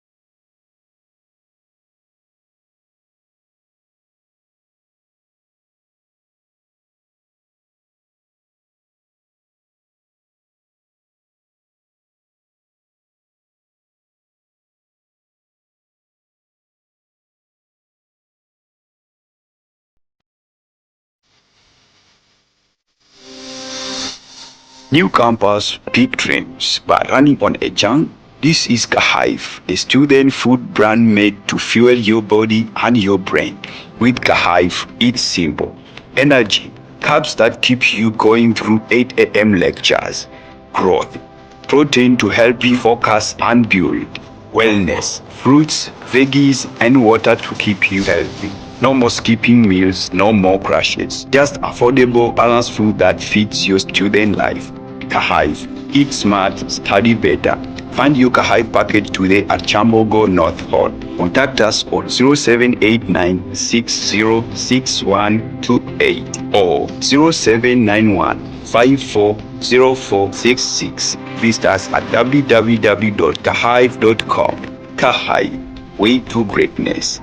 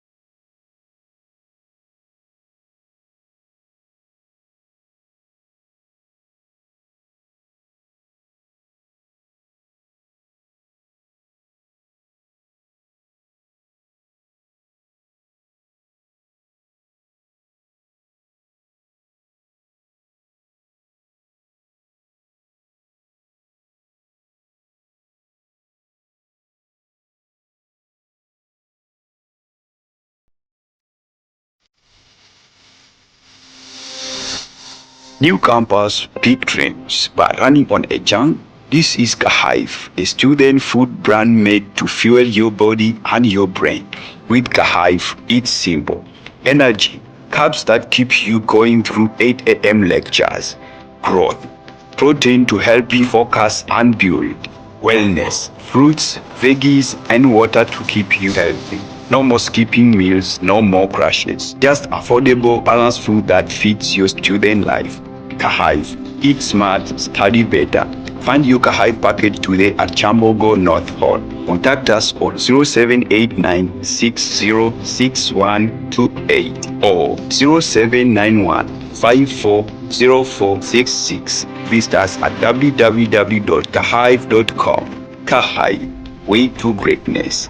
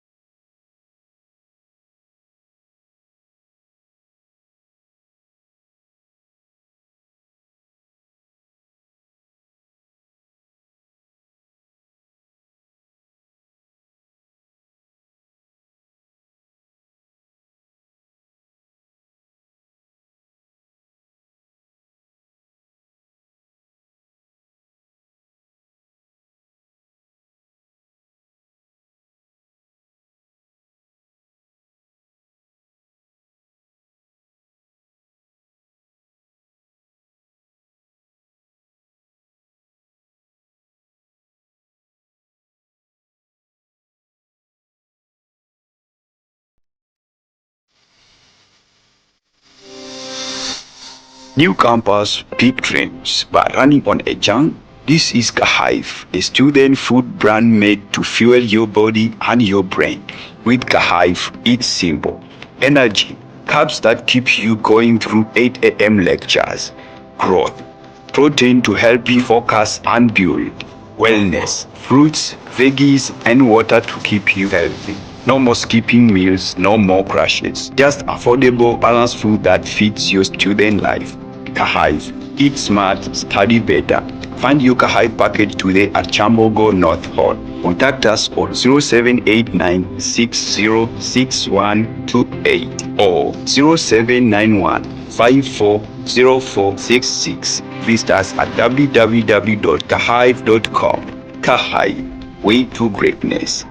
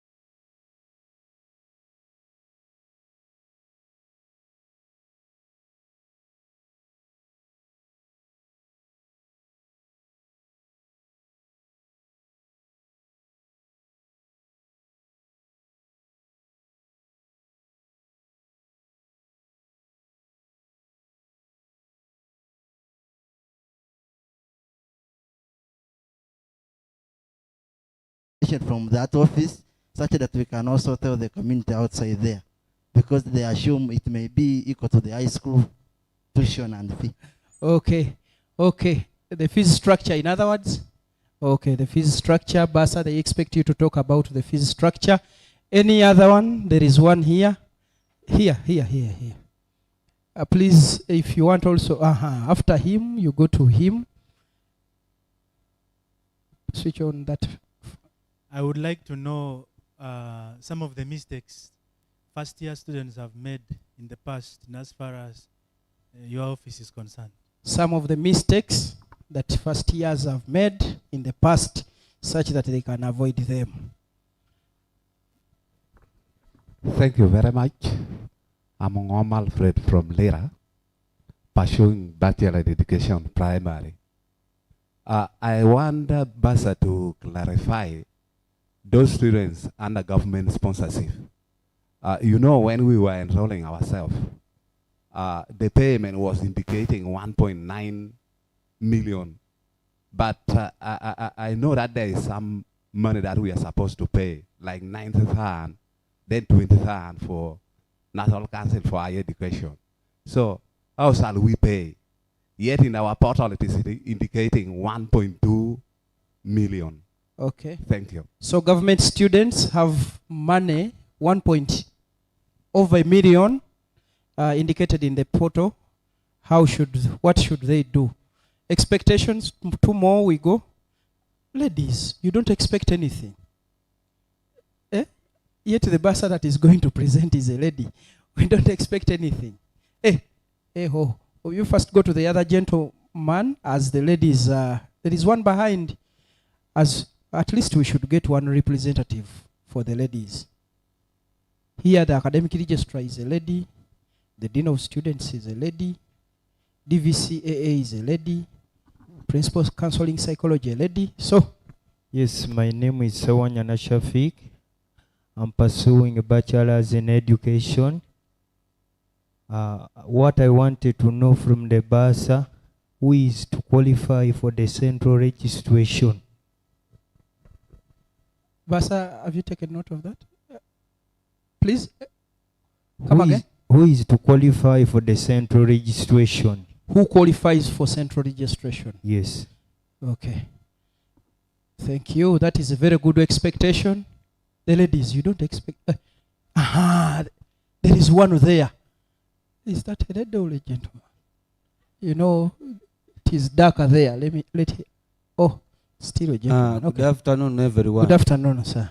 For me, I'm expecting bursar to put me right, because from the fees structure, I saw that my tuition will be 840,000. But right now, from my portal, I'm seeing 1,090,000. So I'm perturbed. Okay. Okay, you are seeing something different from the fees structure. The bursar is going to put you right. The bursar is going to put you right. There is a lady. How can we take a microphone up there? I don't know. You,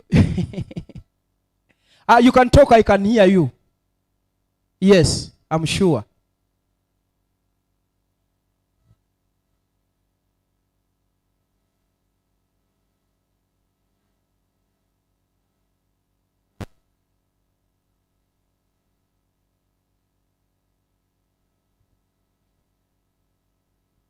Okay, Basa, they expect you, I'm repeating just for people online, they expect you to tell them the people you work with and to clarify on whether the field work fee is compulsory to all the students. As for her, she doesn't see any subject that requires field work. Hallelujah. Yes, I love that. Now you see, Basa is going to communicate when she knows exactly what your problems are. Lastly, anyone representing the persons with disability? We don't have. No, inclusiveness is one of our core value. And okay.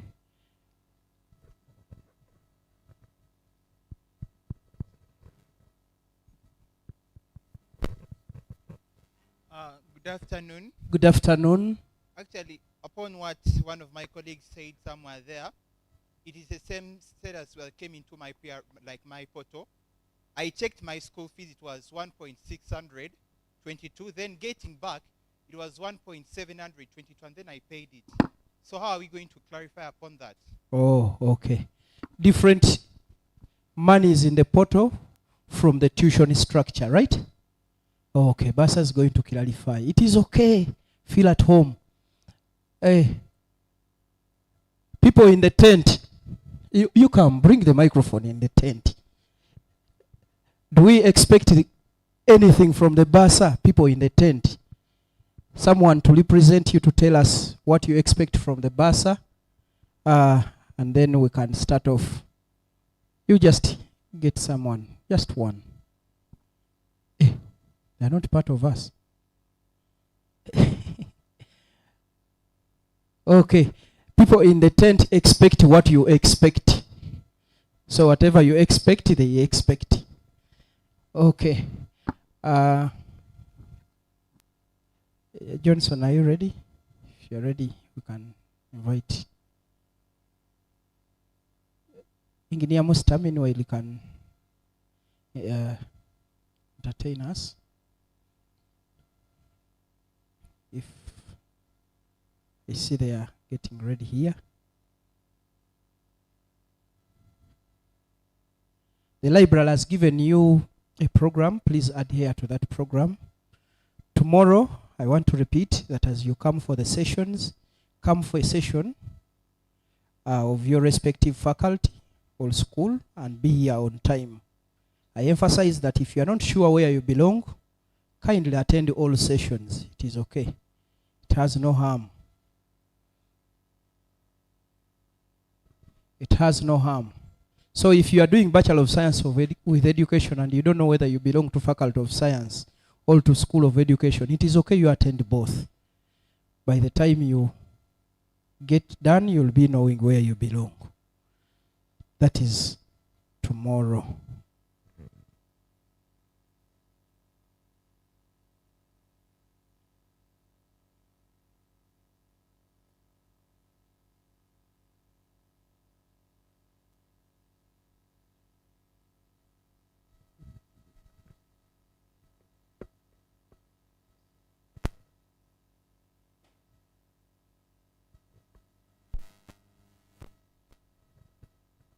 So we have some brochures here. If you want, you can pick and read more about Kyambogo.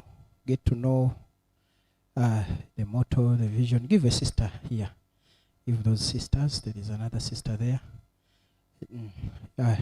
And if you want, that brochure also has all other courses all other programs that we have.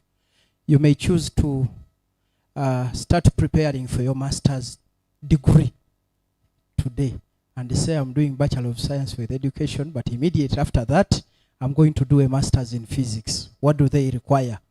Probably they require maybe first class or second class upper, such that you find out what it takes to get that first class or second class upper.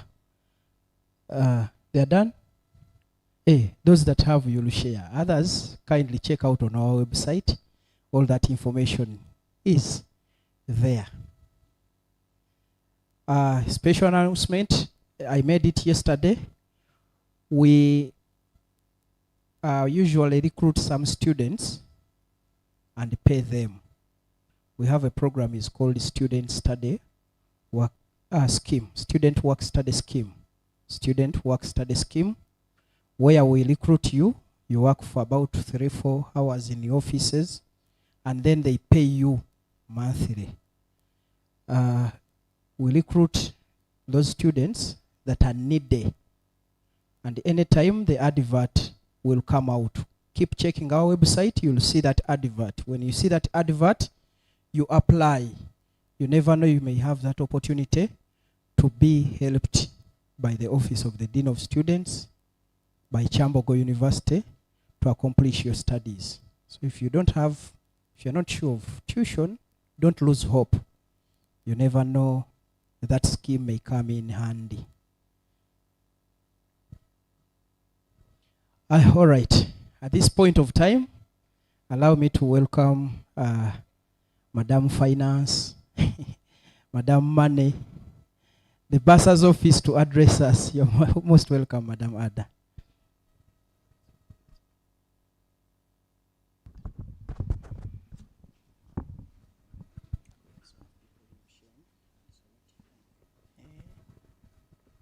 Thank you, MC. Good afternoon, everybody. Allow me to welcome you, the fresh students of 2026-2027 academic year to Kyambogo University.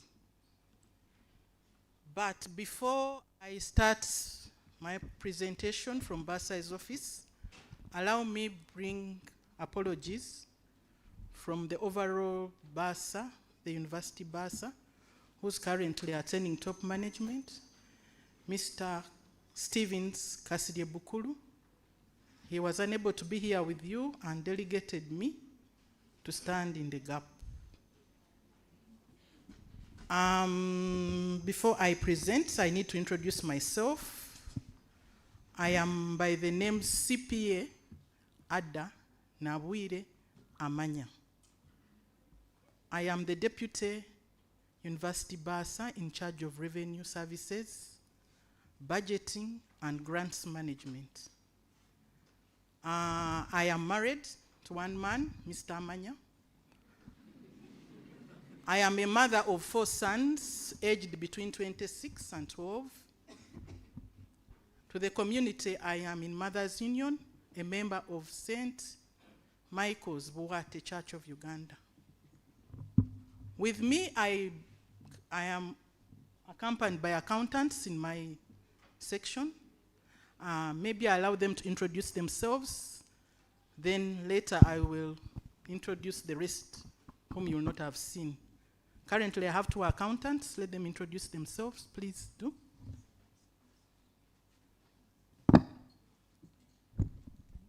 Good afternoon, members. My name is Wamono Ivan. I'm an accountant in the Revenue Services Unit. I handle sponsored students, Faculty of Engineering, SOBE, that is School of Beauty. I also handle all the 3 learning centers, Pushenyi, Soroti, then Paida. Then the other issues which come up, like portals, enrollment, and the others.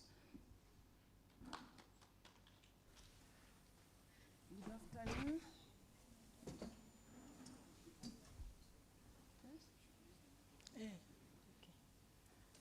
I'm made to understand we have people online from Bushenyi and Soroti, so we just need to use this. Good afternoon to you. I'm called Nalum Rose, accountant from Bursar's office.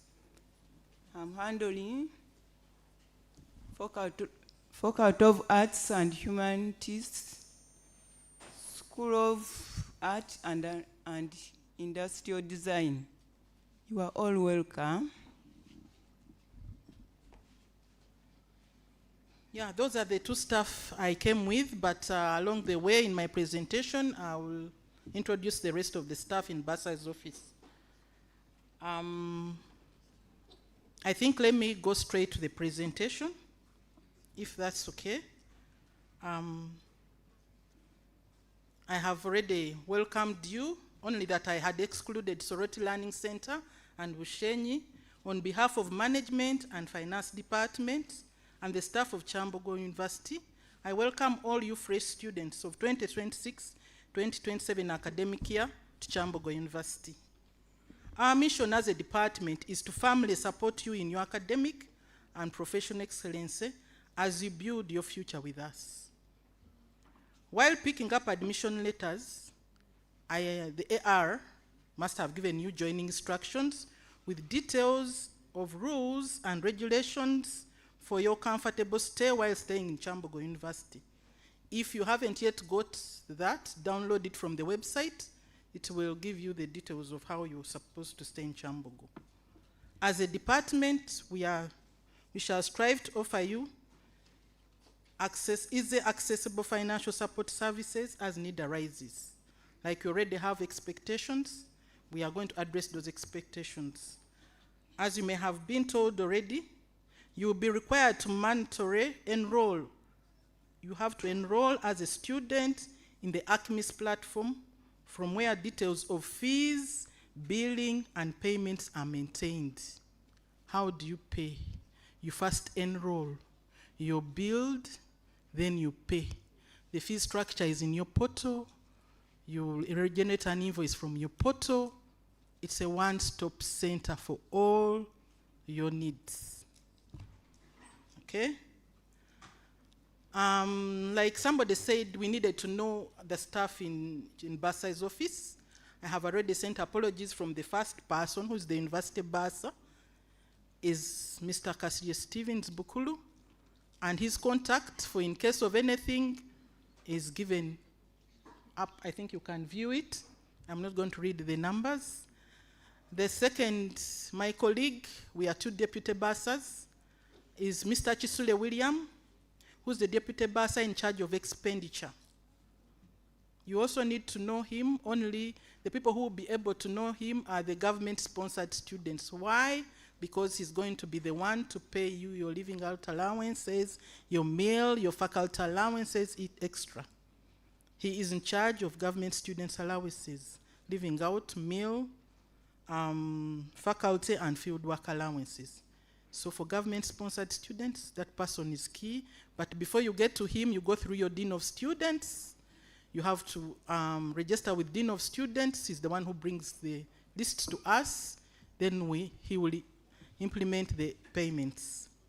Thirdly, it's me. I've already elaborated about myself.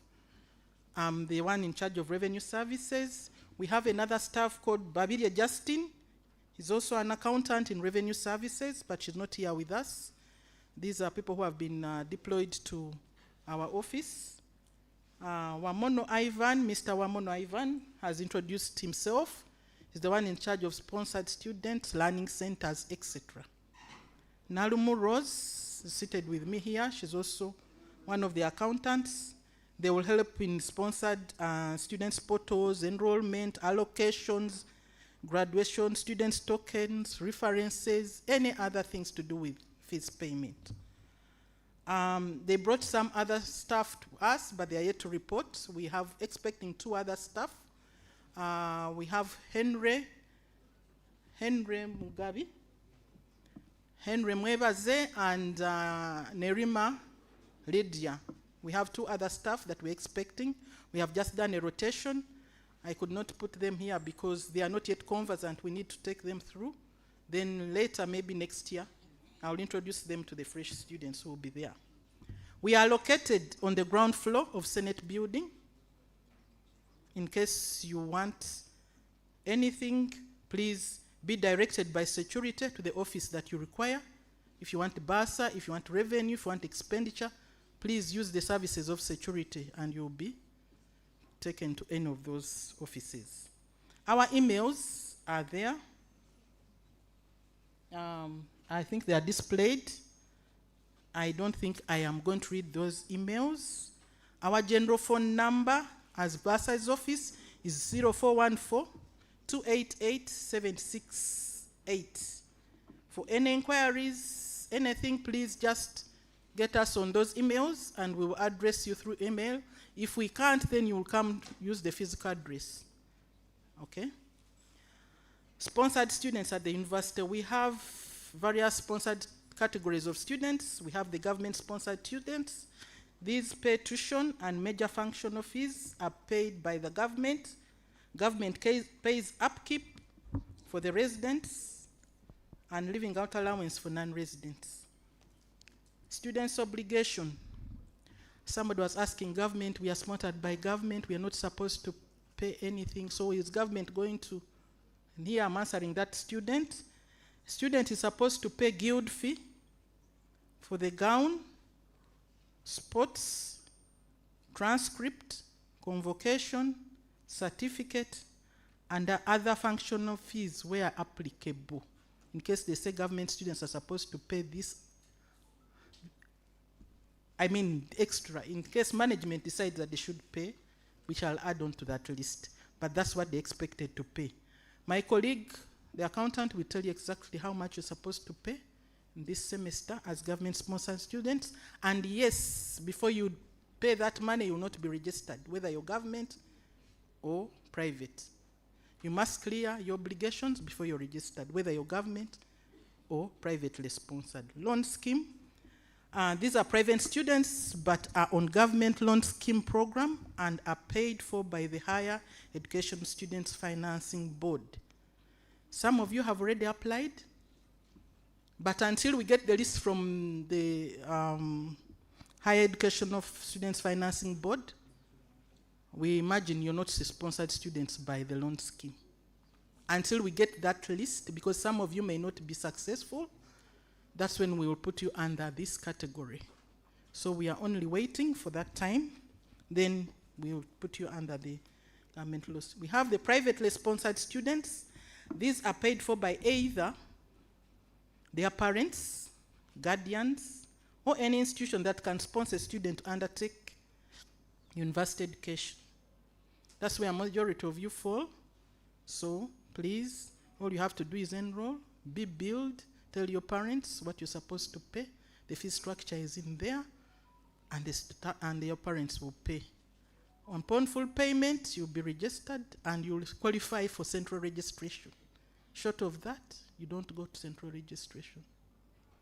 Other schemes, we have private students on the other government and non-government sponsored schemes paid by different states, like State House, companies, non-government organizations. We have many NGOs, including Christian NGOs. There are very many.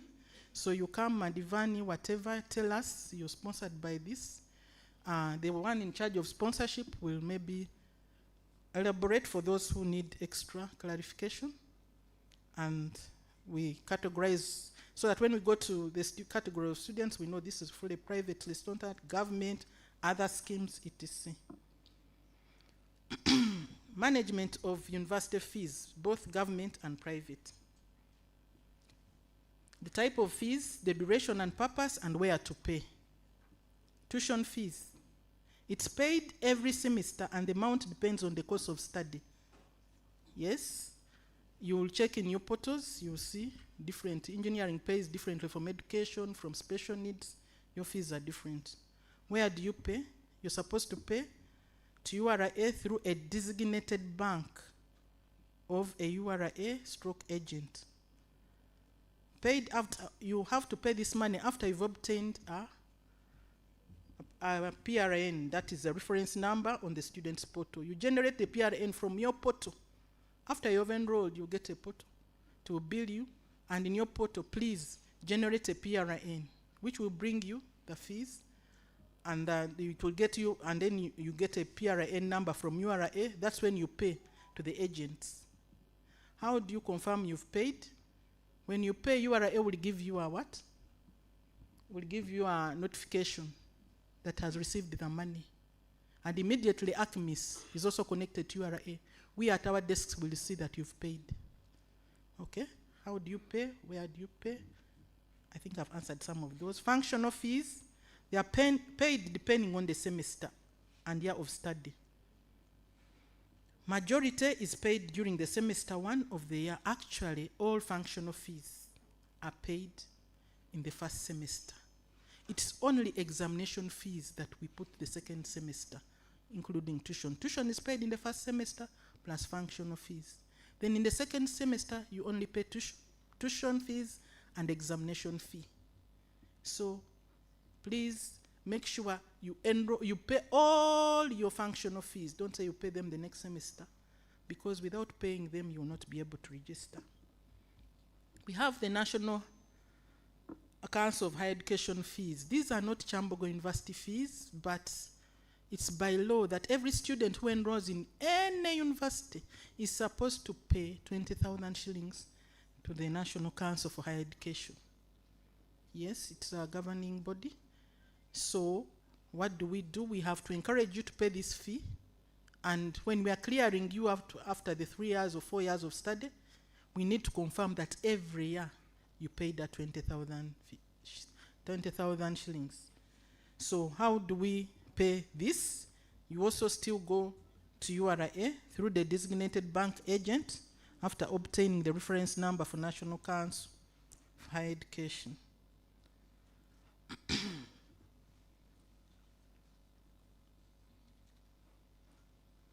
Now, I just needed to say, how do we manage the ACME system?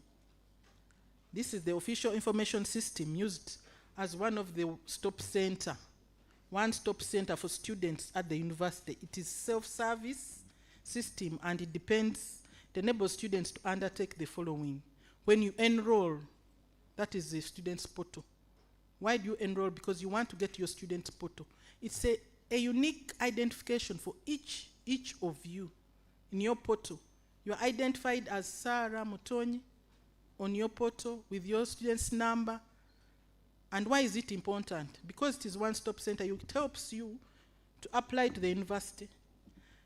Admission and registration, fees payment, because when you enroll, it bills you and you can pay, generate a PRN and pay. Your results are on that portal. All results will be reflected in your portal. So when you're enrolling, please make sure you enroll for all the subjects. Enroll for all your course units. All. If you don't enroll for any, you will be given a retake, because you will not have got marks for that subject, and they will not be able to load any. So make sure you enroll for all your course units. During graduation, we use that portal to make sure everything is cleared. Your examination, your results are cleared, your fees over the years, and we generate your certificate from that portal.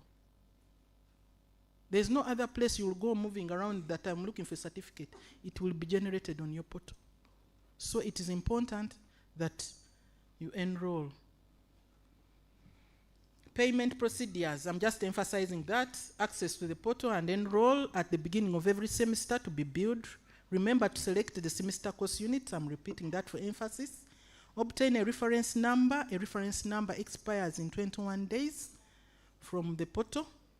Computer Center and Faculty of Arts. There's a building there, Faculty of Arts and Social Sciences.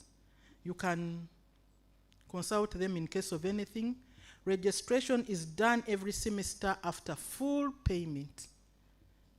I bet the academic registrar was here earlier and told you you're going to do central registration. However, even wants to go and line up central registration, make sure you are fully paid up. Fully paid up, both functional and tuition fees. Make payments to any URA agents, I'm emphasizing.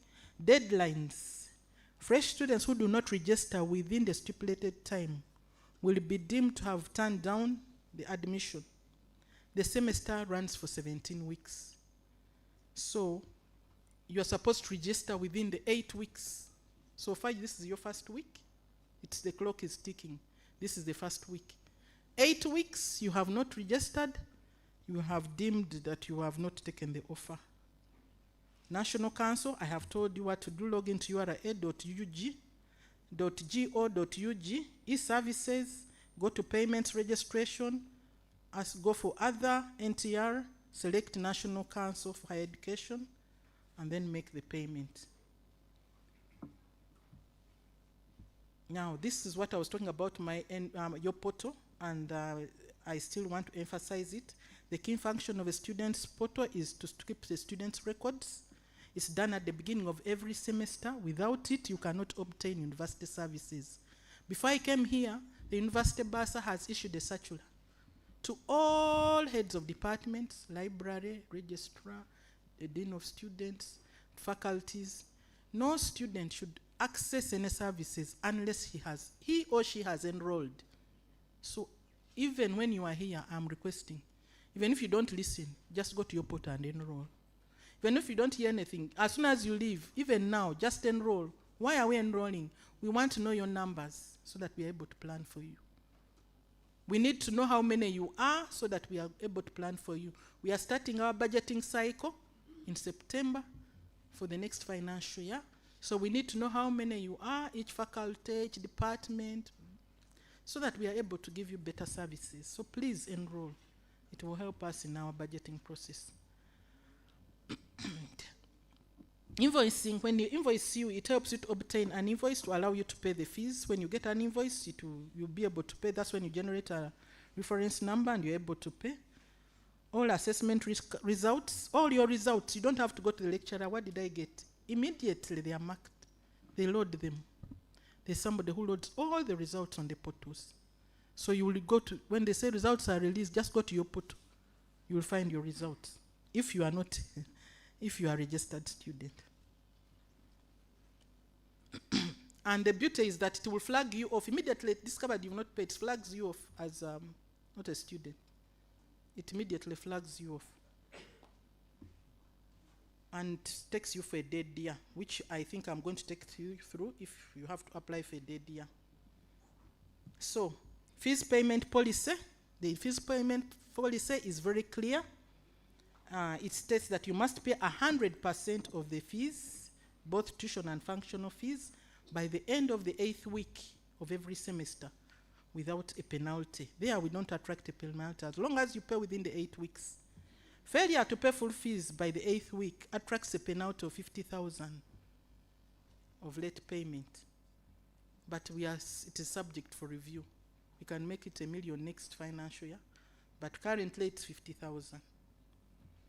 Failure to pay all fees by the 12th week requires applying for a temporary withdrawal. Immediately apply to AR and ask for a withdrawal. You're sick, you can't afford it, you got problems, you cannot continue. Immediately apply for a dead year by the end of the 8th week. Now, these are things I don't want to go in, but they are realities. No exams without completing university fees. No refunds for permanent withdrawal or unofficial absence. No refunds if you fail to apply for a dead year or prolong it when it's not approved. Now, the policy continues and is talking about the withdrawal and refund of fees. Refunds of fees guidelines. Only tuition fees are subject to a refund. Okay? Function fees are not refundable. Right now, you're using our lighting, you're using our water, you're on our grass. So functional fees, we don't refund. Yes? You are in Kyambogo University compound. As long as you enter the gate there, you don't refund functional fees. We refund tuition fees. But even tuition fees, we refund after you have put in a request in writing to the university bursar, and refunds are paid to the self-sponsored students or authorized by sponsors. Yes, if you are the one who pays for yourself, we refund you. If it is a sponsor who pays for you, we will refund the sponsor. No refunds are paid to discontinued or disqualified students. Overpayments are credited to the next semester. I had somebody paid 1.662, then it came to 1.772. You are just a first year. Until you are in third year or fourth year, that's when we shall refund that money. Because we shall always shift it to the next semester. We cannot give it to you in cash. Why? Because you're a continuing student. We only refund those people who are finishing, who have graduated, and we know they owe the university nothing. Then they apply and we do the refunds. Okay, refund schedule. I'm just wanting to take you through on how we refund. Only tuition, not functional fees. Before the end of the first week, in this week, before it ends, and you say, no, I think I want to go to Makerere University. I think let me change my mind. I'm going to use CU. This week, we shall refund you 100% of your tuition. Next week, we shall refund you 75%. In the third week, we shall refund you 50%. In the fourth week, we shall refund you 30%. And in the fifth week, we shall refund you 15%. After that, we don't refund you any money. You have consumed our services, you have attended some of our lectures, so we don't refund. That is Kyambogo University fees policy, and was approved by council. So I'm just telling you what we do. That said, I want to thank you and welcome you to Kyambogo University. Knowledge and skills for service for God and my country. Submit.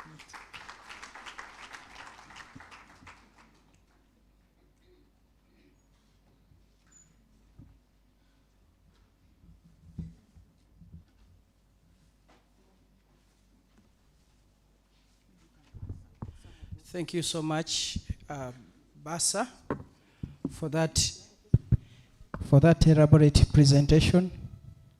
Let us have Mr. Ivan attend to some of the questions that you've already asked through your expectations. So meanwhile, you were asking the questions. Mr. Ivan. Thank you so much. Once again, we welcome you to Kyambogo University. Feel at home as long as you do your part, because you are basically here for academic, then personal growth. We shall give you the necessary assistance. I want to begin with the first question, I think, was from the sponsors, government-sponsored students.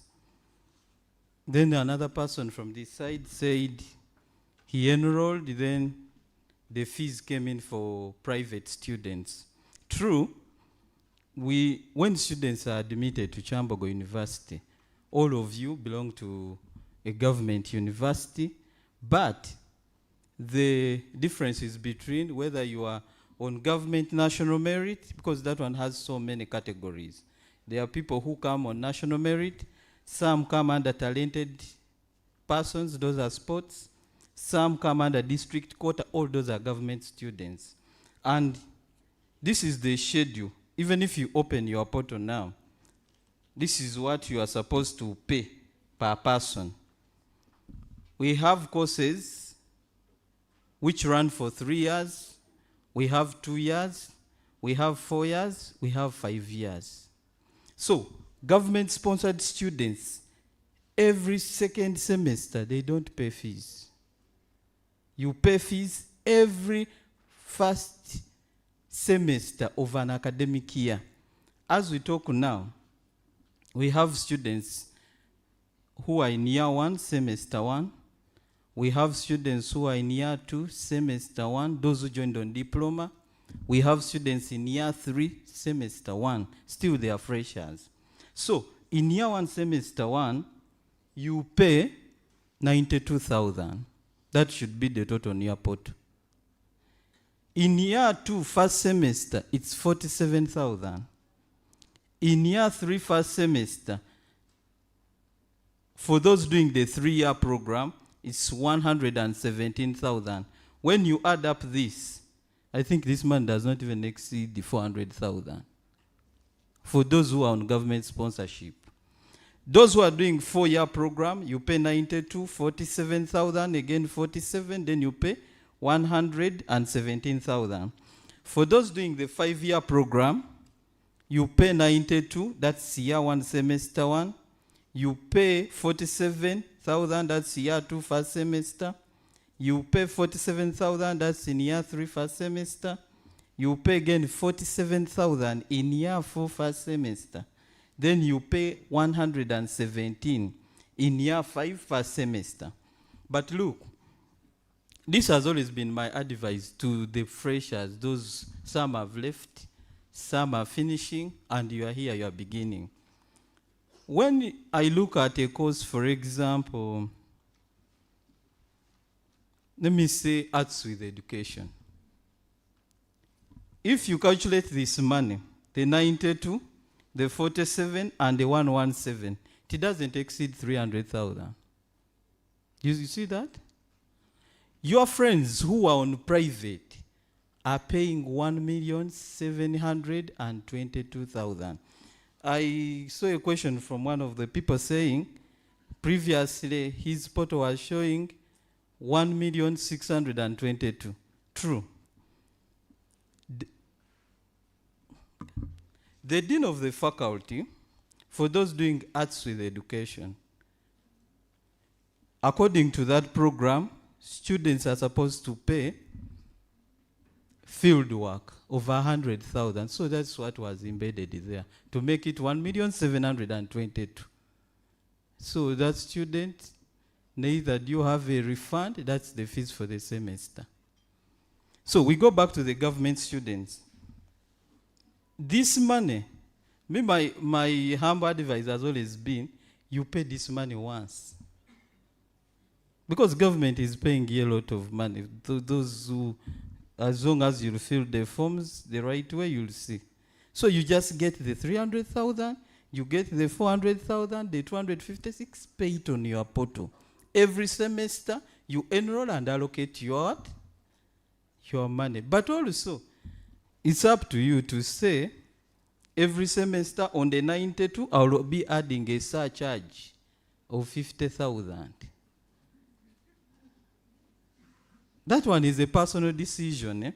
You see, when you're at university, it's your choice. All of you come here, but very few finish. So it's a personal decision. All of you know where you came from. We might be here when some of you, maybe parents sold land, they sold the property to put you at the university. So it's a personal what? Decision. When you come here, you do the right thing. I move on to the next question. Maybe before that, government students, you are going to be told when to fill in those forms to get the government payments. We shall inform you of that accordingly through the faculty deans and through your wardens. We shall. Then when we move on to the sponsors, Kyambogo University, as the person through the BASA, I was assigned to handle the sponsored students. This is now almost like my 4th year. And we have quite a number of sponsors. But you need to do a part on your side. I want to give you a scenario. Yesterday, I received the funds of a first-year student. I think she's called Joan someone. And when I contacted this student, in the morning at around 7, she told me, I don't have my password. Someone else went with my what? With my password. I wanted to go in her portal, change her phone number, because you cannot generate a PRN or a payment reference number when you don't have a phone number in your portal. This lady, I called her at 7. I called her at midday. She was telling me someone is bringing my password. Up to today, the person is still bringing the what? The password. So, I have over 100+ sponsors. So, for me, when your money is paid, the money is paid to Bank of Uganda. I'll keep your money. Because it is the duty of the student to bring to me proof that the money was paid by his or her what? Sponsor. Once you bring that, I communicate with URA through the BASA, and I make sure your money is posted to your what? To your portal. So, that particular student, you might find, because they have given you 8 weeks, the sponsor paid all the money in time.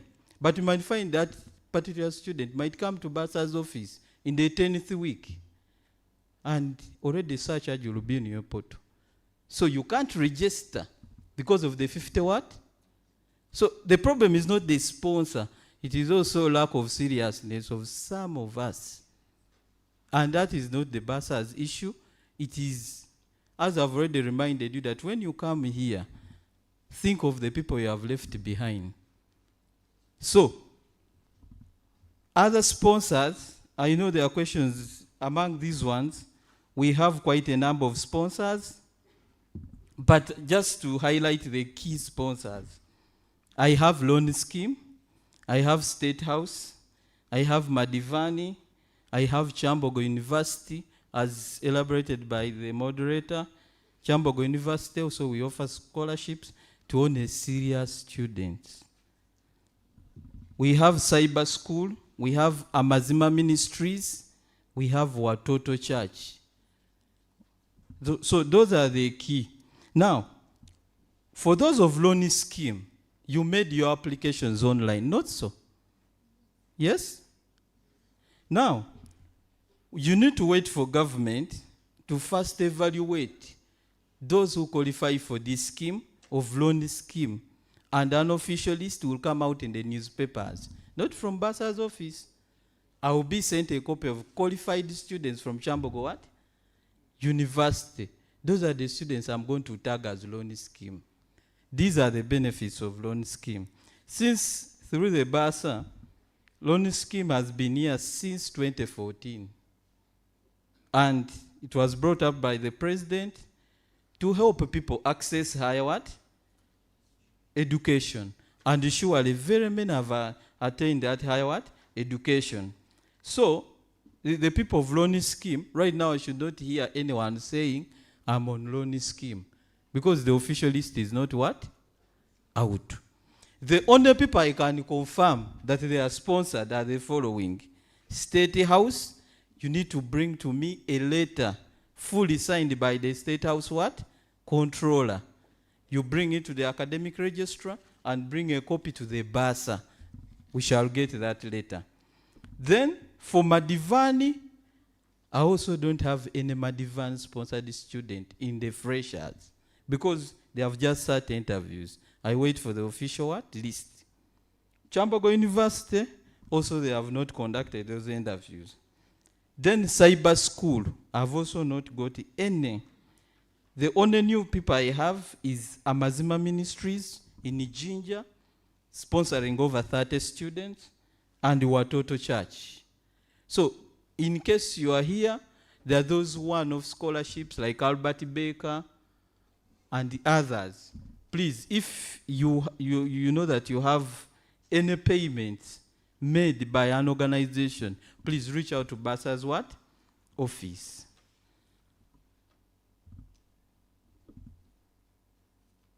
Now, someone again asked a question.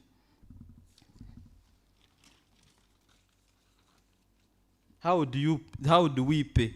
I think that one was answered by the BASA. Where do we pay? It was answered. Now, maybe we can talk of how to verify where the money has reached. Now, since there is always traffic, you can pay your money and it fails to reach your portal. But there is a way that also was worked on. You just need to go. Maybe I can demonstrate here.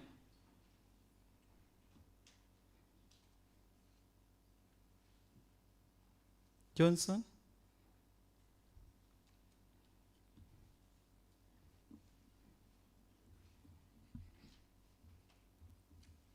I want to demonstrate if you make a payment and you see that your money has not reached your portal. Are you all seeing what is on the screen? You just need to go to pay.kyu, that is a short form of Kyambogo University.ac.ug. Once you tap into that link, it will bring you to that, what's showing there. Then, are you seeing this? Check PRN status.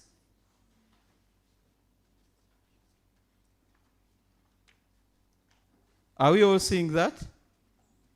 Once you go here that check PRN status, you just need to get that PRN. Maybe you paid money, it's not showing. Paste your PRN there.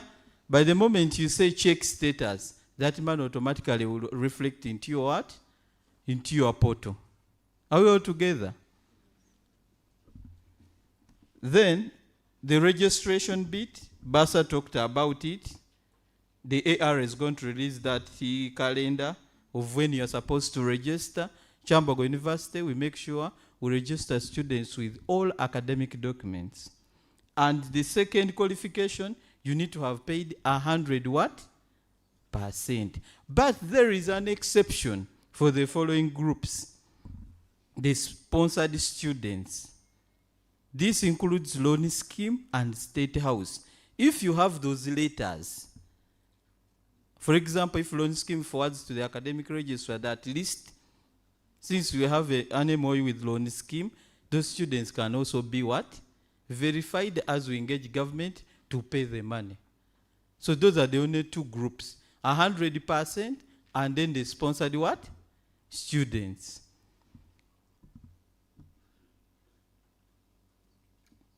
I think I've answered except these ones. I'm a government student, however, I'm seeing 1.875 in my portal. What should I do? All government students who enrolled before we worked on your waivers, please visit BASA's office. I'll put the right invoice there. I happened to enroll for my portal, but I did not check any of the course units, and I even paid. Do I need to go back and check for other course units? Because the time I enrolled, I was not aware of the course units I was supposed to be doing. I think that one was for AR. Before he comes in to answer that, I just need to emphasize something I had forgotten to emphasize. We have service providers who are agents around the university, authorized people whom you should pay to your fees. I forgot to emphasize this. I want to emphasize, don't pay fees to anybody you find on the way. Don't pay fees to anybody on Room Street you find there and pay. Go to a bank and pay to an authorized teller. Make sure, like he has told you, your money reflects immediately. If it doesn't, if it's in a bank, let them give you evidence that you've paid. Within a few hours, you should be able to see your money. If you don't see your money in 1 day or 2 days, please visit the bursar's office or ICT to find out why your money is not there. Why am I emphasizing this? We are not going to refund any money because we did not pick money from you. You paid money to the agents. Then you come to our office and say, you know what? I paid money to somebody and it's not reflecting. Please, please, please pay money. If you are not sure of the agents on the roadside, please come to the university. We can follow up those ones because we have control over them. If not, go to the bank. Don't give your money to anybody you find around. People, there are so many con men.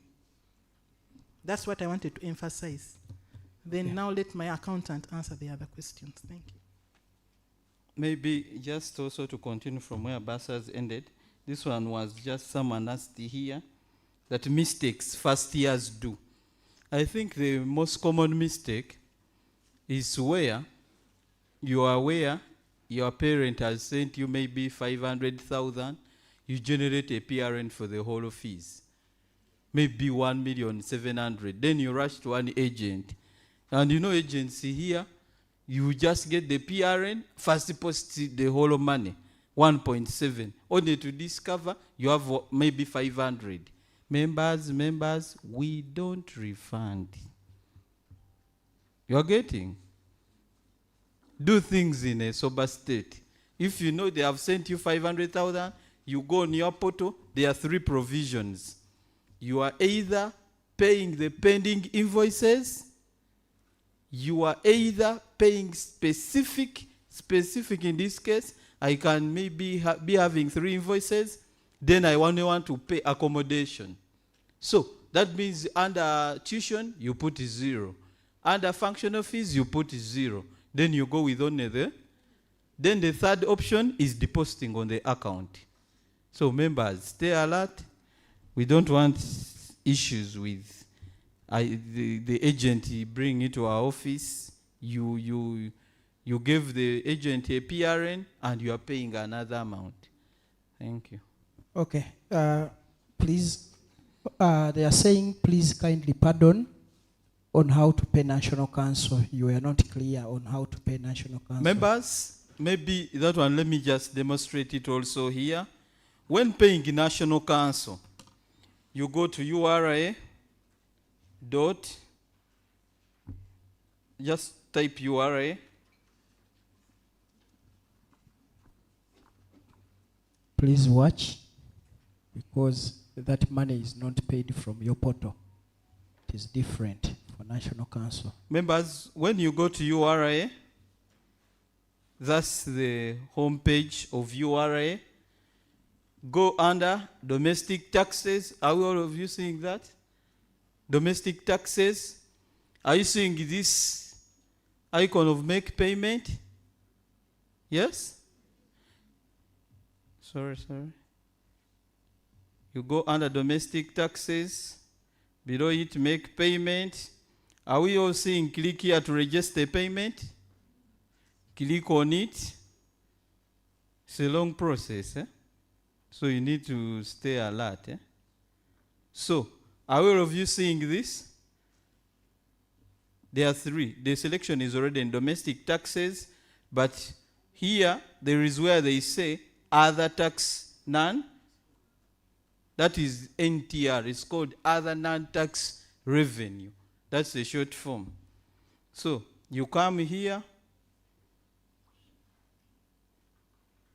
Below here, you say, for example, the the client paying maybe is me. You put it there. You put your district.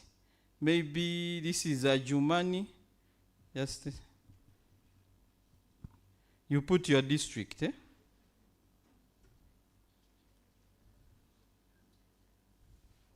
Can say this is Zimbabwe.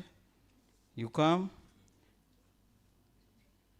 You come to the municipality, you put here, you put this, you come to your parish, you also put, you select the village, because you select those, you can even select the one of the university.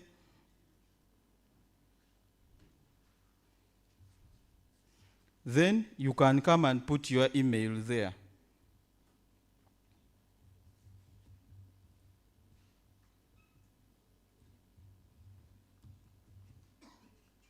So, when you come here, below, you select, you have to look through this.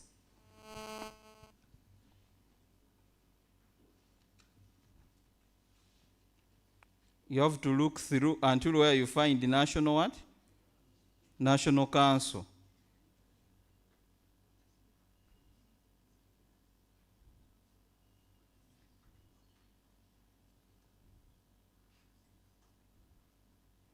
National Council is here. You select the National Council. Then when you come below, you select annual contribution of a student. Because it is annual. Every year, every academic year, that's year one, semester one, and year one, semester two, they pay annual. They pay 20,000. So when you're in year one, you pay 20,000. You come below. After putting annual contribution, you put the institution. Institution is Kyambogo what? Kyambogo University.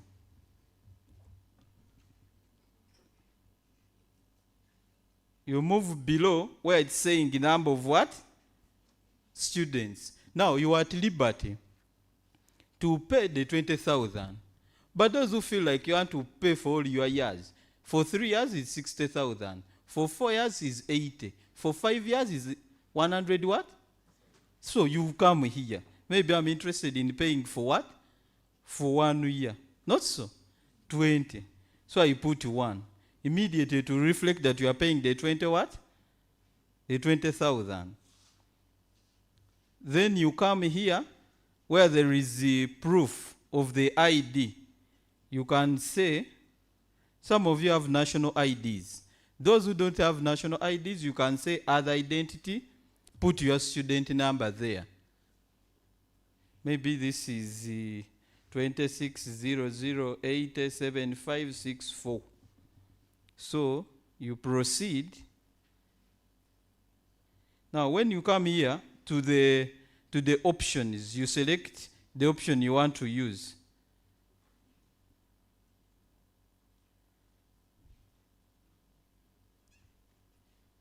Now, after selecting the option you want to use, here I can select the third one, which is cash. Because I'm going to carry cash, I take it to an agent. But also you can pay using mobile money, it's still the same. So you enter that correctly.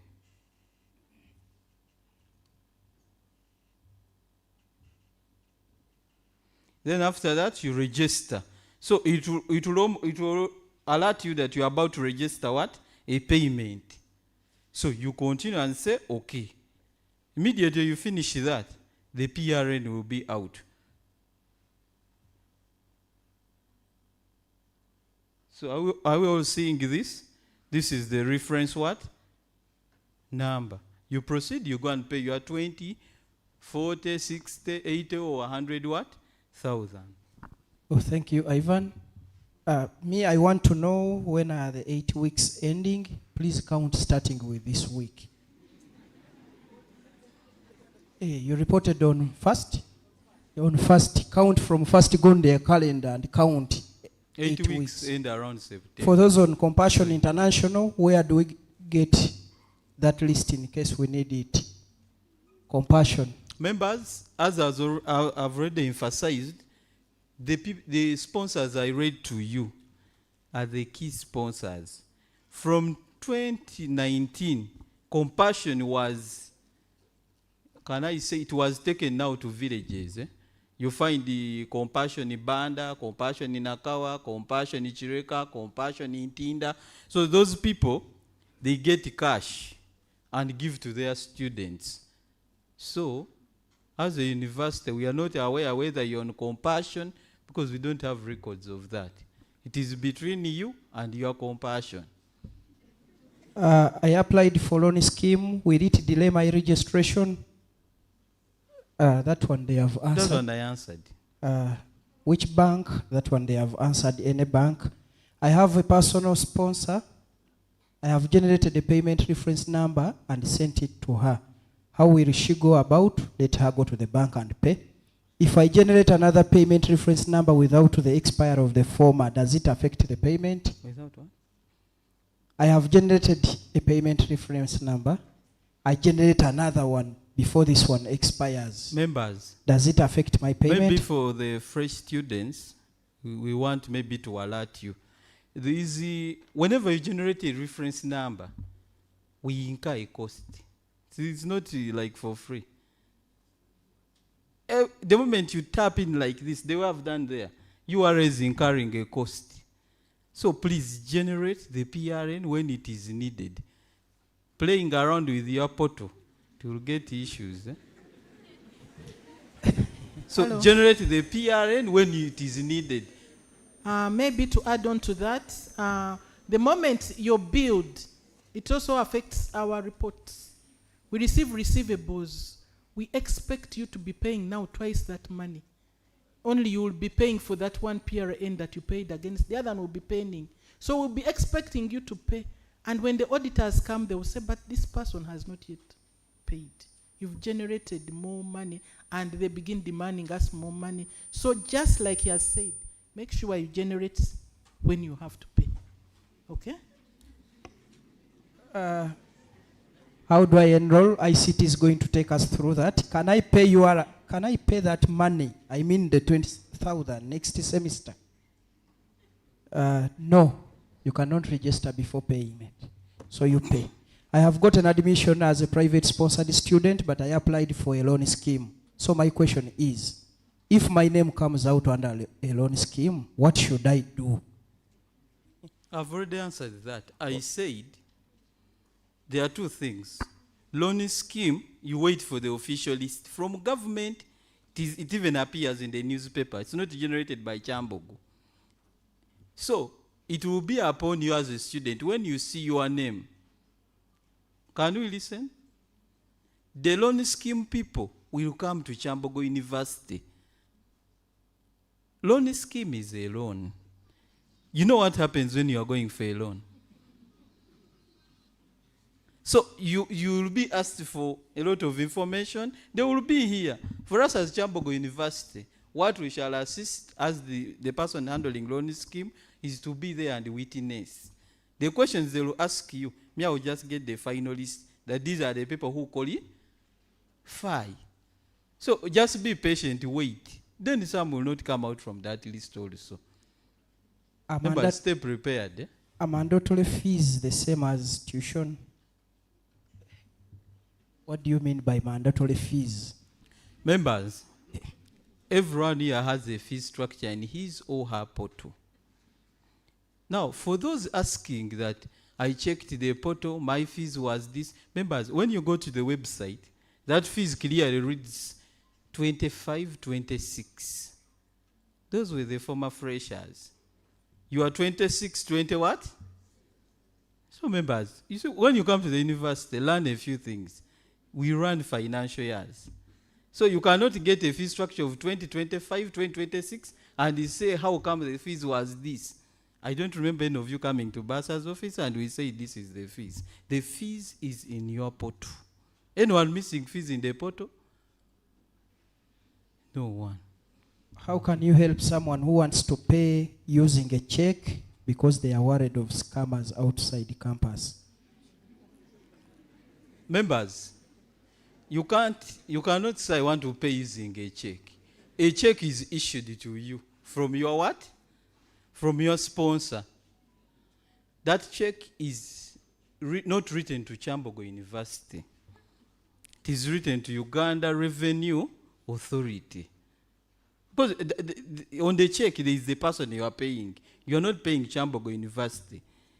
Uganda Revenue Authority, you are collects money on behalf of government and on behalf of Kyambogo what? University. So whoever has a check, you go, you tell your guardian, your parent, your sponsor, maybe your husband, to write it in that what? In Uganda Revenue Authority. That's the person he's paying. The rest are his signatures and the rest.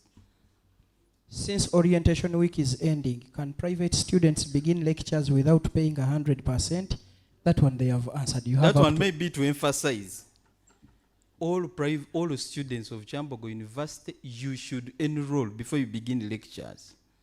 Anyone found in the lectures, because they are going to download the list from the system. If you attend lectures when you have not enrolled, there is an enrollment list.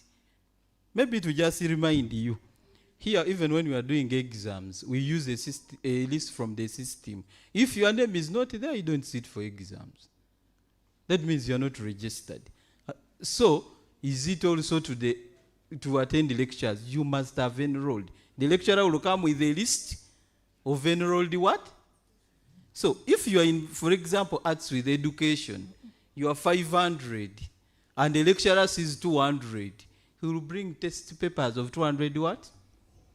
Maybe Students. just to emphasize on that, like I told you in my presentation, you can enroll here now. Enrollment is free. Leave this room when you've enrolled. It is for our own benefit and your own benefit. We are starting the budgeting cycle in September, and we need to know the numbers. So make sure you enroll. Like he has said, we are going to use lists. Whoever gets in to show me your enrollment, show me your enrollment before you enter. It is free. We are giving you 8 weeks to pay. 8 weeks. So you can study without paying for 8 weeks. After that, we'll start charging you. And please don't go for registration when you've not paid. Submit. No, maybe let me answer this one. The moderator has given me here a question, but you see, members, when you reach university, ask clear questions. Now, this one is asking, do you people present such charges to the head? When you ask for such charges, what do you gain? Because some of our parents cannot. You see, members,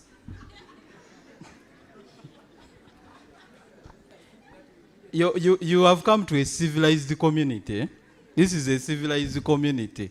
So, maybe let me remind you, Kyambogo University is on 24-hour surveillance. Don't think that whatever you are going to do in the vicinity of Kyambogo, you are not watched. Hope the security officer was here. Members, even the president has made it very clear. Once you are found in the... Because now, the person who has written this, these are acts of violence to the government. So, for us, we are only warning you. Because when you are found in acts of insult, the regulations of Kyambogo are very clear. 1, you'll be suspended. Imagine being suspended from primary up to university.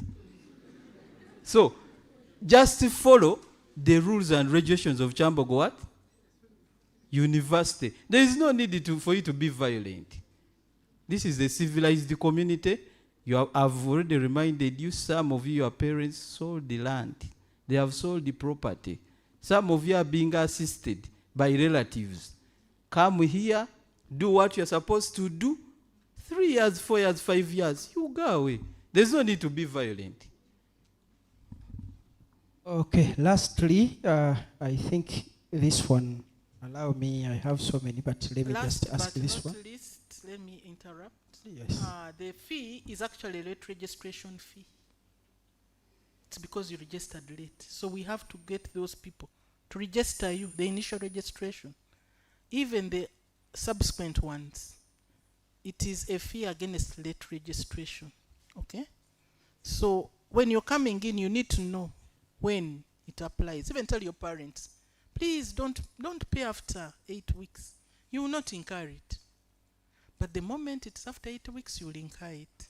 Then also to the students, please make sure you know your student's number.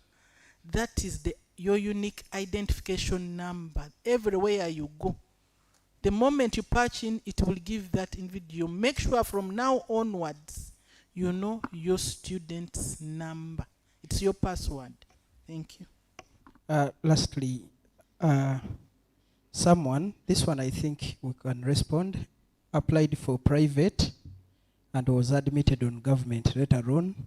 He wants to turn down, I think, the private one. What should that person do? As you prepare to answer that, someone is saying, do we pay National Council as government-sponsored students? The answer is yes. Please pay, and it is not part of this 92.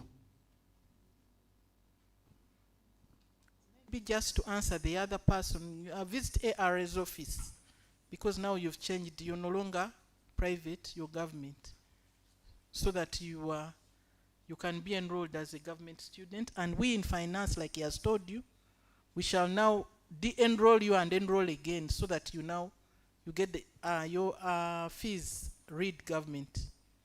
Okay? Okay, lastly, because I had ignored it, but I see it is coming back.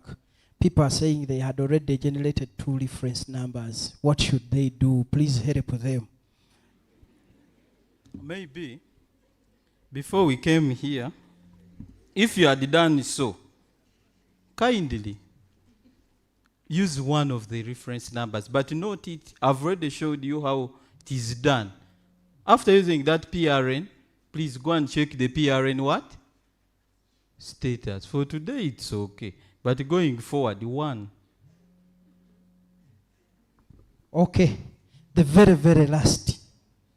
Excuse me, sir, you have talked about not attending lectures when we have not enrolled. The lectures are starting on Monday, yet government students are told that admission letters will be out Friday next week. Does it mean we shall not attend the first lectures? For the government students, that one visit the AR. As far as I'm concerned, all students were admitted. So every student has a student what? Number. If you have maybe unique issues like you didn't get, please visit the AR, inform them. The BASA said all students are supposed to be enrolled. As I even talk now, the circular is already out, informing fresh students and continuing students to do what? Enroll. So there's no exception in there. If you can, you go and be enrolled by AR as you wait for your letters. And make the payments. Please, this is August. Next month, we are putting surcharge.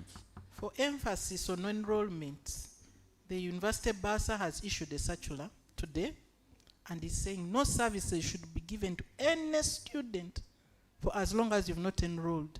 So it is mandatory. Somebody said, what is mandatory? That one. You must enroll. Your unique number, that identification number, you must enroll for to help us as university management. Thank you. Okay, members, let us put hands together for the BASA's office.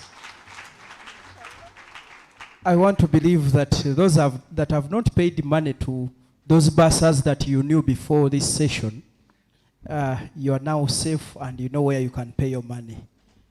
And that brings us to the end of the session. Thank you so much, Madam Basa and your team.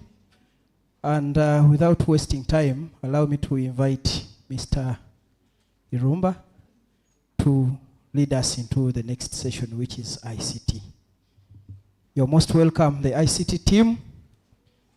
These members have been asking a lot about ICT, how to register on the system, how to access their portal, how to use the university emails and other platforms. You're most welcome. Thank you very much, Mr. Lawrence Lugalavu. He has already introduced me. I'm Irumba Paul, an ICT officer in charge of all ICT equipments in Kyambogo University. You are most welcome to Kyambogo University, our young fresh men and women.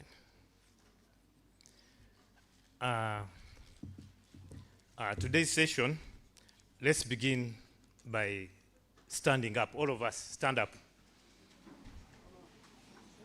Stand up, please. Okay, look in front straight. Look at me. Then look to your left. Left hand. Come back to the front. Then to the right. Come back to the front.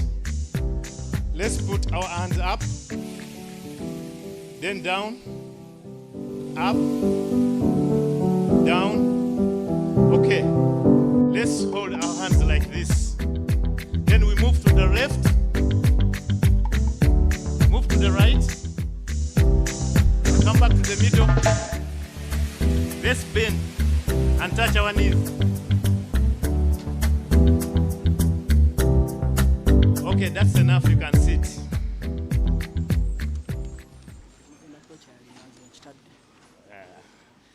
Okay.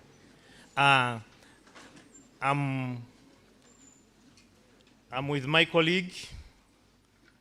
My colleague will introduce himself, and then we continue with the session. Good afternoon. My name is Jimmy Tembo. I'm the senior IT officer in charge of network infrastructure and systems at Kyambogo University. I am the internet guy. Yeah, he has said he's the internet guy. Indeed, he is. He bridges the communication between devices.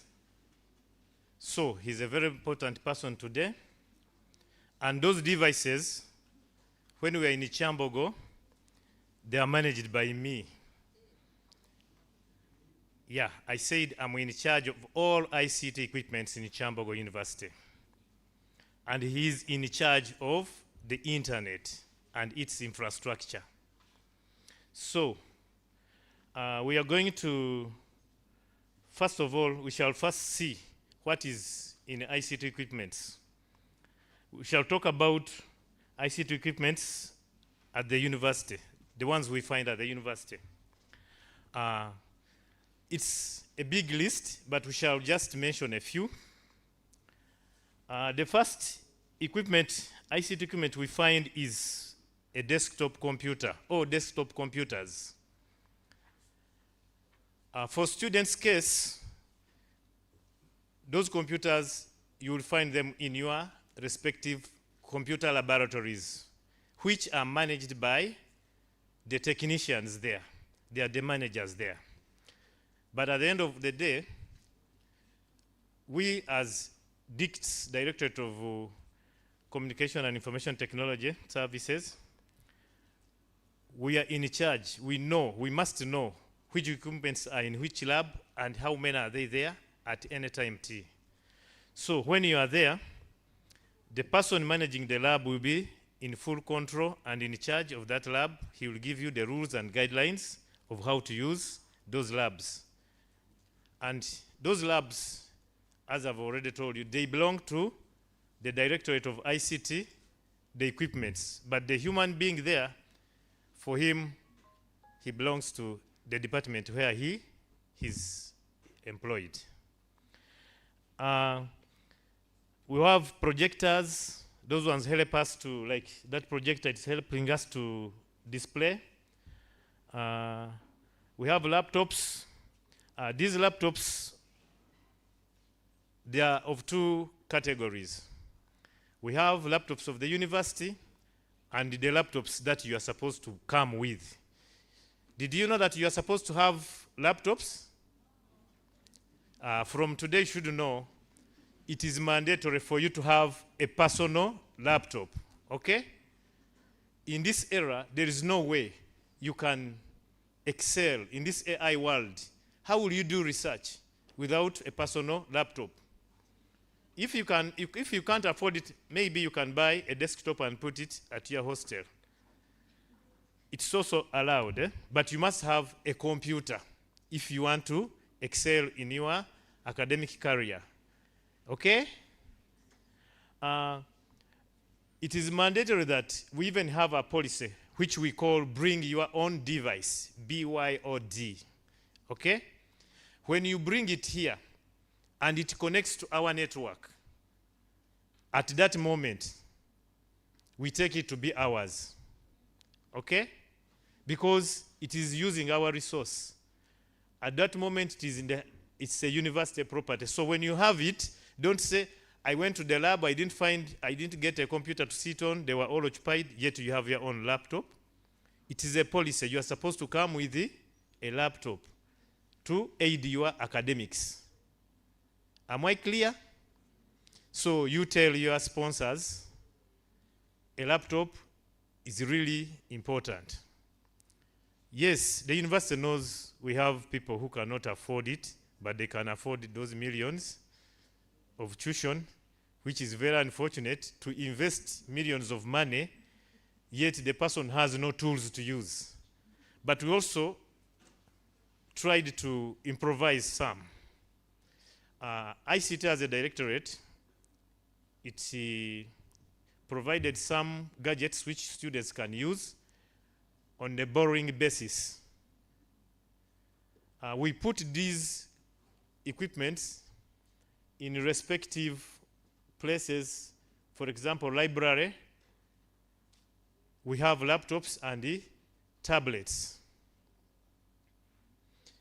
The library person who talked to you, I think, told you they have a lab which is controlled by the library, but it belongs to ICT.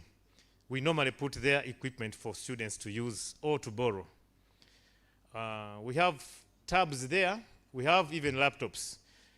If you want to use a laptop, I understand, because they are the ones who manage, they don't allow you to take the laptop out of the library. You just go, register and pick it, you borrow it, go to those closed sections, use it after you return it. They also have tablets, which you can use for communication. They access internet and you can use it for your research. So, utilize the library.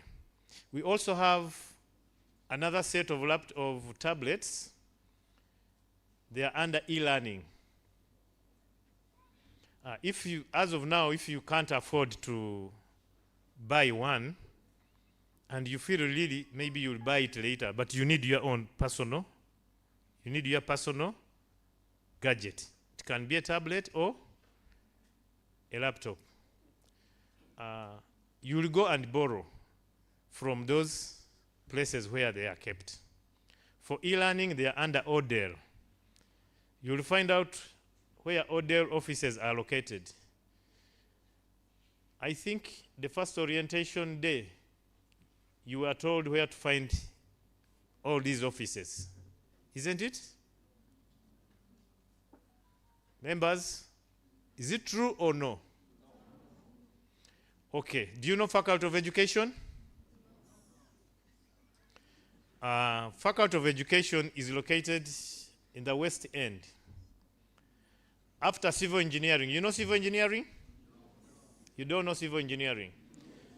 So, like from here where we are, you will get out and go to the Tamaka Road. Then take your right. Continue.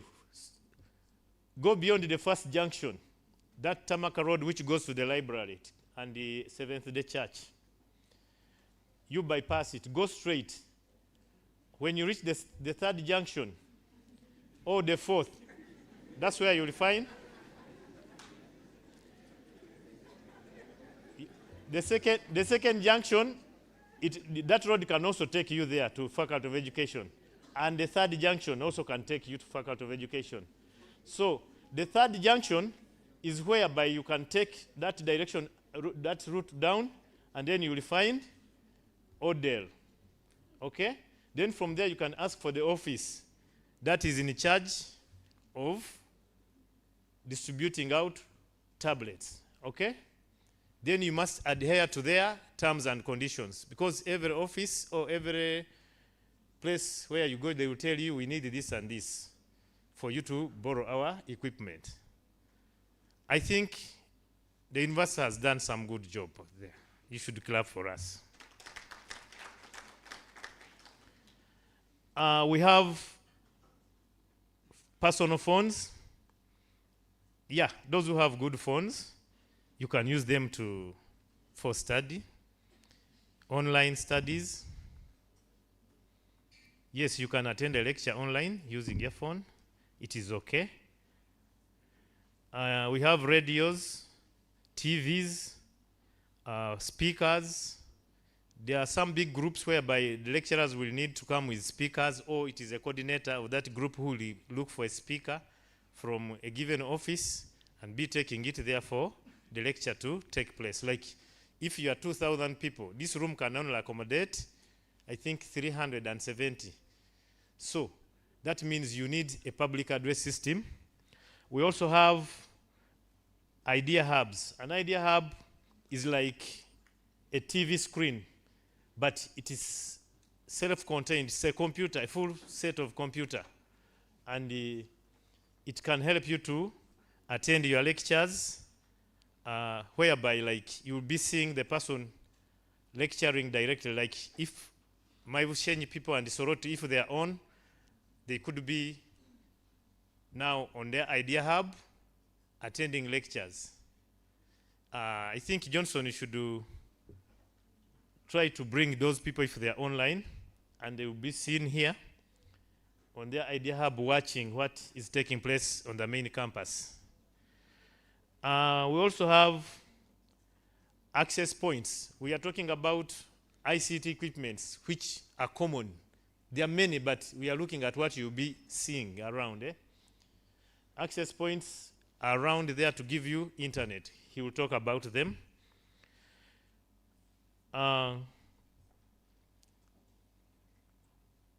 As I've told you, you must have a computer or a phone, a good phone, or a tab, which will help you to do your research.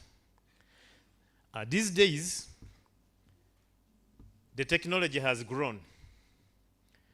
And you're going to go to town there to buy a computer for your academics. They are there, very many, very cheap. And you'll feel, it's nice looking, and I've bought it cheaply. But these guys are disposing of obsolete ICT equipment. These days, softwares are very heavy.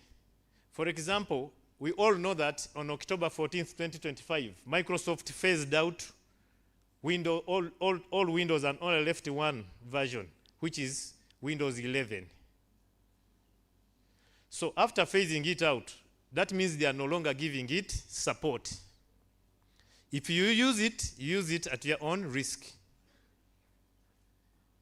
Because anytime hackers, viruses can destroy your work, or hackers can enter into your PC through a network and destroy your data and so on, and do anything they feel like. You might be here teaching, for example, if you're using Windows 11 and you're teaching students, then what happens? A hacker can hack into your PC and he displays something funny. And remember, you are teaching students. So, Microsoft is no longer giving support to all other Windows apart from Windows 11. So when you are going to buy a computer, I'm telling you as an ICT person in charge of equipment, make sure you buy a computer that is Windows 11 compliant, as advised by Microsoft. How do you know that it is Windows 11 compliant? it must have the following technology. 1, TPM 2.0. If you find the one that is using TPM below 2.0, that means that one cannot support security patches of Windows 11. Even if you put there Windows 11, you will not have those security patches. TPM is an acronym of Trusted Platform Module. TPM, it's not changeable. You can't do any modification on it. Like you can increase it, like you see RAM. You might buy little RAM, but you increase it. Small capacity of hard disk, but you increase it. But TPM is embedded on the motherboard. It's a chip embedded on a motherboard. That means you have no way you can increase it or add it there, add another chip there. Okay? Trusted Platform Module 2.0 and above. It is used for security updates and patches. Okay? Then you must look at Windows 11 requires space.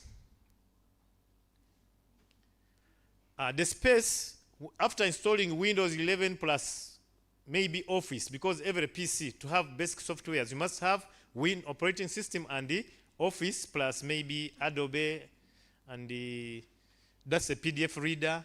Then you can have WinRAR for zipping and unzipping documents, those basic softwares. The time you finish installing those softwares, you've already consumed about 30 GBs. That means you must buy a computer which is at least 500 GB of a hard disk. Actually, we are no longer even using hard disks. We are using solid state drives called SSDs. Don't buy a computer that is not using SSD.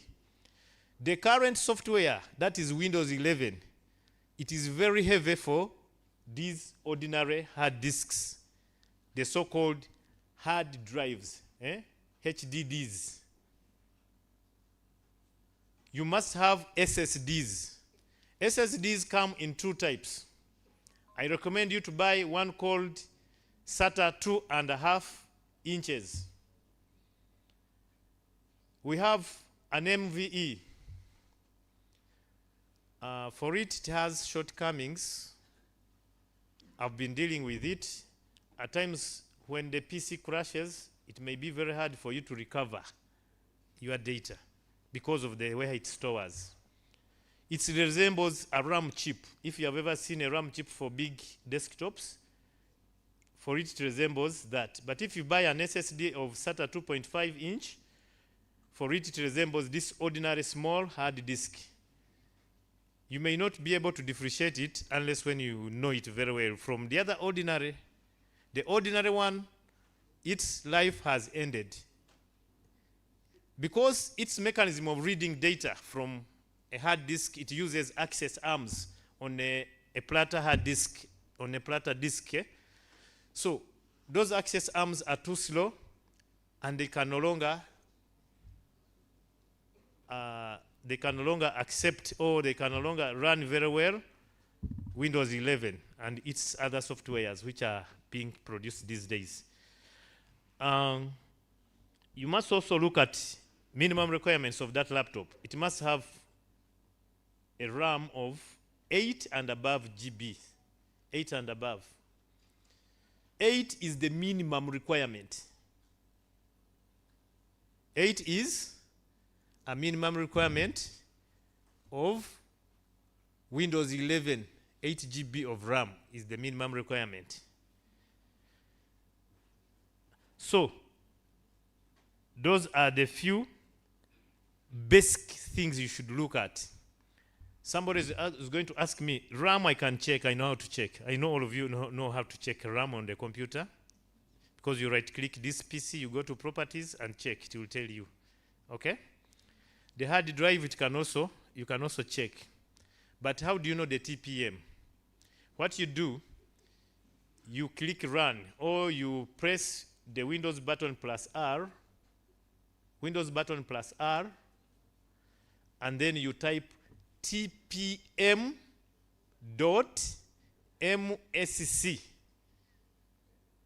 TPM.MSC. SC. Then it will display for you. You read through what it has displayed. You will find that there is somewhere they have written TPM 2.0, TPM 1.2. The moment you find 1.2, don't buy, because it is the basic for Windows 11. We all have here those computers which we bought a long time ago, and they are still operational, like 3 years back, 5 years back. So we are also looking, we are stuck with them, looking to how to improve or to make them possess 2.0, but we are still failing. That means we need to buy new PCs. Some of the PCs need to be replaced.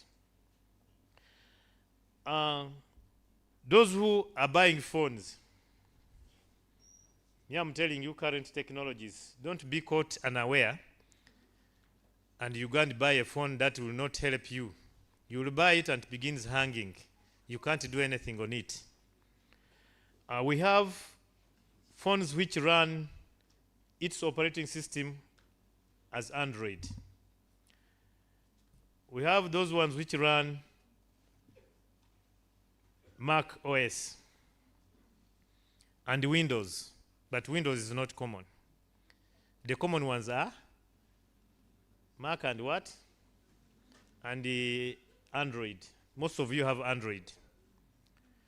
If you go to a shop and you are given a phone that uses Android below Android 11, that means you've bought a junk.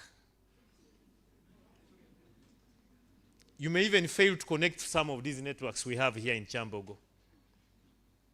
Because these networks are hybrid, they are new, and they contain some other components which need better versions of Android. The current version is Android 16. You'll find that on the market share, Android 11, it could be having like 13.7% of the market share, the people on it on Android 11, and it's almost becoming obsolete. Then why should you buy something after 1 year it will be obsolete and it will no longer be used, or you will find difficulties in connecting or communicating? It's better you buy a higher version, 13, 14, 15, 16. If you go to the minimum that is in Android 11, you stand a chance of being locked out one day. The technology will move and you remain down. Okay?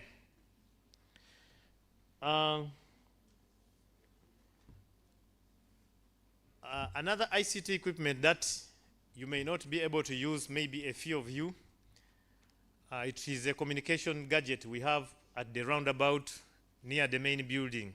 It's called a billboard. That billboard, it's a guild project, but it is controlled by ICT.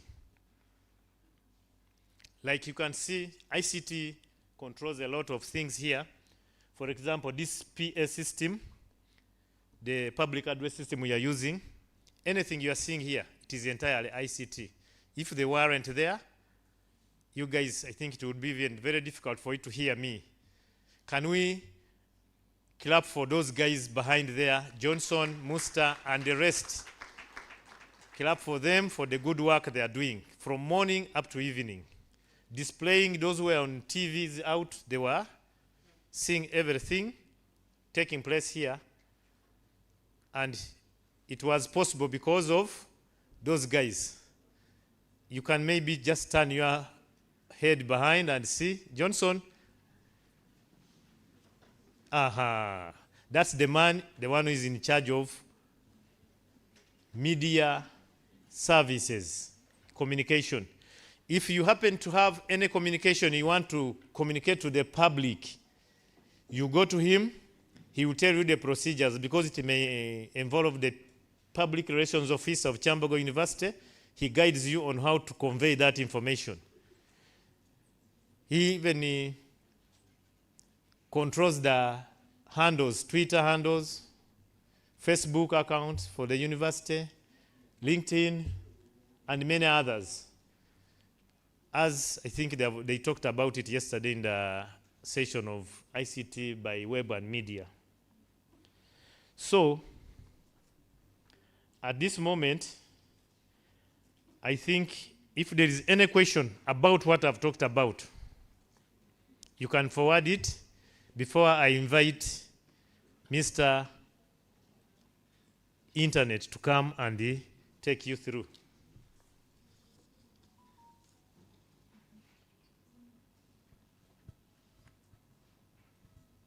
How will I know that my phone is having a current Android 13 and above? You will go to settings there, you'll find the version, okay?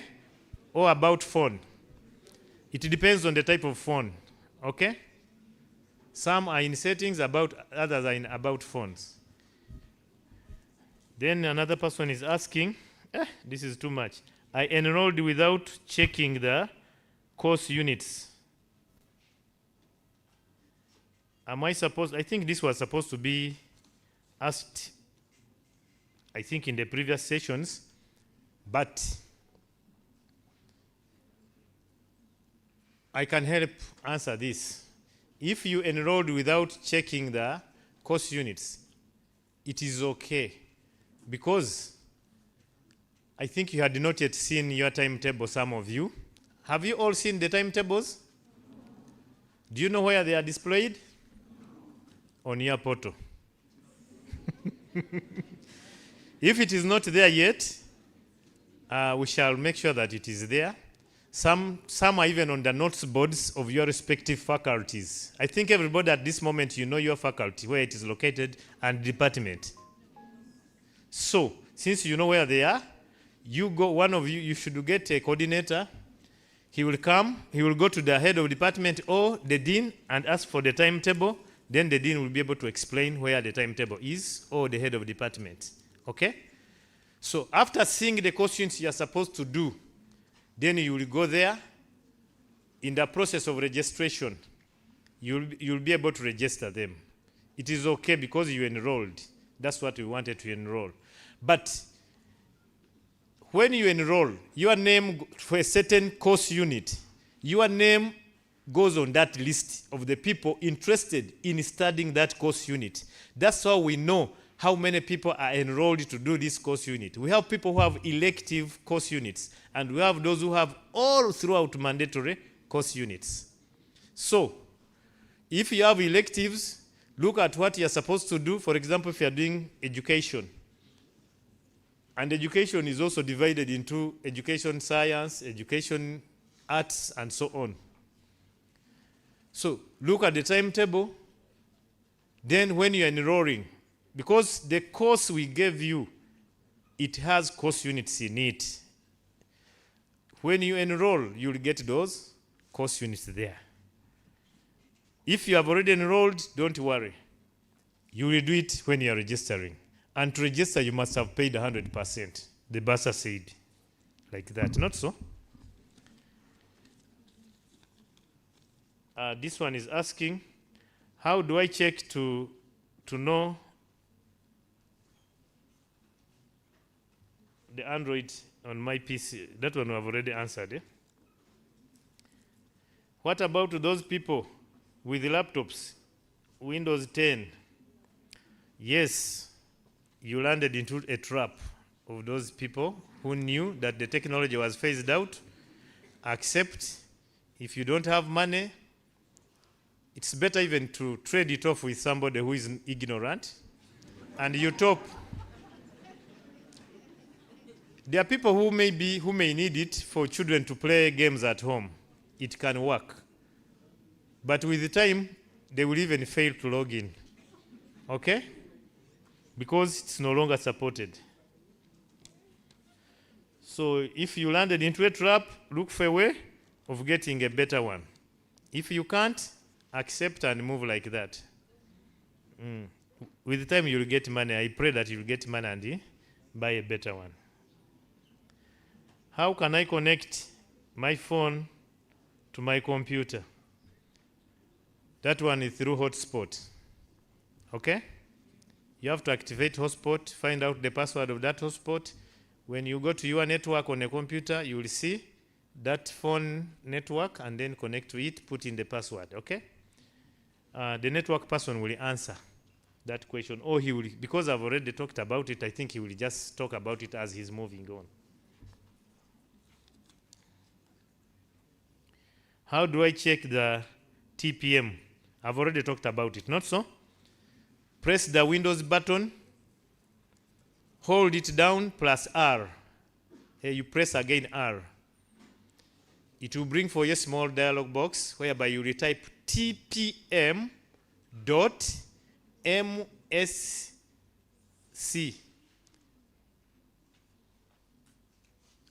and hit enter. Then read through the script they have given you.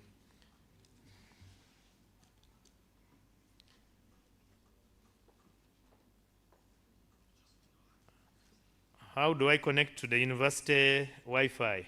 He's coming. Mr. Internet is coming. I even don't know his name. I also call him Mr. Internet. What about us who enrolled already for the first course, but later we changed the courses?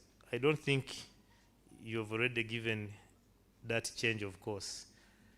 The AR told you, you continue studying the course they have given you, not so? You enroll for it. After 2 weeks, or 2.5, I think, or 3, they will produce a list and you will go and get new admission letters. For the new course, you start studying the new course that you've been changed to. If you are not changed, it's not mandatory that they should change it to any course you have applied to. You might find it is already full, they cannot, especially engineering. You might find the turn-up is 100% and they don't have space, but you requested for change of course. So they will not be able to change you to that course. So continue studying what they have given you.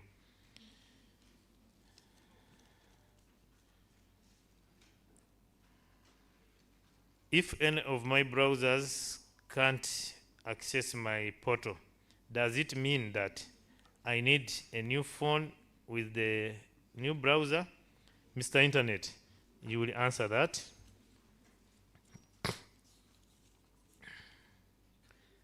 Can I change the phone number I used while enrolling? Yeah, you can change it. And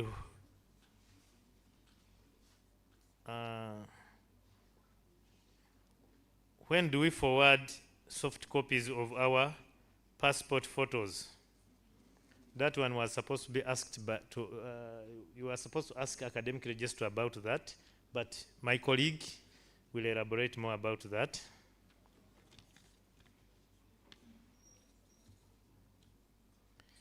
If you have Android 12 phone, do you need to buy another one? Of course, if you have money, buy another one. If you don't have, just accept what you are. How do I check my course units? You will check on your portal. You have to explore. Members, the portal is yours, and there is nothing you can spoil there. When we designed this system, we made sure even if you play around it, the only thing you can spoil is to generate multiple PRNs, and of which with the time, they will be paid for. Every PRN you generate will be paid for. So that one will deter you from wasting our resources. Because every time you generate a PRN, we incur the cost of an SMS, we incur the cost of URA, and so on. So with time we shall charge it, and whenever you generate, you must generate with a purpose, not for jokes. If you can pay for it every time you generate, it is okay. It's well with us.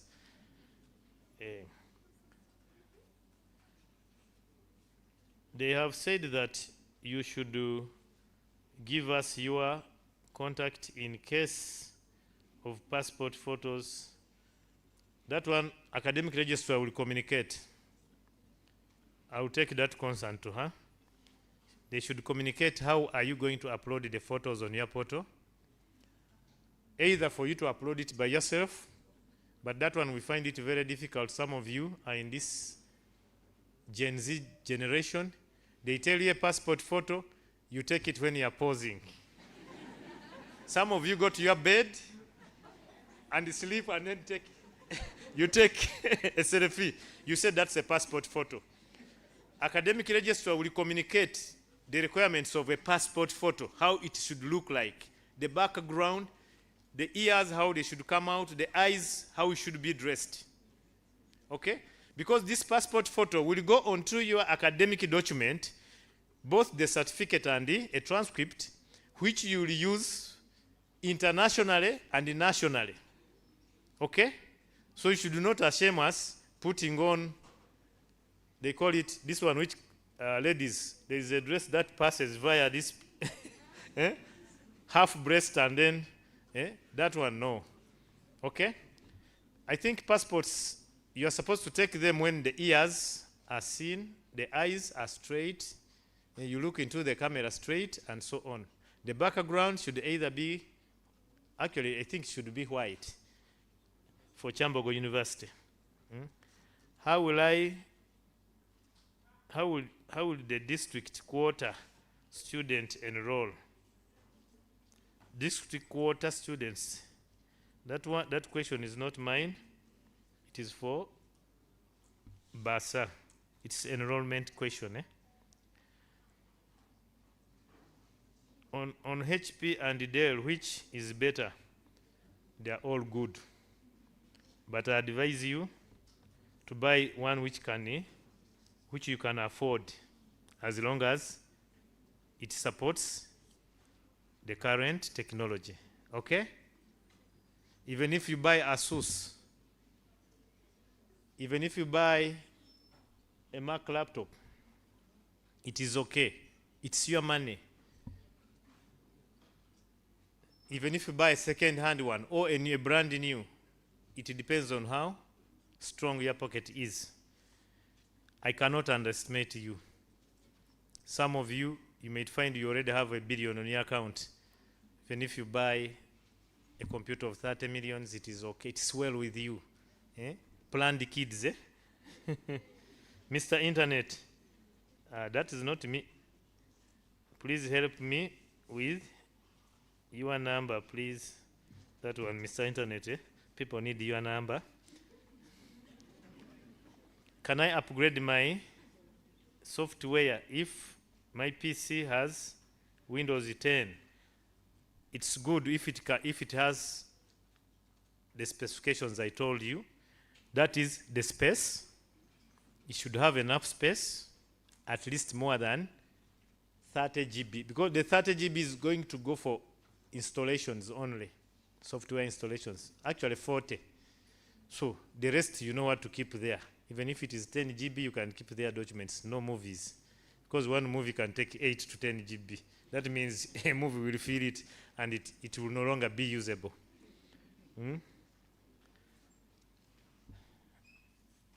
Another specification I told you, TPM 2.0 and above, it must have RAM 8 GB. RAM and the hard drive you can at least buy and improve or increase. If it is using the solid state, I mean the HDD, you can buy an SSD and replace it. But it also comes with a good cost. A 1 TB is about 400,000, moreover used one. A new one is 600 from Kampala there. The one which is in the pack. But if you buy one which is not in the pack, it's used, it's about 400, 350 to 400. Then RAM is cheap, 30, 40, 50, 80 GB, you can increase to 8, and so on. A used one, a new one is 250. Where do we forward copies of our, no, that one I've already answered. Can I change the phone number after enrolling? You can change it. If any of my browsers, sir, my question is, no, these ones I've already answered. So, With those few questions, do you have a provision of physical questions? A microphone? I will answer only 3 people. And then I hand over to Mr. Internet.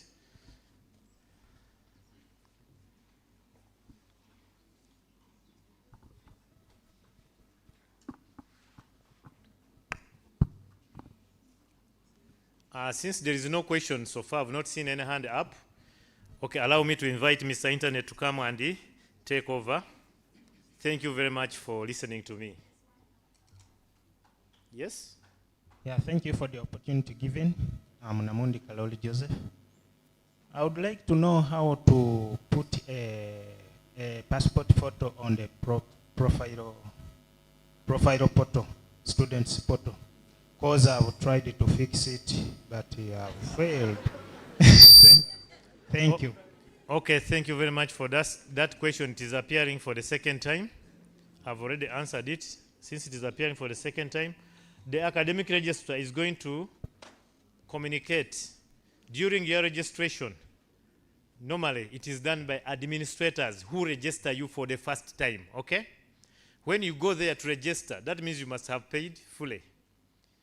You go with your passport photo. Actually, when you are taking this passport photo, you tell that camera person to give you the soft copy in a PDF form so that it doesn't change its pixels, okay? He sends this to you on WhatsApp. When you reach there, the person in charge of registration, that's how it is normally done, but I don't know whether this time they will do like that, or they will gazette a place where you go and take photos. I don't know, because they always change. This year they may say, no, we are going to have a center for taking photos. They give a deadline. Sometimes they tell you, when you are going to register, go with a passport photo, give it to your, a soft copy of a passport photo, send it to your admin who is going to register you, then he will put it there, or she will put it there. Thank you. Thank you, Mr. IT. So concerning laptops, talk about the core. Which core is suitable? Now, cores will depend on your pockets, but don't get something below i3. i3 is the best for starting point, but i3s, I think they can't support TPM 2.0. It's i5 and i7. Those ones are good for students, but i5, it is pocket friendly, okay?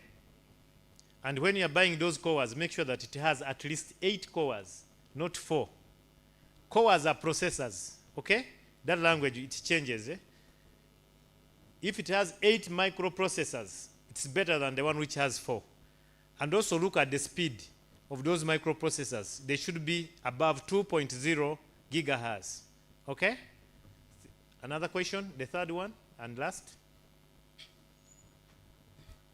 I'm Nelson.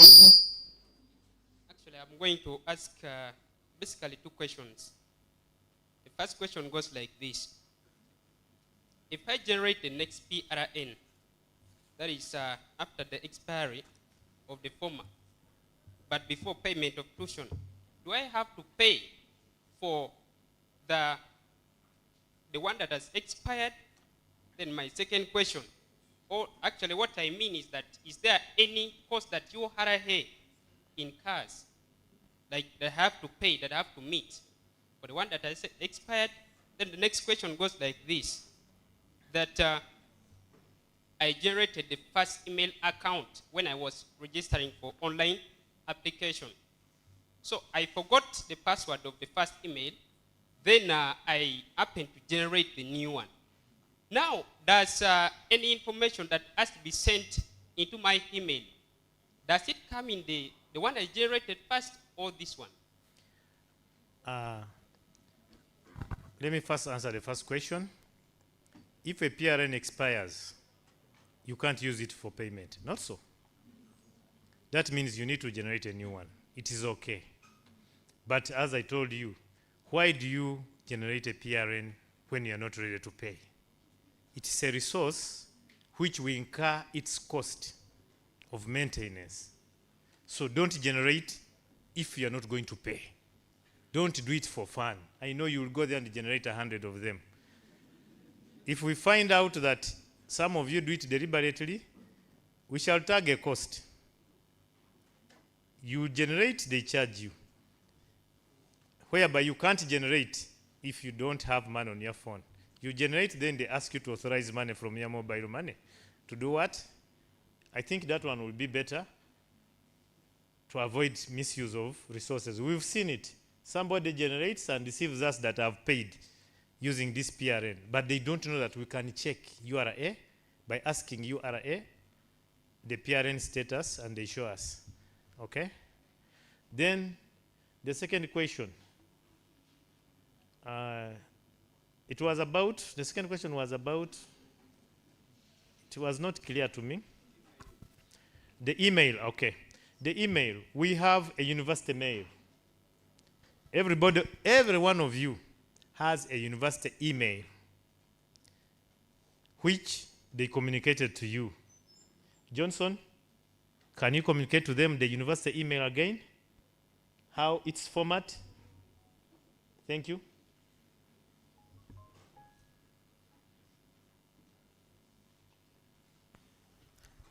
We are going to talk about the email as we are talking about Wi-Fi. So I will respond to that when the time for Wi-Fi comes. Thank you. Okay, thank you very much. So everybody has a university email. That's what we use for communication. That's what we are supposed to use in our portal. Okay? And everybody must be able to log onto his mail, university mail. Okay? Some of you who are graduate students, it is beneficial to you. You might be writing a paper and they ask you for a university mail where you are coming from, or an official university mail. You need it. Please, you use it. Don't forget the password. Continue using it. It's okay. It has no problem. It doesn't cost you anything. Thank you. Jimmy, you can take over.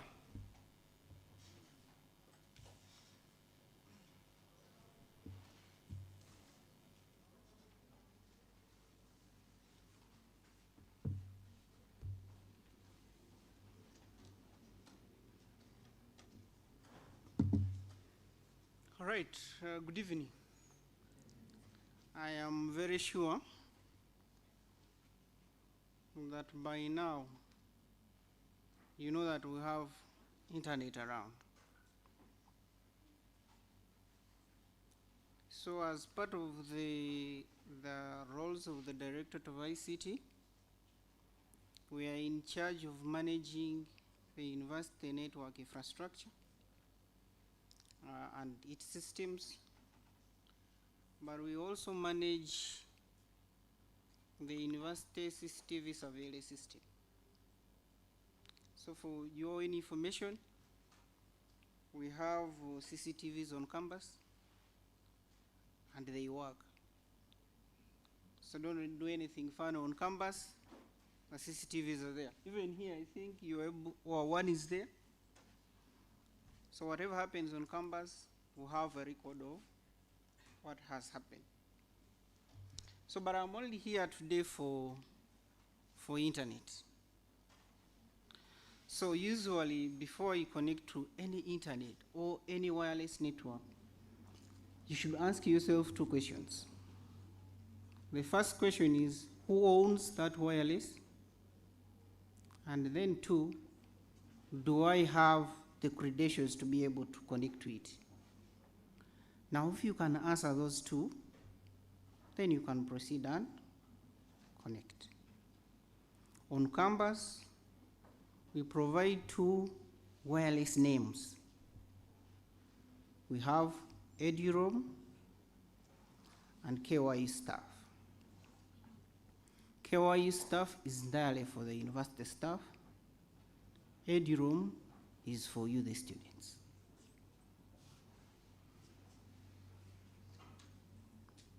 So someone may want to know, what is EduRoam? So EduRoam is a global wireless network for researchers. Because you've come at the university, this is where research happens. This is where new things are discovered. So EduRoam is a global wireless network for researchers, It helps students and researchers to easily access the internet wherever they will find the EduRoam network. So wherever you will go and you find EduRoam, you know that network is safe and secure, so you can connect to it. So the question then is, how do I connect to EduRoam? So you in most of your times, you will want to connect either a phone or a PC, computer. And the phone will either run on Android or to run on iOS if it is iPhone. If it's a PC, if it's a computer, it will either run Windows, Mac OS, or it will run Linux. Because those are the major 3 operating systems. You're either running on Android, you're either running on iOS for an iPhone, or you're running a Mac, you're running Mac OS, or you're running Linux. So we'll provide you the procedures for connecting a phone, Android, or iOS, and also provide you the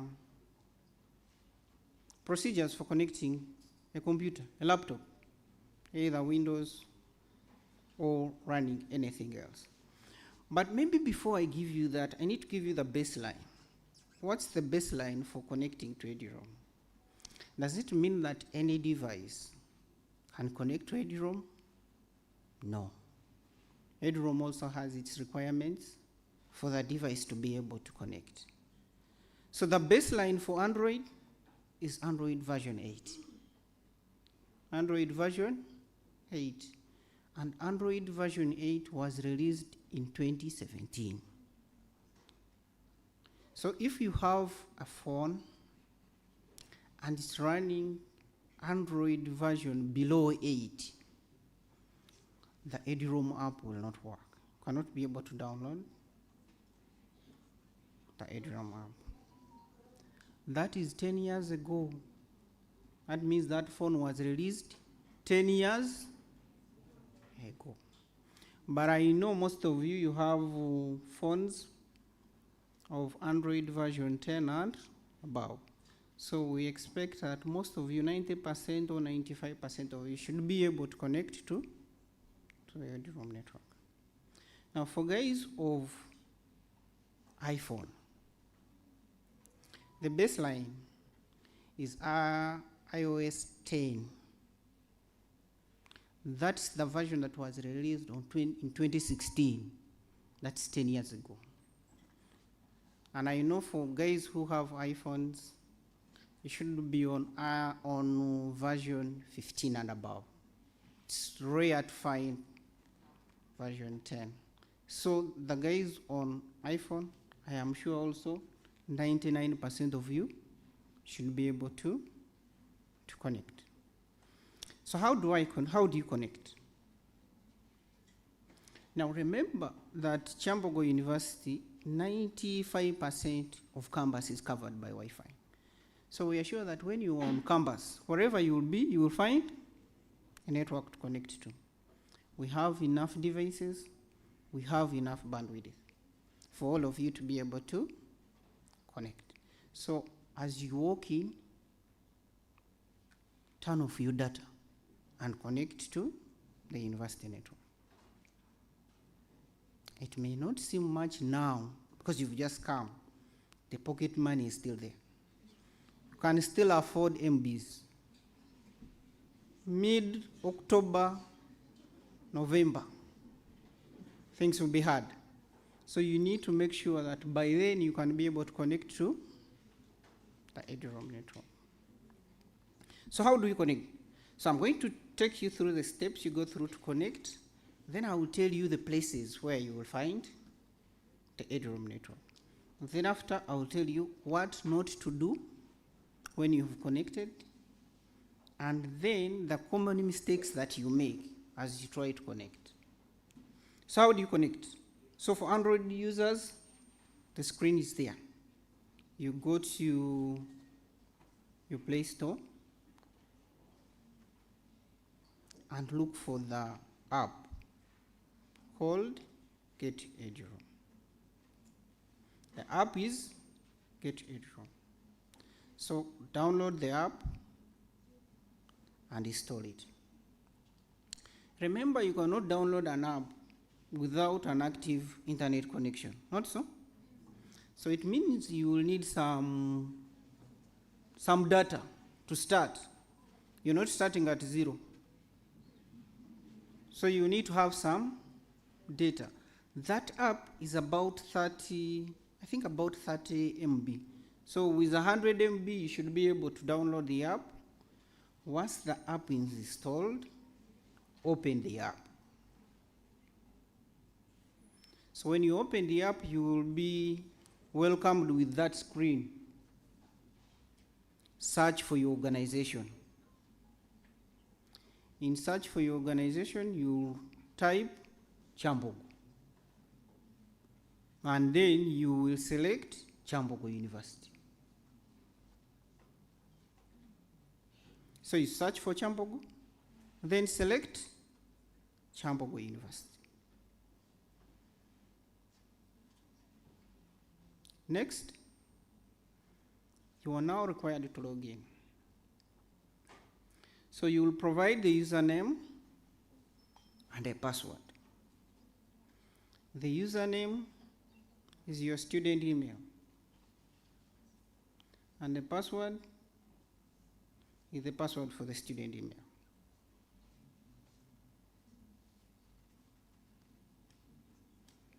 The whole email, student number at std.ky.ac.ug, and the password. I am sure yesterday they showed you how to access the email, not so? The slashes, the capital letters, very key. So you key in that information there. You tap login, it will prompt you to save that network. It will prompt you to save. So you save.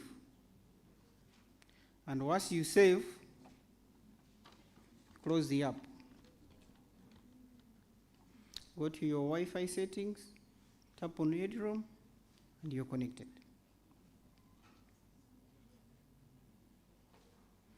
That is how simple it is. And once you do that, this is a one-time procedure. You do it once. Okay? You do it once. Once you do that, every time you are in the vicinity of the Eduroam network, your phone will automatically connect. But it will not connect if the Wi-Fi is turned off. It will only connect when your Wi-Fi is turned on. So for the guys of iPhone, there is one more procedure. For the guys of Android, you're done. Your part is easy. Download the app, open the app, search for the organization, key in your login details, save, and you're done. For the guys of iPhone, there is one more procedure. So once you download the app, because of security reasons, you know how iPhone is restrictive in terms of installing apps, okay? You go back to your settings, under VPN and device management, tap install the app. It will ask you to confirm by either entering your PIN, if you're using a PIN, if you're using face recognition, to tell you to look into your camera, and then it will install the profile.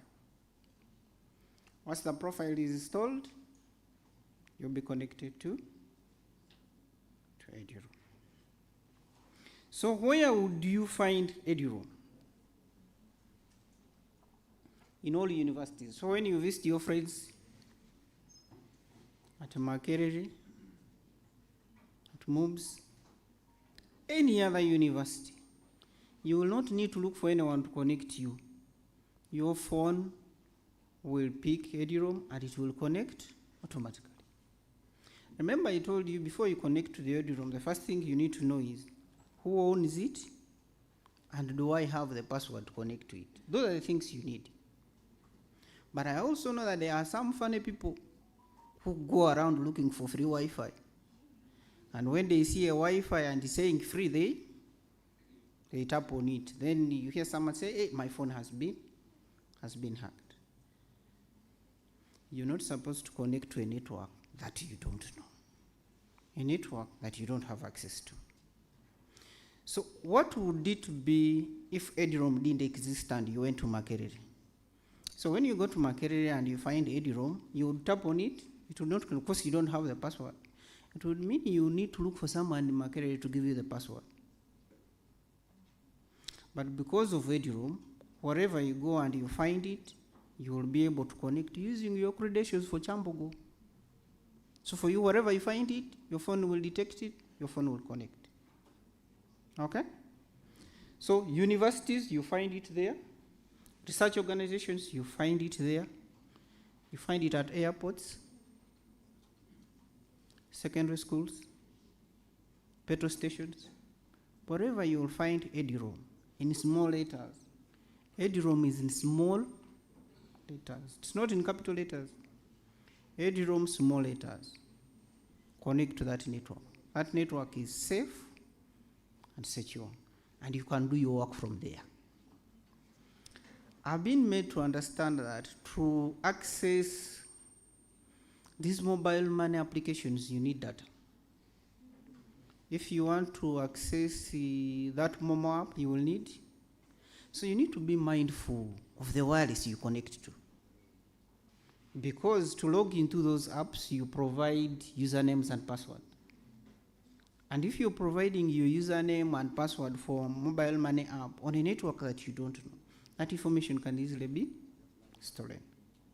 And that's why you hear today, these things of my phone has been hacked are rampant. Because people want free things. You go to a place and for you, all you're looking for is free Wi-Fi. So free Wi-Fi, you'll be in trouble. So what should we avoid once we connect to the EDROM network? Remember, our network is entirely for research. We expect that students go to the internet to do research, not do funny stuff, to do research. So how many connections do we allow? We allow for every username, we allow a maximum of 2. Meaning you can connect your phone and you can connect your computer. But we tend to think you can't be attentive with more than 2 devices at the same time. So restrict your logins to 2 devices, your phone and your PC if you have one.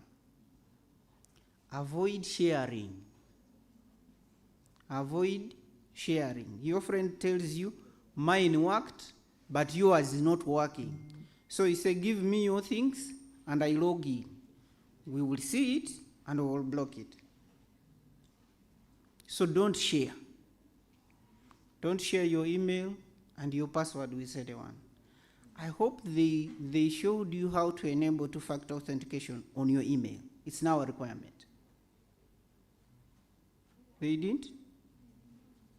They will show you. Johnson is here, I will show you. After you log into your email, you're supposed to enable some things. I think he will talk about it.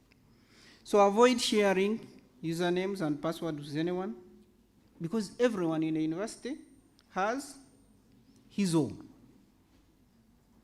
And as the director of ICT, we are always available. Our offices are the last to close, and the ones that are open the earliest in the morning. So if you have a problem, you can't access your mail, come. Let's help you connect than you getting some other person's what? Some other person's detail. So what mistakes do you make during the setup?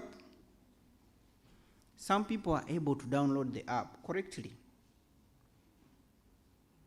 But when it comes to keying in the user information, they either provide the wrong student number for the email, or they make mistakes when they are entering the password. That's the commonest. Now, the EduRoam app is not able to detect that you've entered the wrong password. So even if you provide the wrong information, you'll be able to save the EduRoam network, but you will not be able to connect. So if you attempt, you provide the email that you know and the password. Then after that, you try to connect and it can't connect. It means you entered wrong information. So go back to the app, reopen the app. It gives you an option to reconfigure the app. So you go back to the app and tap reconfigure. It will bring you back to the login screen where it will ask for the username and password. Provide the correct information and verify. After entering your email, after entering your password, verify that you've entered the correct information. The slashes and the capital letters in the registration number. Because I know that the password for your email is your registration number in capital letters, not so? So verify that if the information you put in is correct, then save and go back and reconnect. So once you do that, you will have access to internet. Wherever you will walk on campus, that EduRoam network is there. Whichever university you will visit, that EduRoam network is there.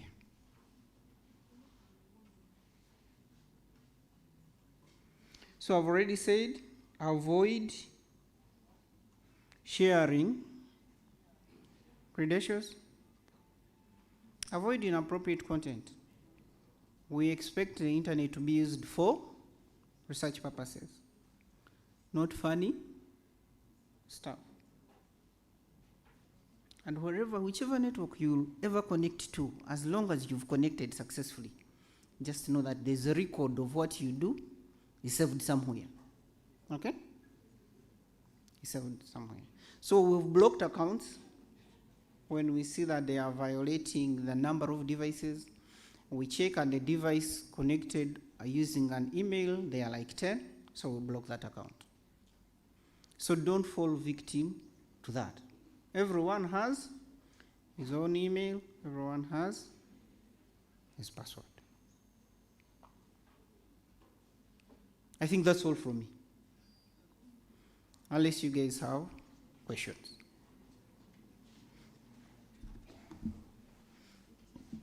I think I can take the questions when I'm seated.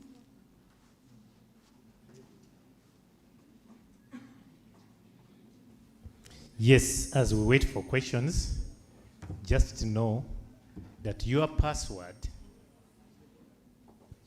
is personal. It's like you're giving out, if you give it out to anybody, you'll be giving out like you have an ATM and you're giving somebody your PIN, and you know what you can do. Some people can request to use your mail and a password to access EduRoam, yet they have intentions of doing activities which are against maybe the government or any other person, and they are violating the rules and regulations. For him, he will be exonerated, and it will be you who is tagged. And you can't deny that you're not the one who accessed your mail or the internet and they sent that message. So be careful. Don't just give anybody your password. And I know some of you have left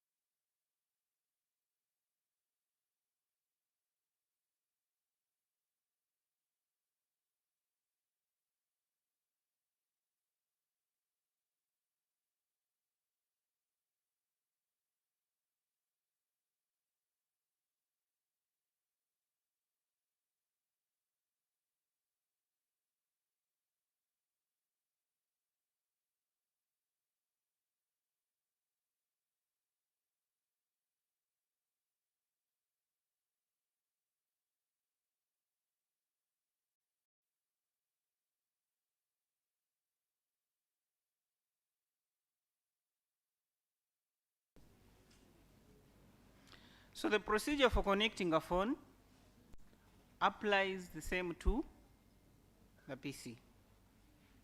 Applies the same to the PC. Maybe I need to show you how to do it on the PC.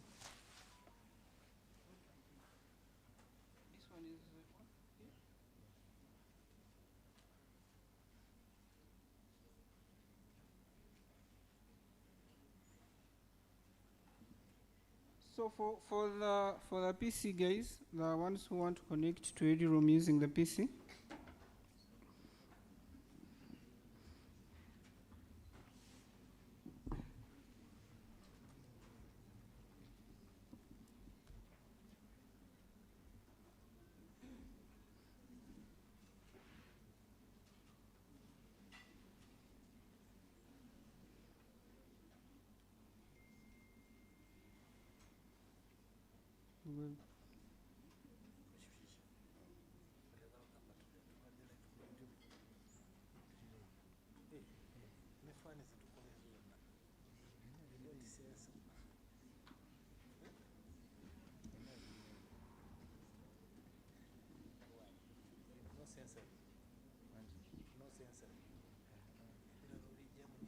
so for guys who have PCs and you want to connect to EduRoom, so I'm going to show you this procedure, the same as the other one for the phone.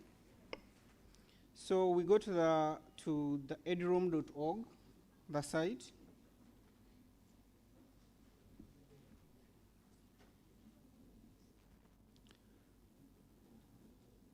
So here to tell you, connect your device to EduRoom. And you have a part which says, click here to download the EduRoom installer for your operating system. So you select this option of click to download your EduRoom installer.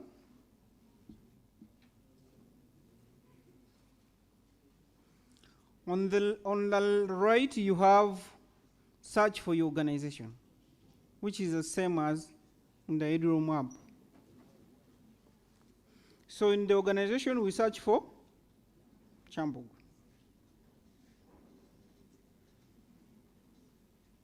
So we select Kyambogo. Then it will tell you download the installer for Windows 8.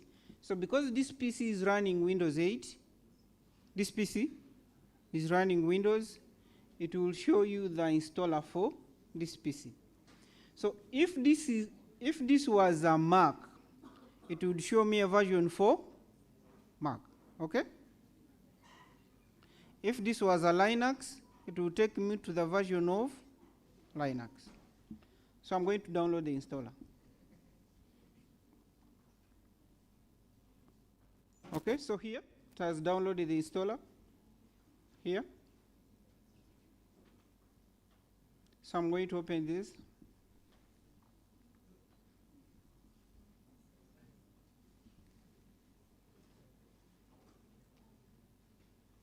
Okay, so I now have a wizard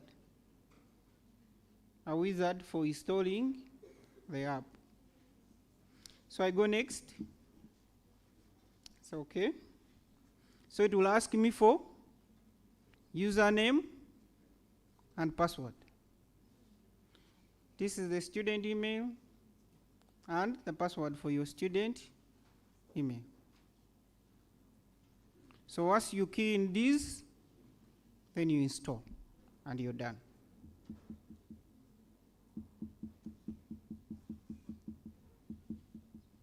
Are we together there? For guys who want to connect PCs, any PC, that's the procedure. But if you've done it on the phone, you can't fail to do it here.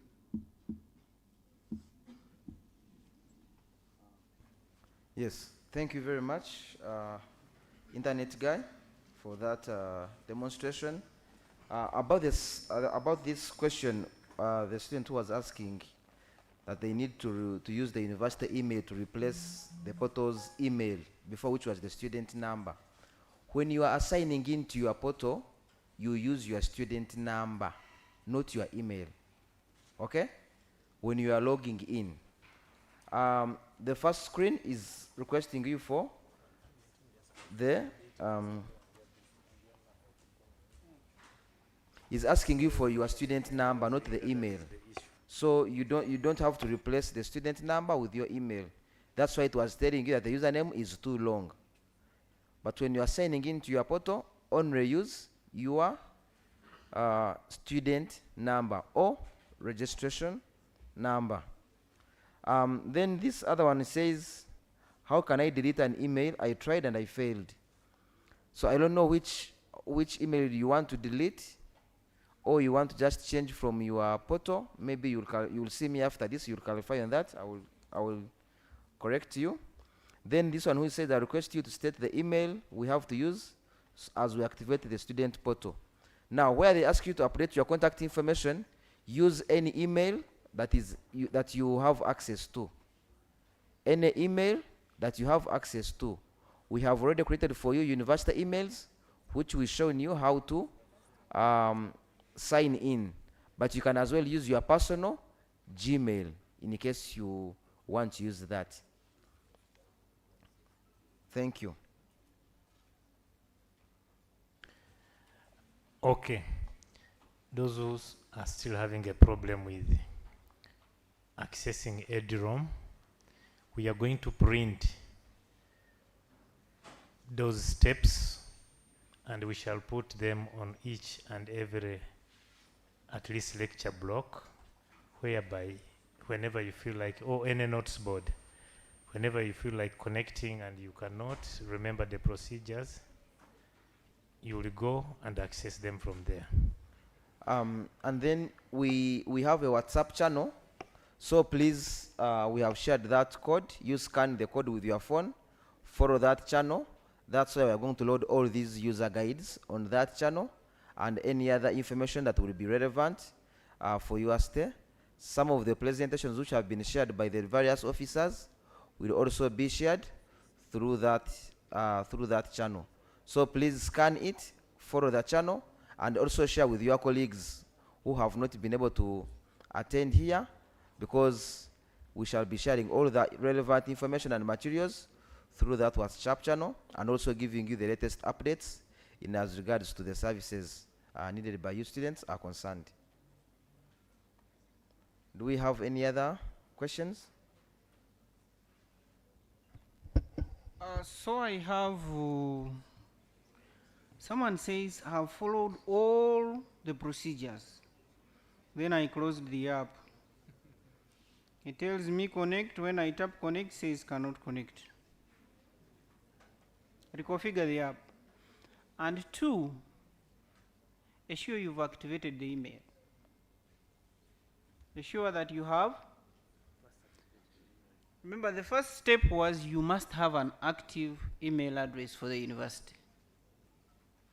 And yesterday, they showed you how to activate your email. So activate your email, reconfigure the app with the correct things, it should work. Now, what happens when it refuses to work? Okay? So you can come to our offices. We have 3 offices. I think they displayed some here. So you can come to our office and say, I've tried and this thing has refused. Now, for guys who are Android version 7 and below, those ones must come. Those ones must come. Because you will not be able to download the app from the store, it's not there for your version. So you come to our office and we'll help you connect. If we gave you the procedure, it would be too long for you to follow. So you come and we connect you. So as I indicated in the common mistakes, I said if you configure the app and you're not able to connect, it means you've configured it wrongly. Go and enter the correct information and you should be able to connect. I'm trying to apply for change of course, but it is failing. This is for AR admissions. You can go there and they will help you with that. So someone was at Faculty of Arts and Design. Faculty of Arts and Design, and I tried, and it's not working. Madam, it should work. There's no reason why it shouldn't work.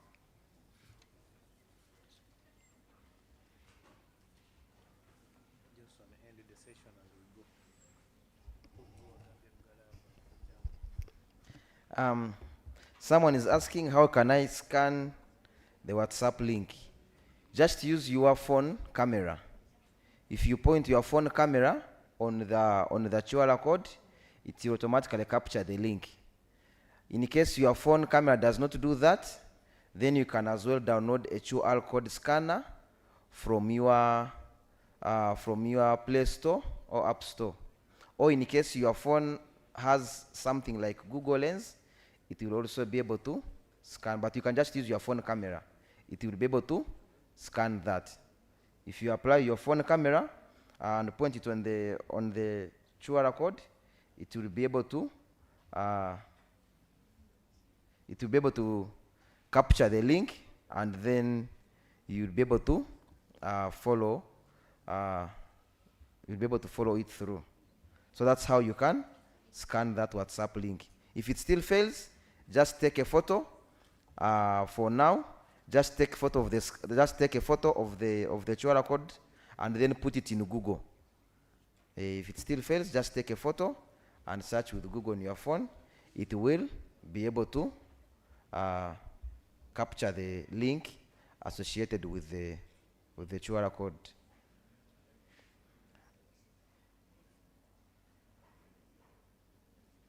Otherwise, that is it from us as ICT office, as ICT directorate. I know and believe that we shall still be able to interact with you quite more often. In case you still find challenges and you need to find us, we have 3 service desks. The first one is at ICT Office 1, which is located at the Faculty of Arts building, the building that is just after where we are, just next to the legal chambers. Or if you have seen Stanbic Bank, there is a building that is behind Stanbic Bank. That's where our office is located. So in case that is ICT Office 1. We also have another office at the computer center, which is next to the roundabout. When you are at the roundabout, on your left hand side of the roundabout, when you are facing the main building, there is an L-shaped building. You can as well visit there, and they will be able to give you support. And for those of you, we have a network support office. This one is strictly for internet-related challenges. It is at RAC building, that very long building. When you are at the roundabout, there is a long building that is on the southern side of the roundabout. So you go to that building, go to the first floor, and when you are facing the building, it is on the right-hand side. When you are facing, if you go to the building, just turn on your right on the first floor, and the very second last door next to the computer lab, you'll find the network support office as well. So those are our service centers where you can find us and be able to engage us, and we shall be able to support you accordingly. But like we told you yesterday, most of all, if not all, this information that we have shared with you is available on our university website. So if you're looking for fee structures, if you're looking for these user guides, just visit the university website, go to the service centers, and you'll find all those queries. They will be answered and they will be responded upon. Otherwise, we thank you very much for attending to us, for giving us your time. Please be mindful of your social media activity. Be mindful of your gadgets. Protect them. Like I told you yesterday, there is a lot of cybercrime taking place. So make sure you don't click any links that you do not understand. Make sure you do not click any links that you do not understand. There are very many conmen online, and they are ready to steal your credentials. They are ready to steal your private information. So please avoid installing unnecessary apps that you don't use, some of which are not clear, be conscious with your online activity. That is it from us. Thank you very much. Like the speakers indicated to you earlier on in the morning, tomorrow it will be faculties. We shall be having faculties tomorrow, and we expect you to come periodically during the time when your faculty is supposed to come. Just to give you a highlight, tomorrow in the morning from 9 to 10, we shall have the Dean School of Management and Entrepreneurship. So those of you who are within Some, come between 9 and 10 a.m. From 10, we shall be having School of Education. And then at 11, we shall be having the Faculty of Agriculture. At midday, up to 1, we shall be having the Dean Faculty of Special Needs and Education. Then in the afternoon, from 1 to 2, we shall be having the Arts and Humanities. Then 2 to 3, we shall be having Faculty of Social Sciences. Then 3 to 4, Dean Engineering. And then at 4 to 5, Dean Science. So if you are not in any of those faculties which I have not mentioned, you don't need to come here tomorrow. You can just stay home and follow online. Then on Friday, we shall have Built Environment, Dean School of Computing from 10 to 11. At 11, we shall have the School of Vocational Studies. Then at 12, or that is at midday, we shall have the School of Art and Design. And all of us are expected to come back here on Friday in the afternoon, where we shall have the convocation and also the guild leadership. So that is the program lineup for the next sessions. Thank you very much. May God bless you.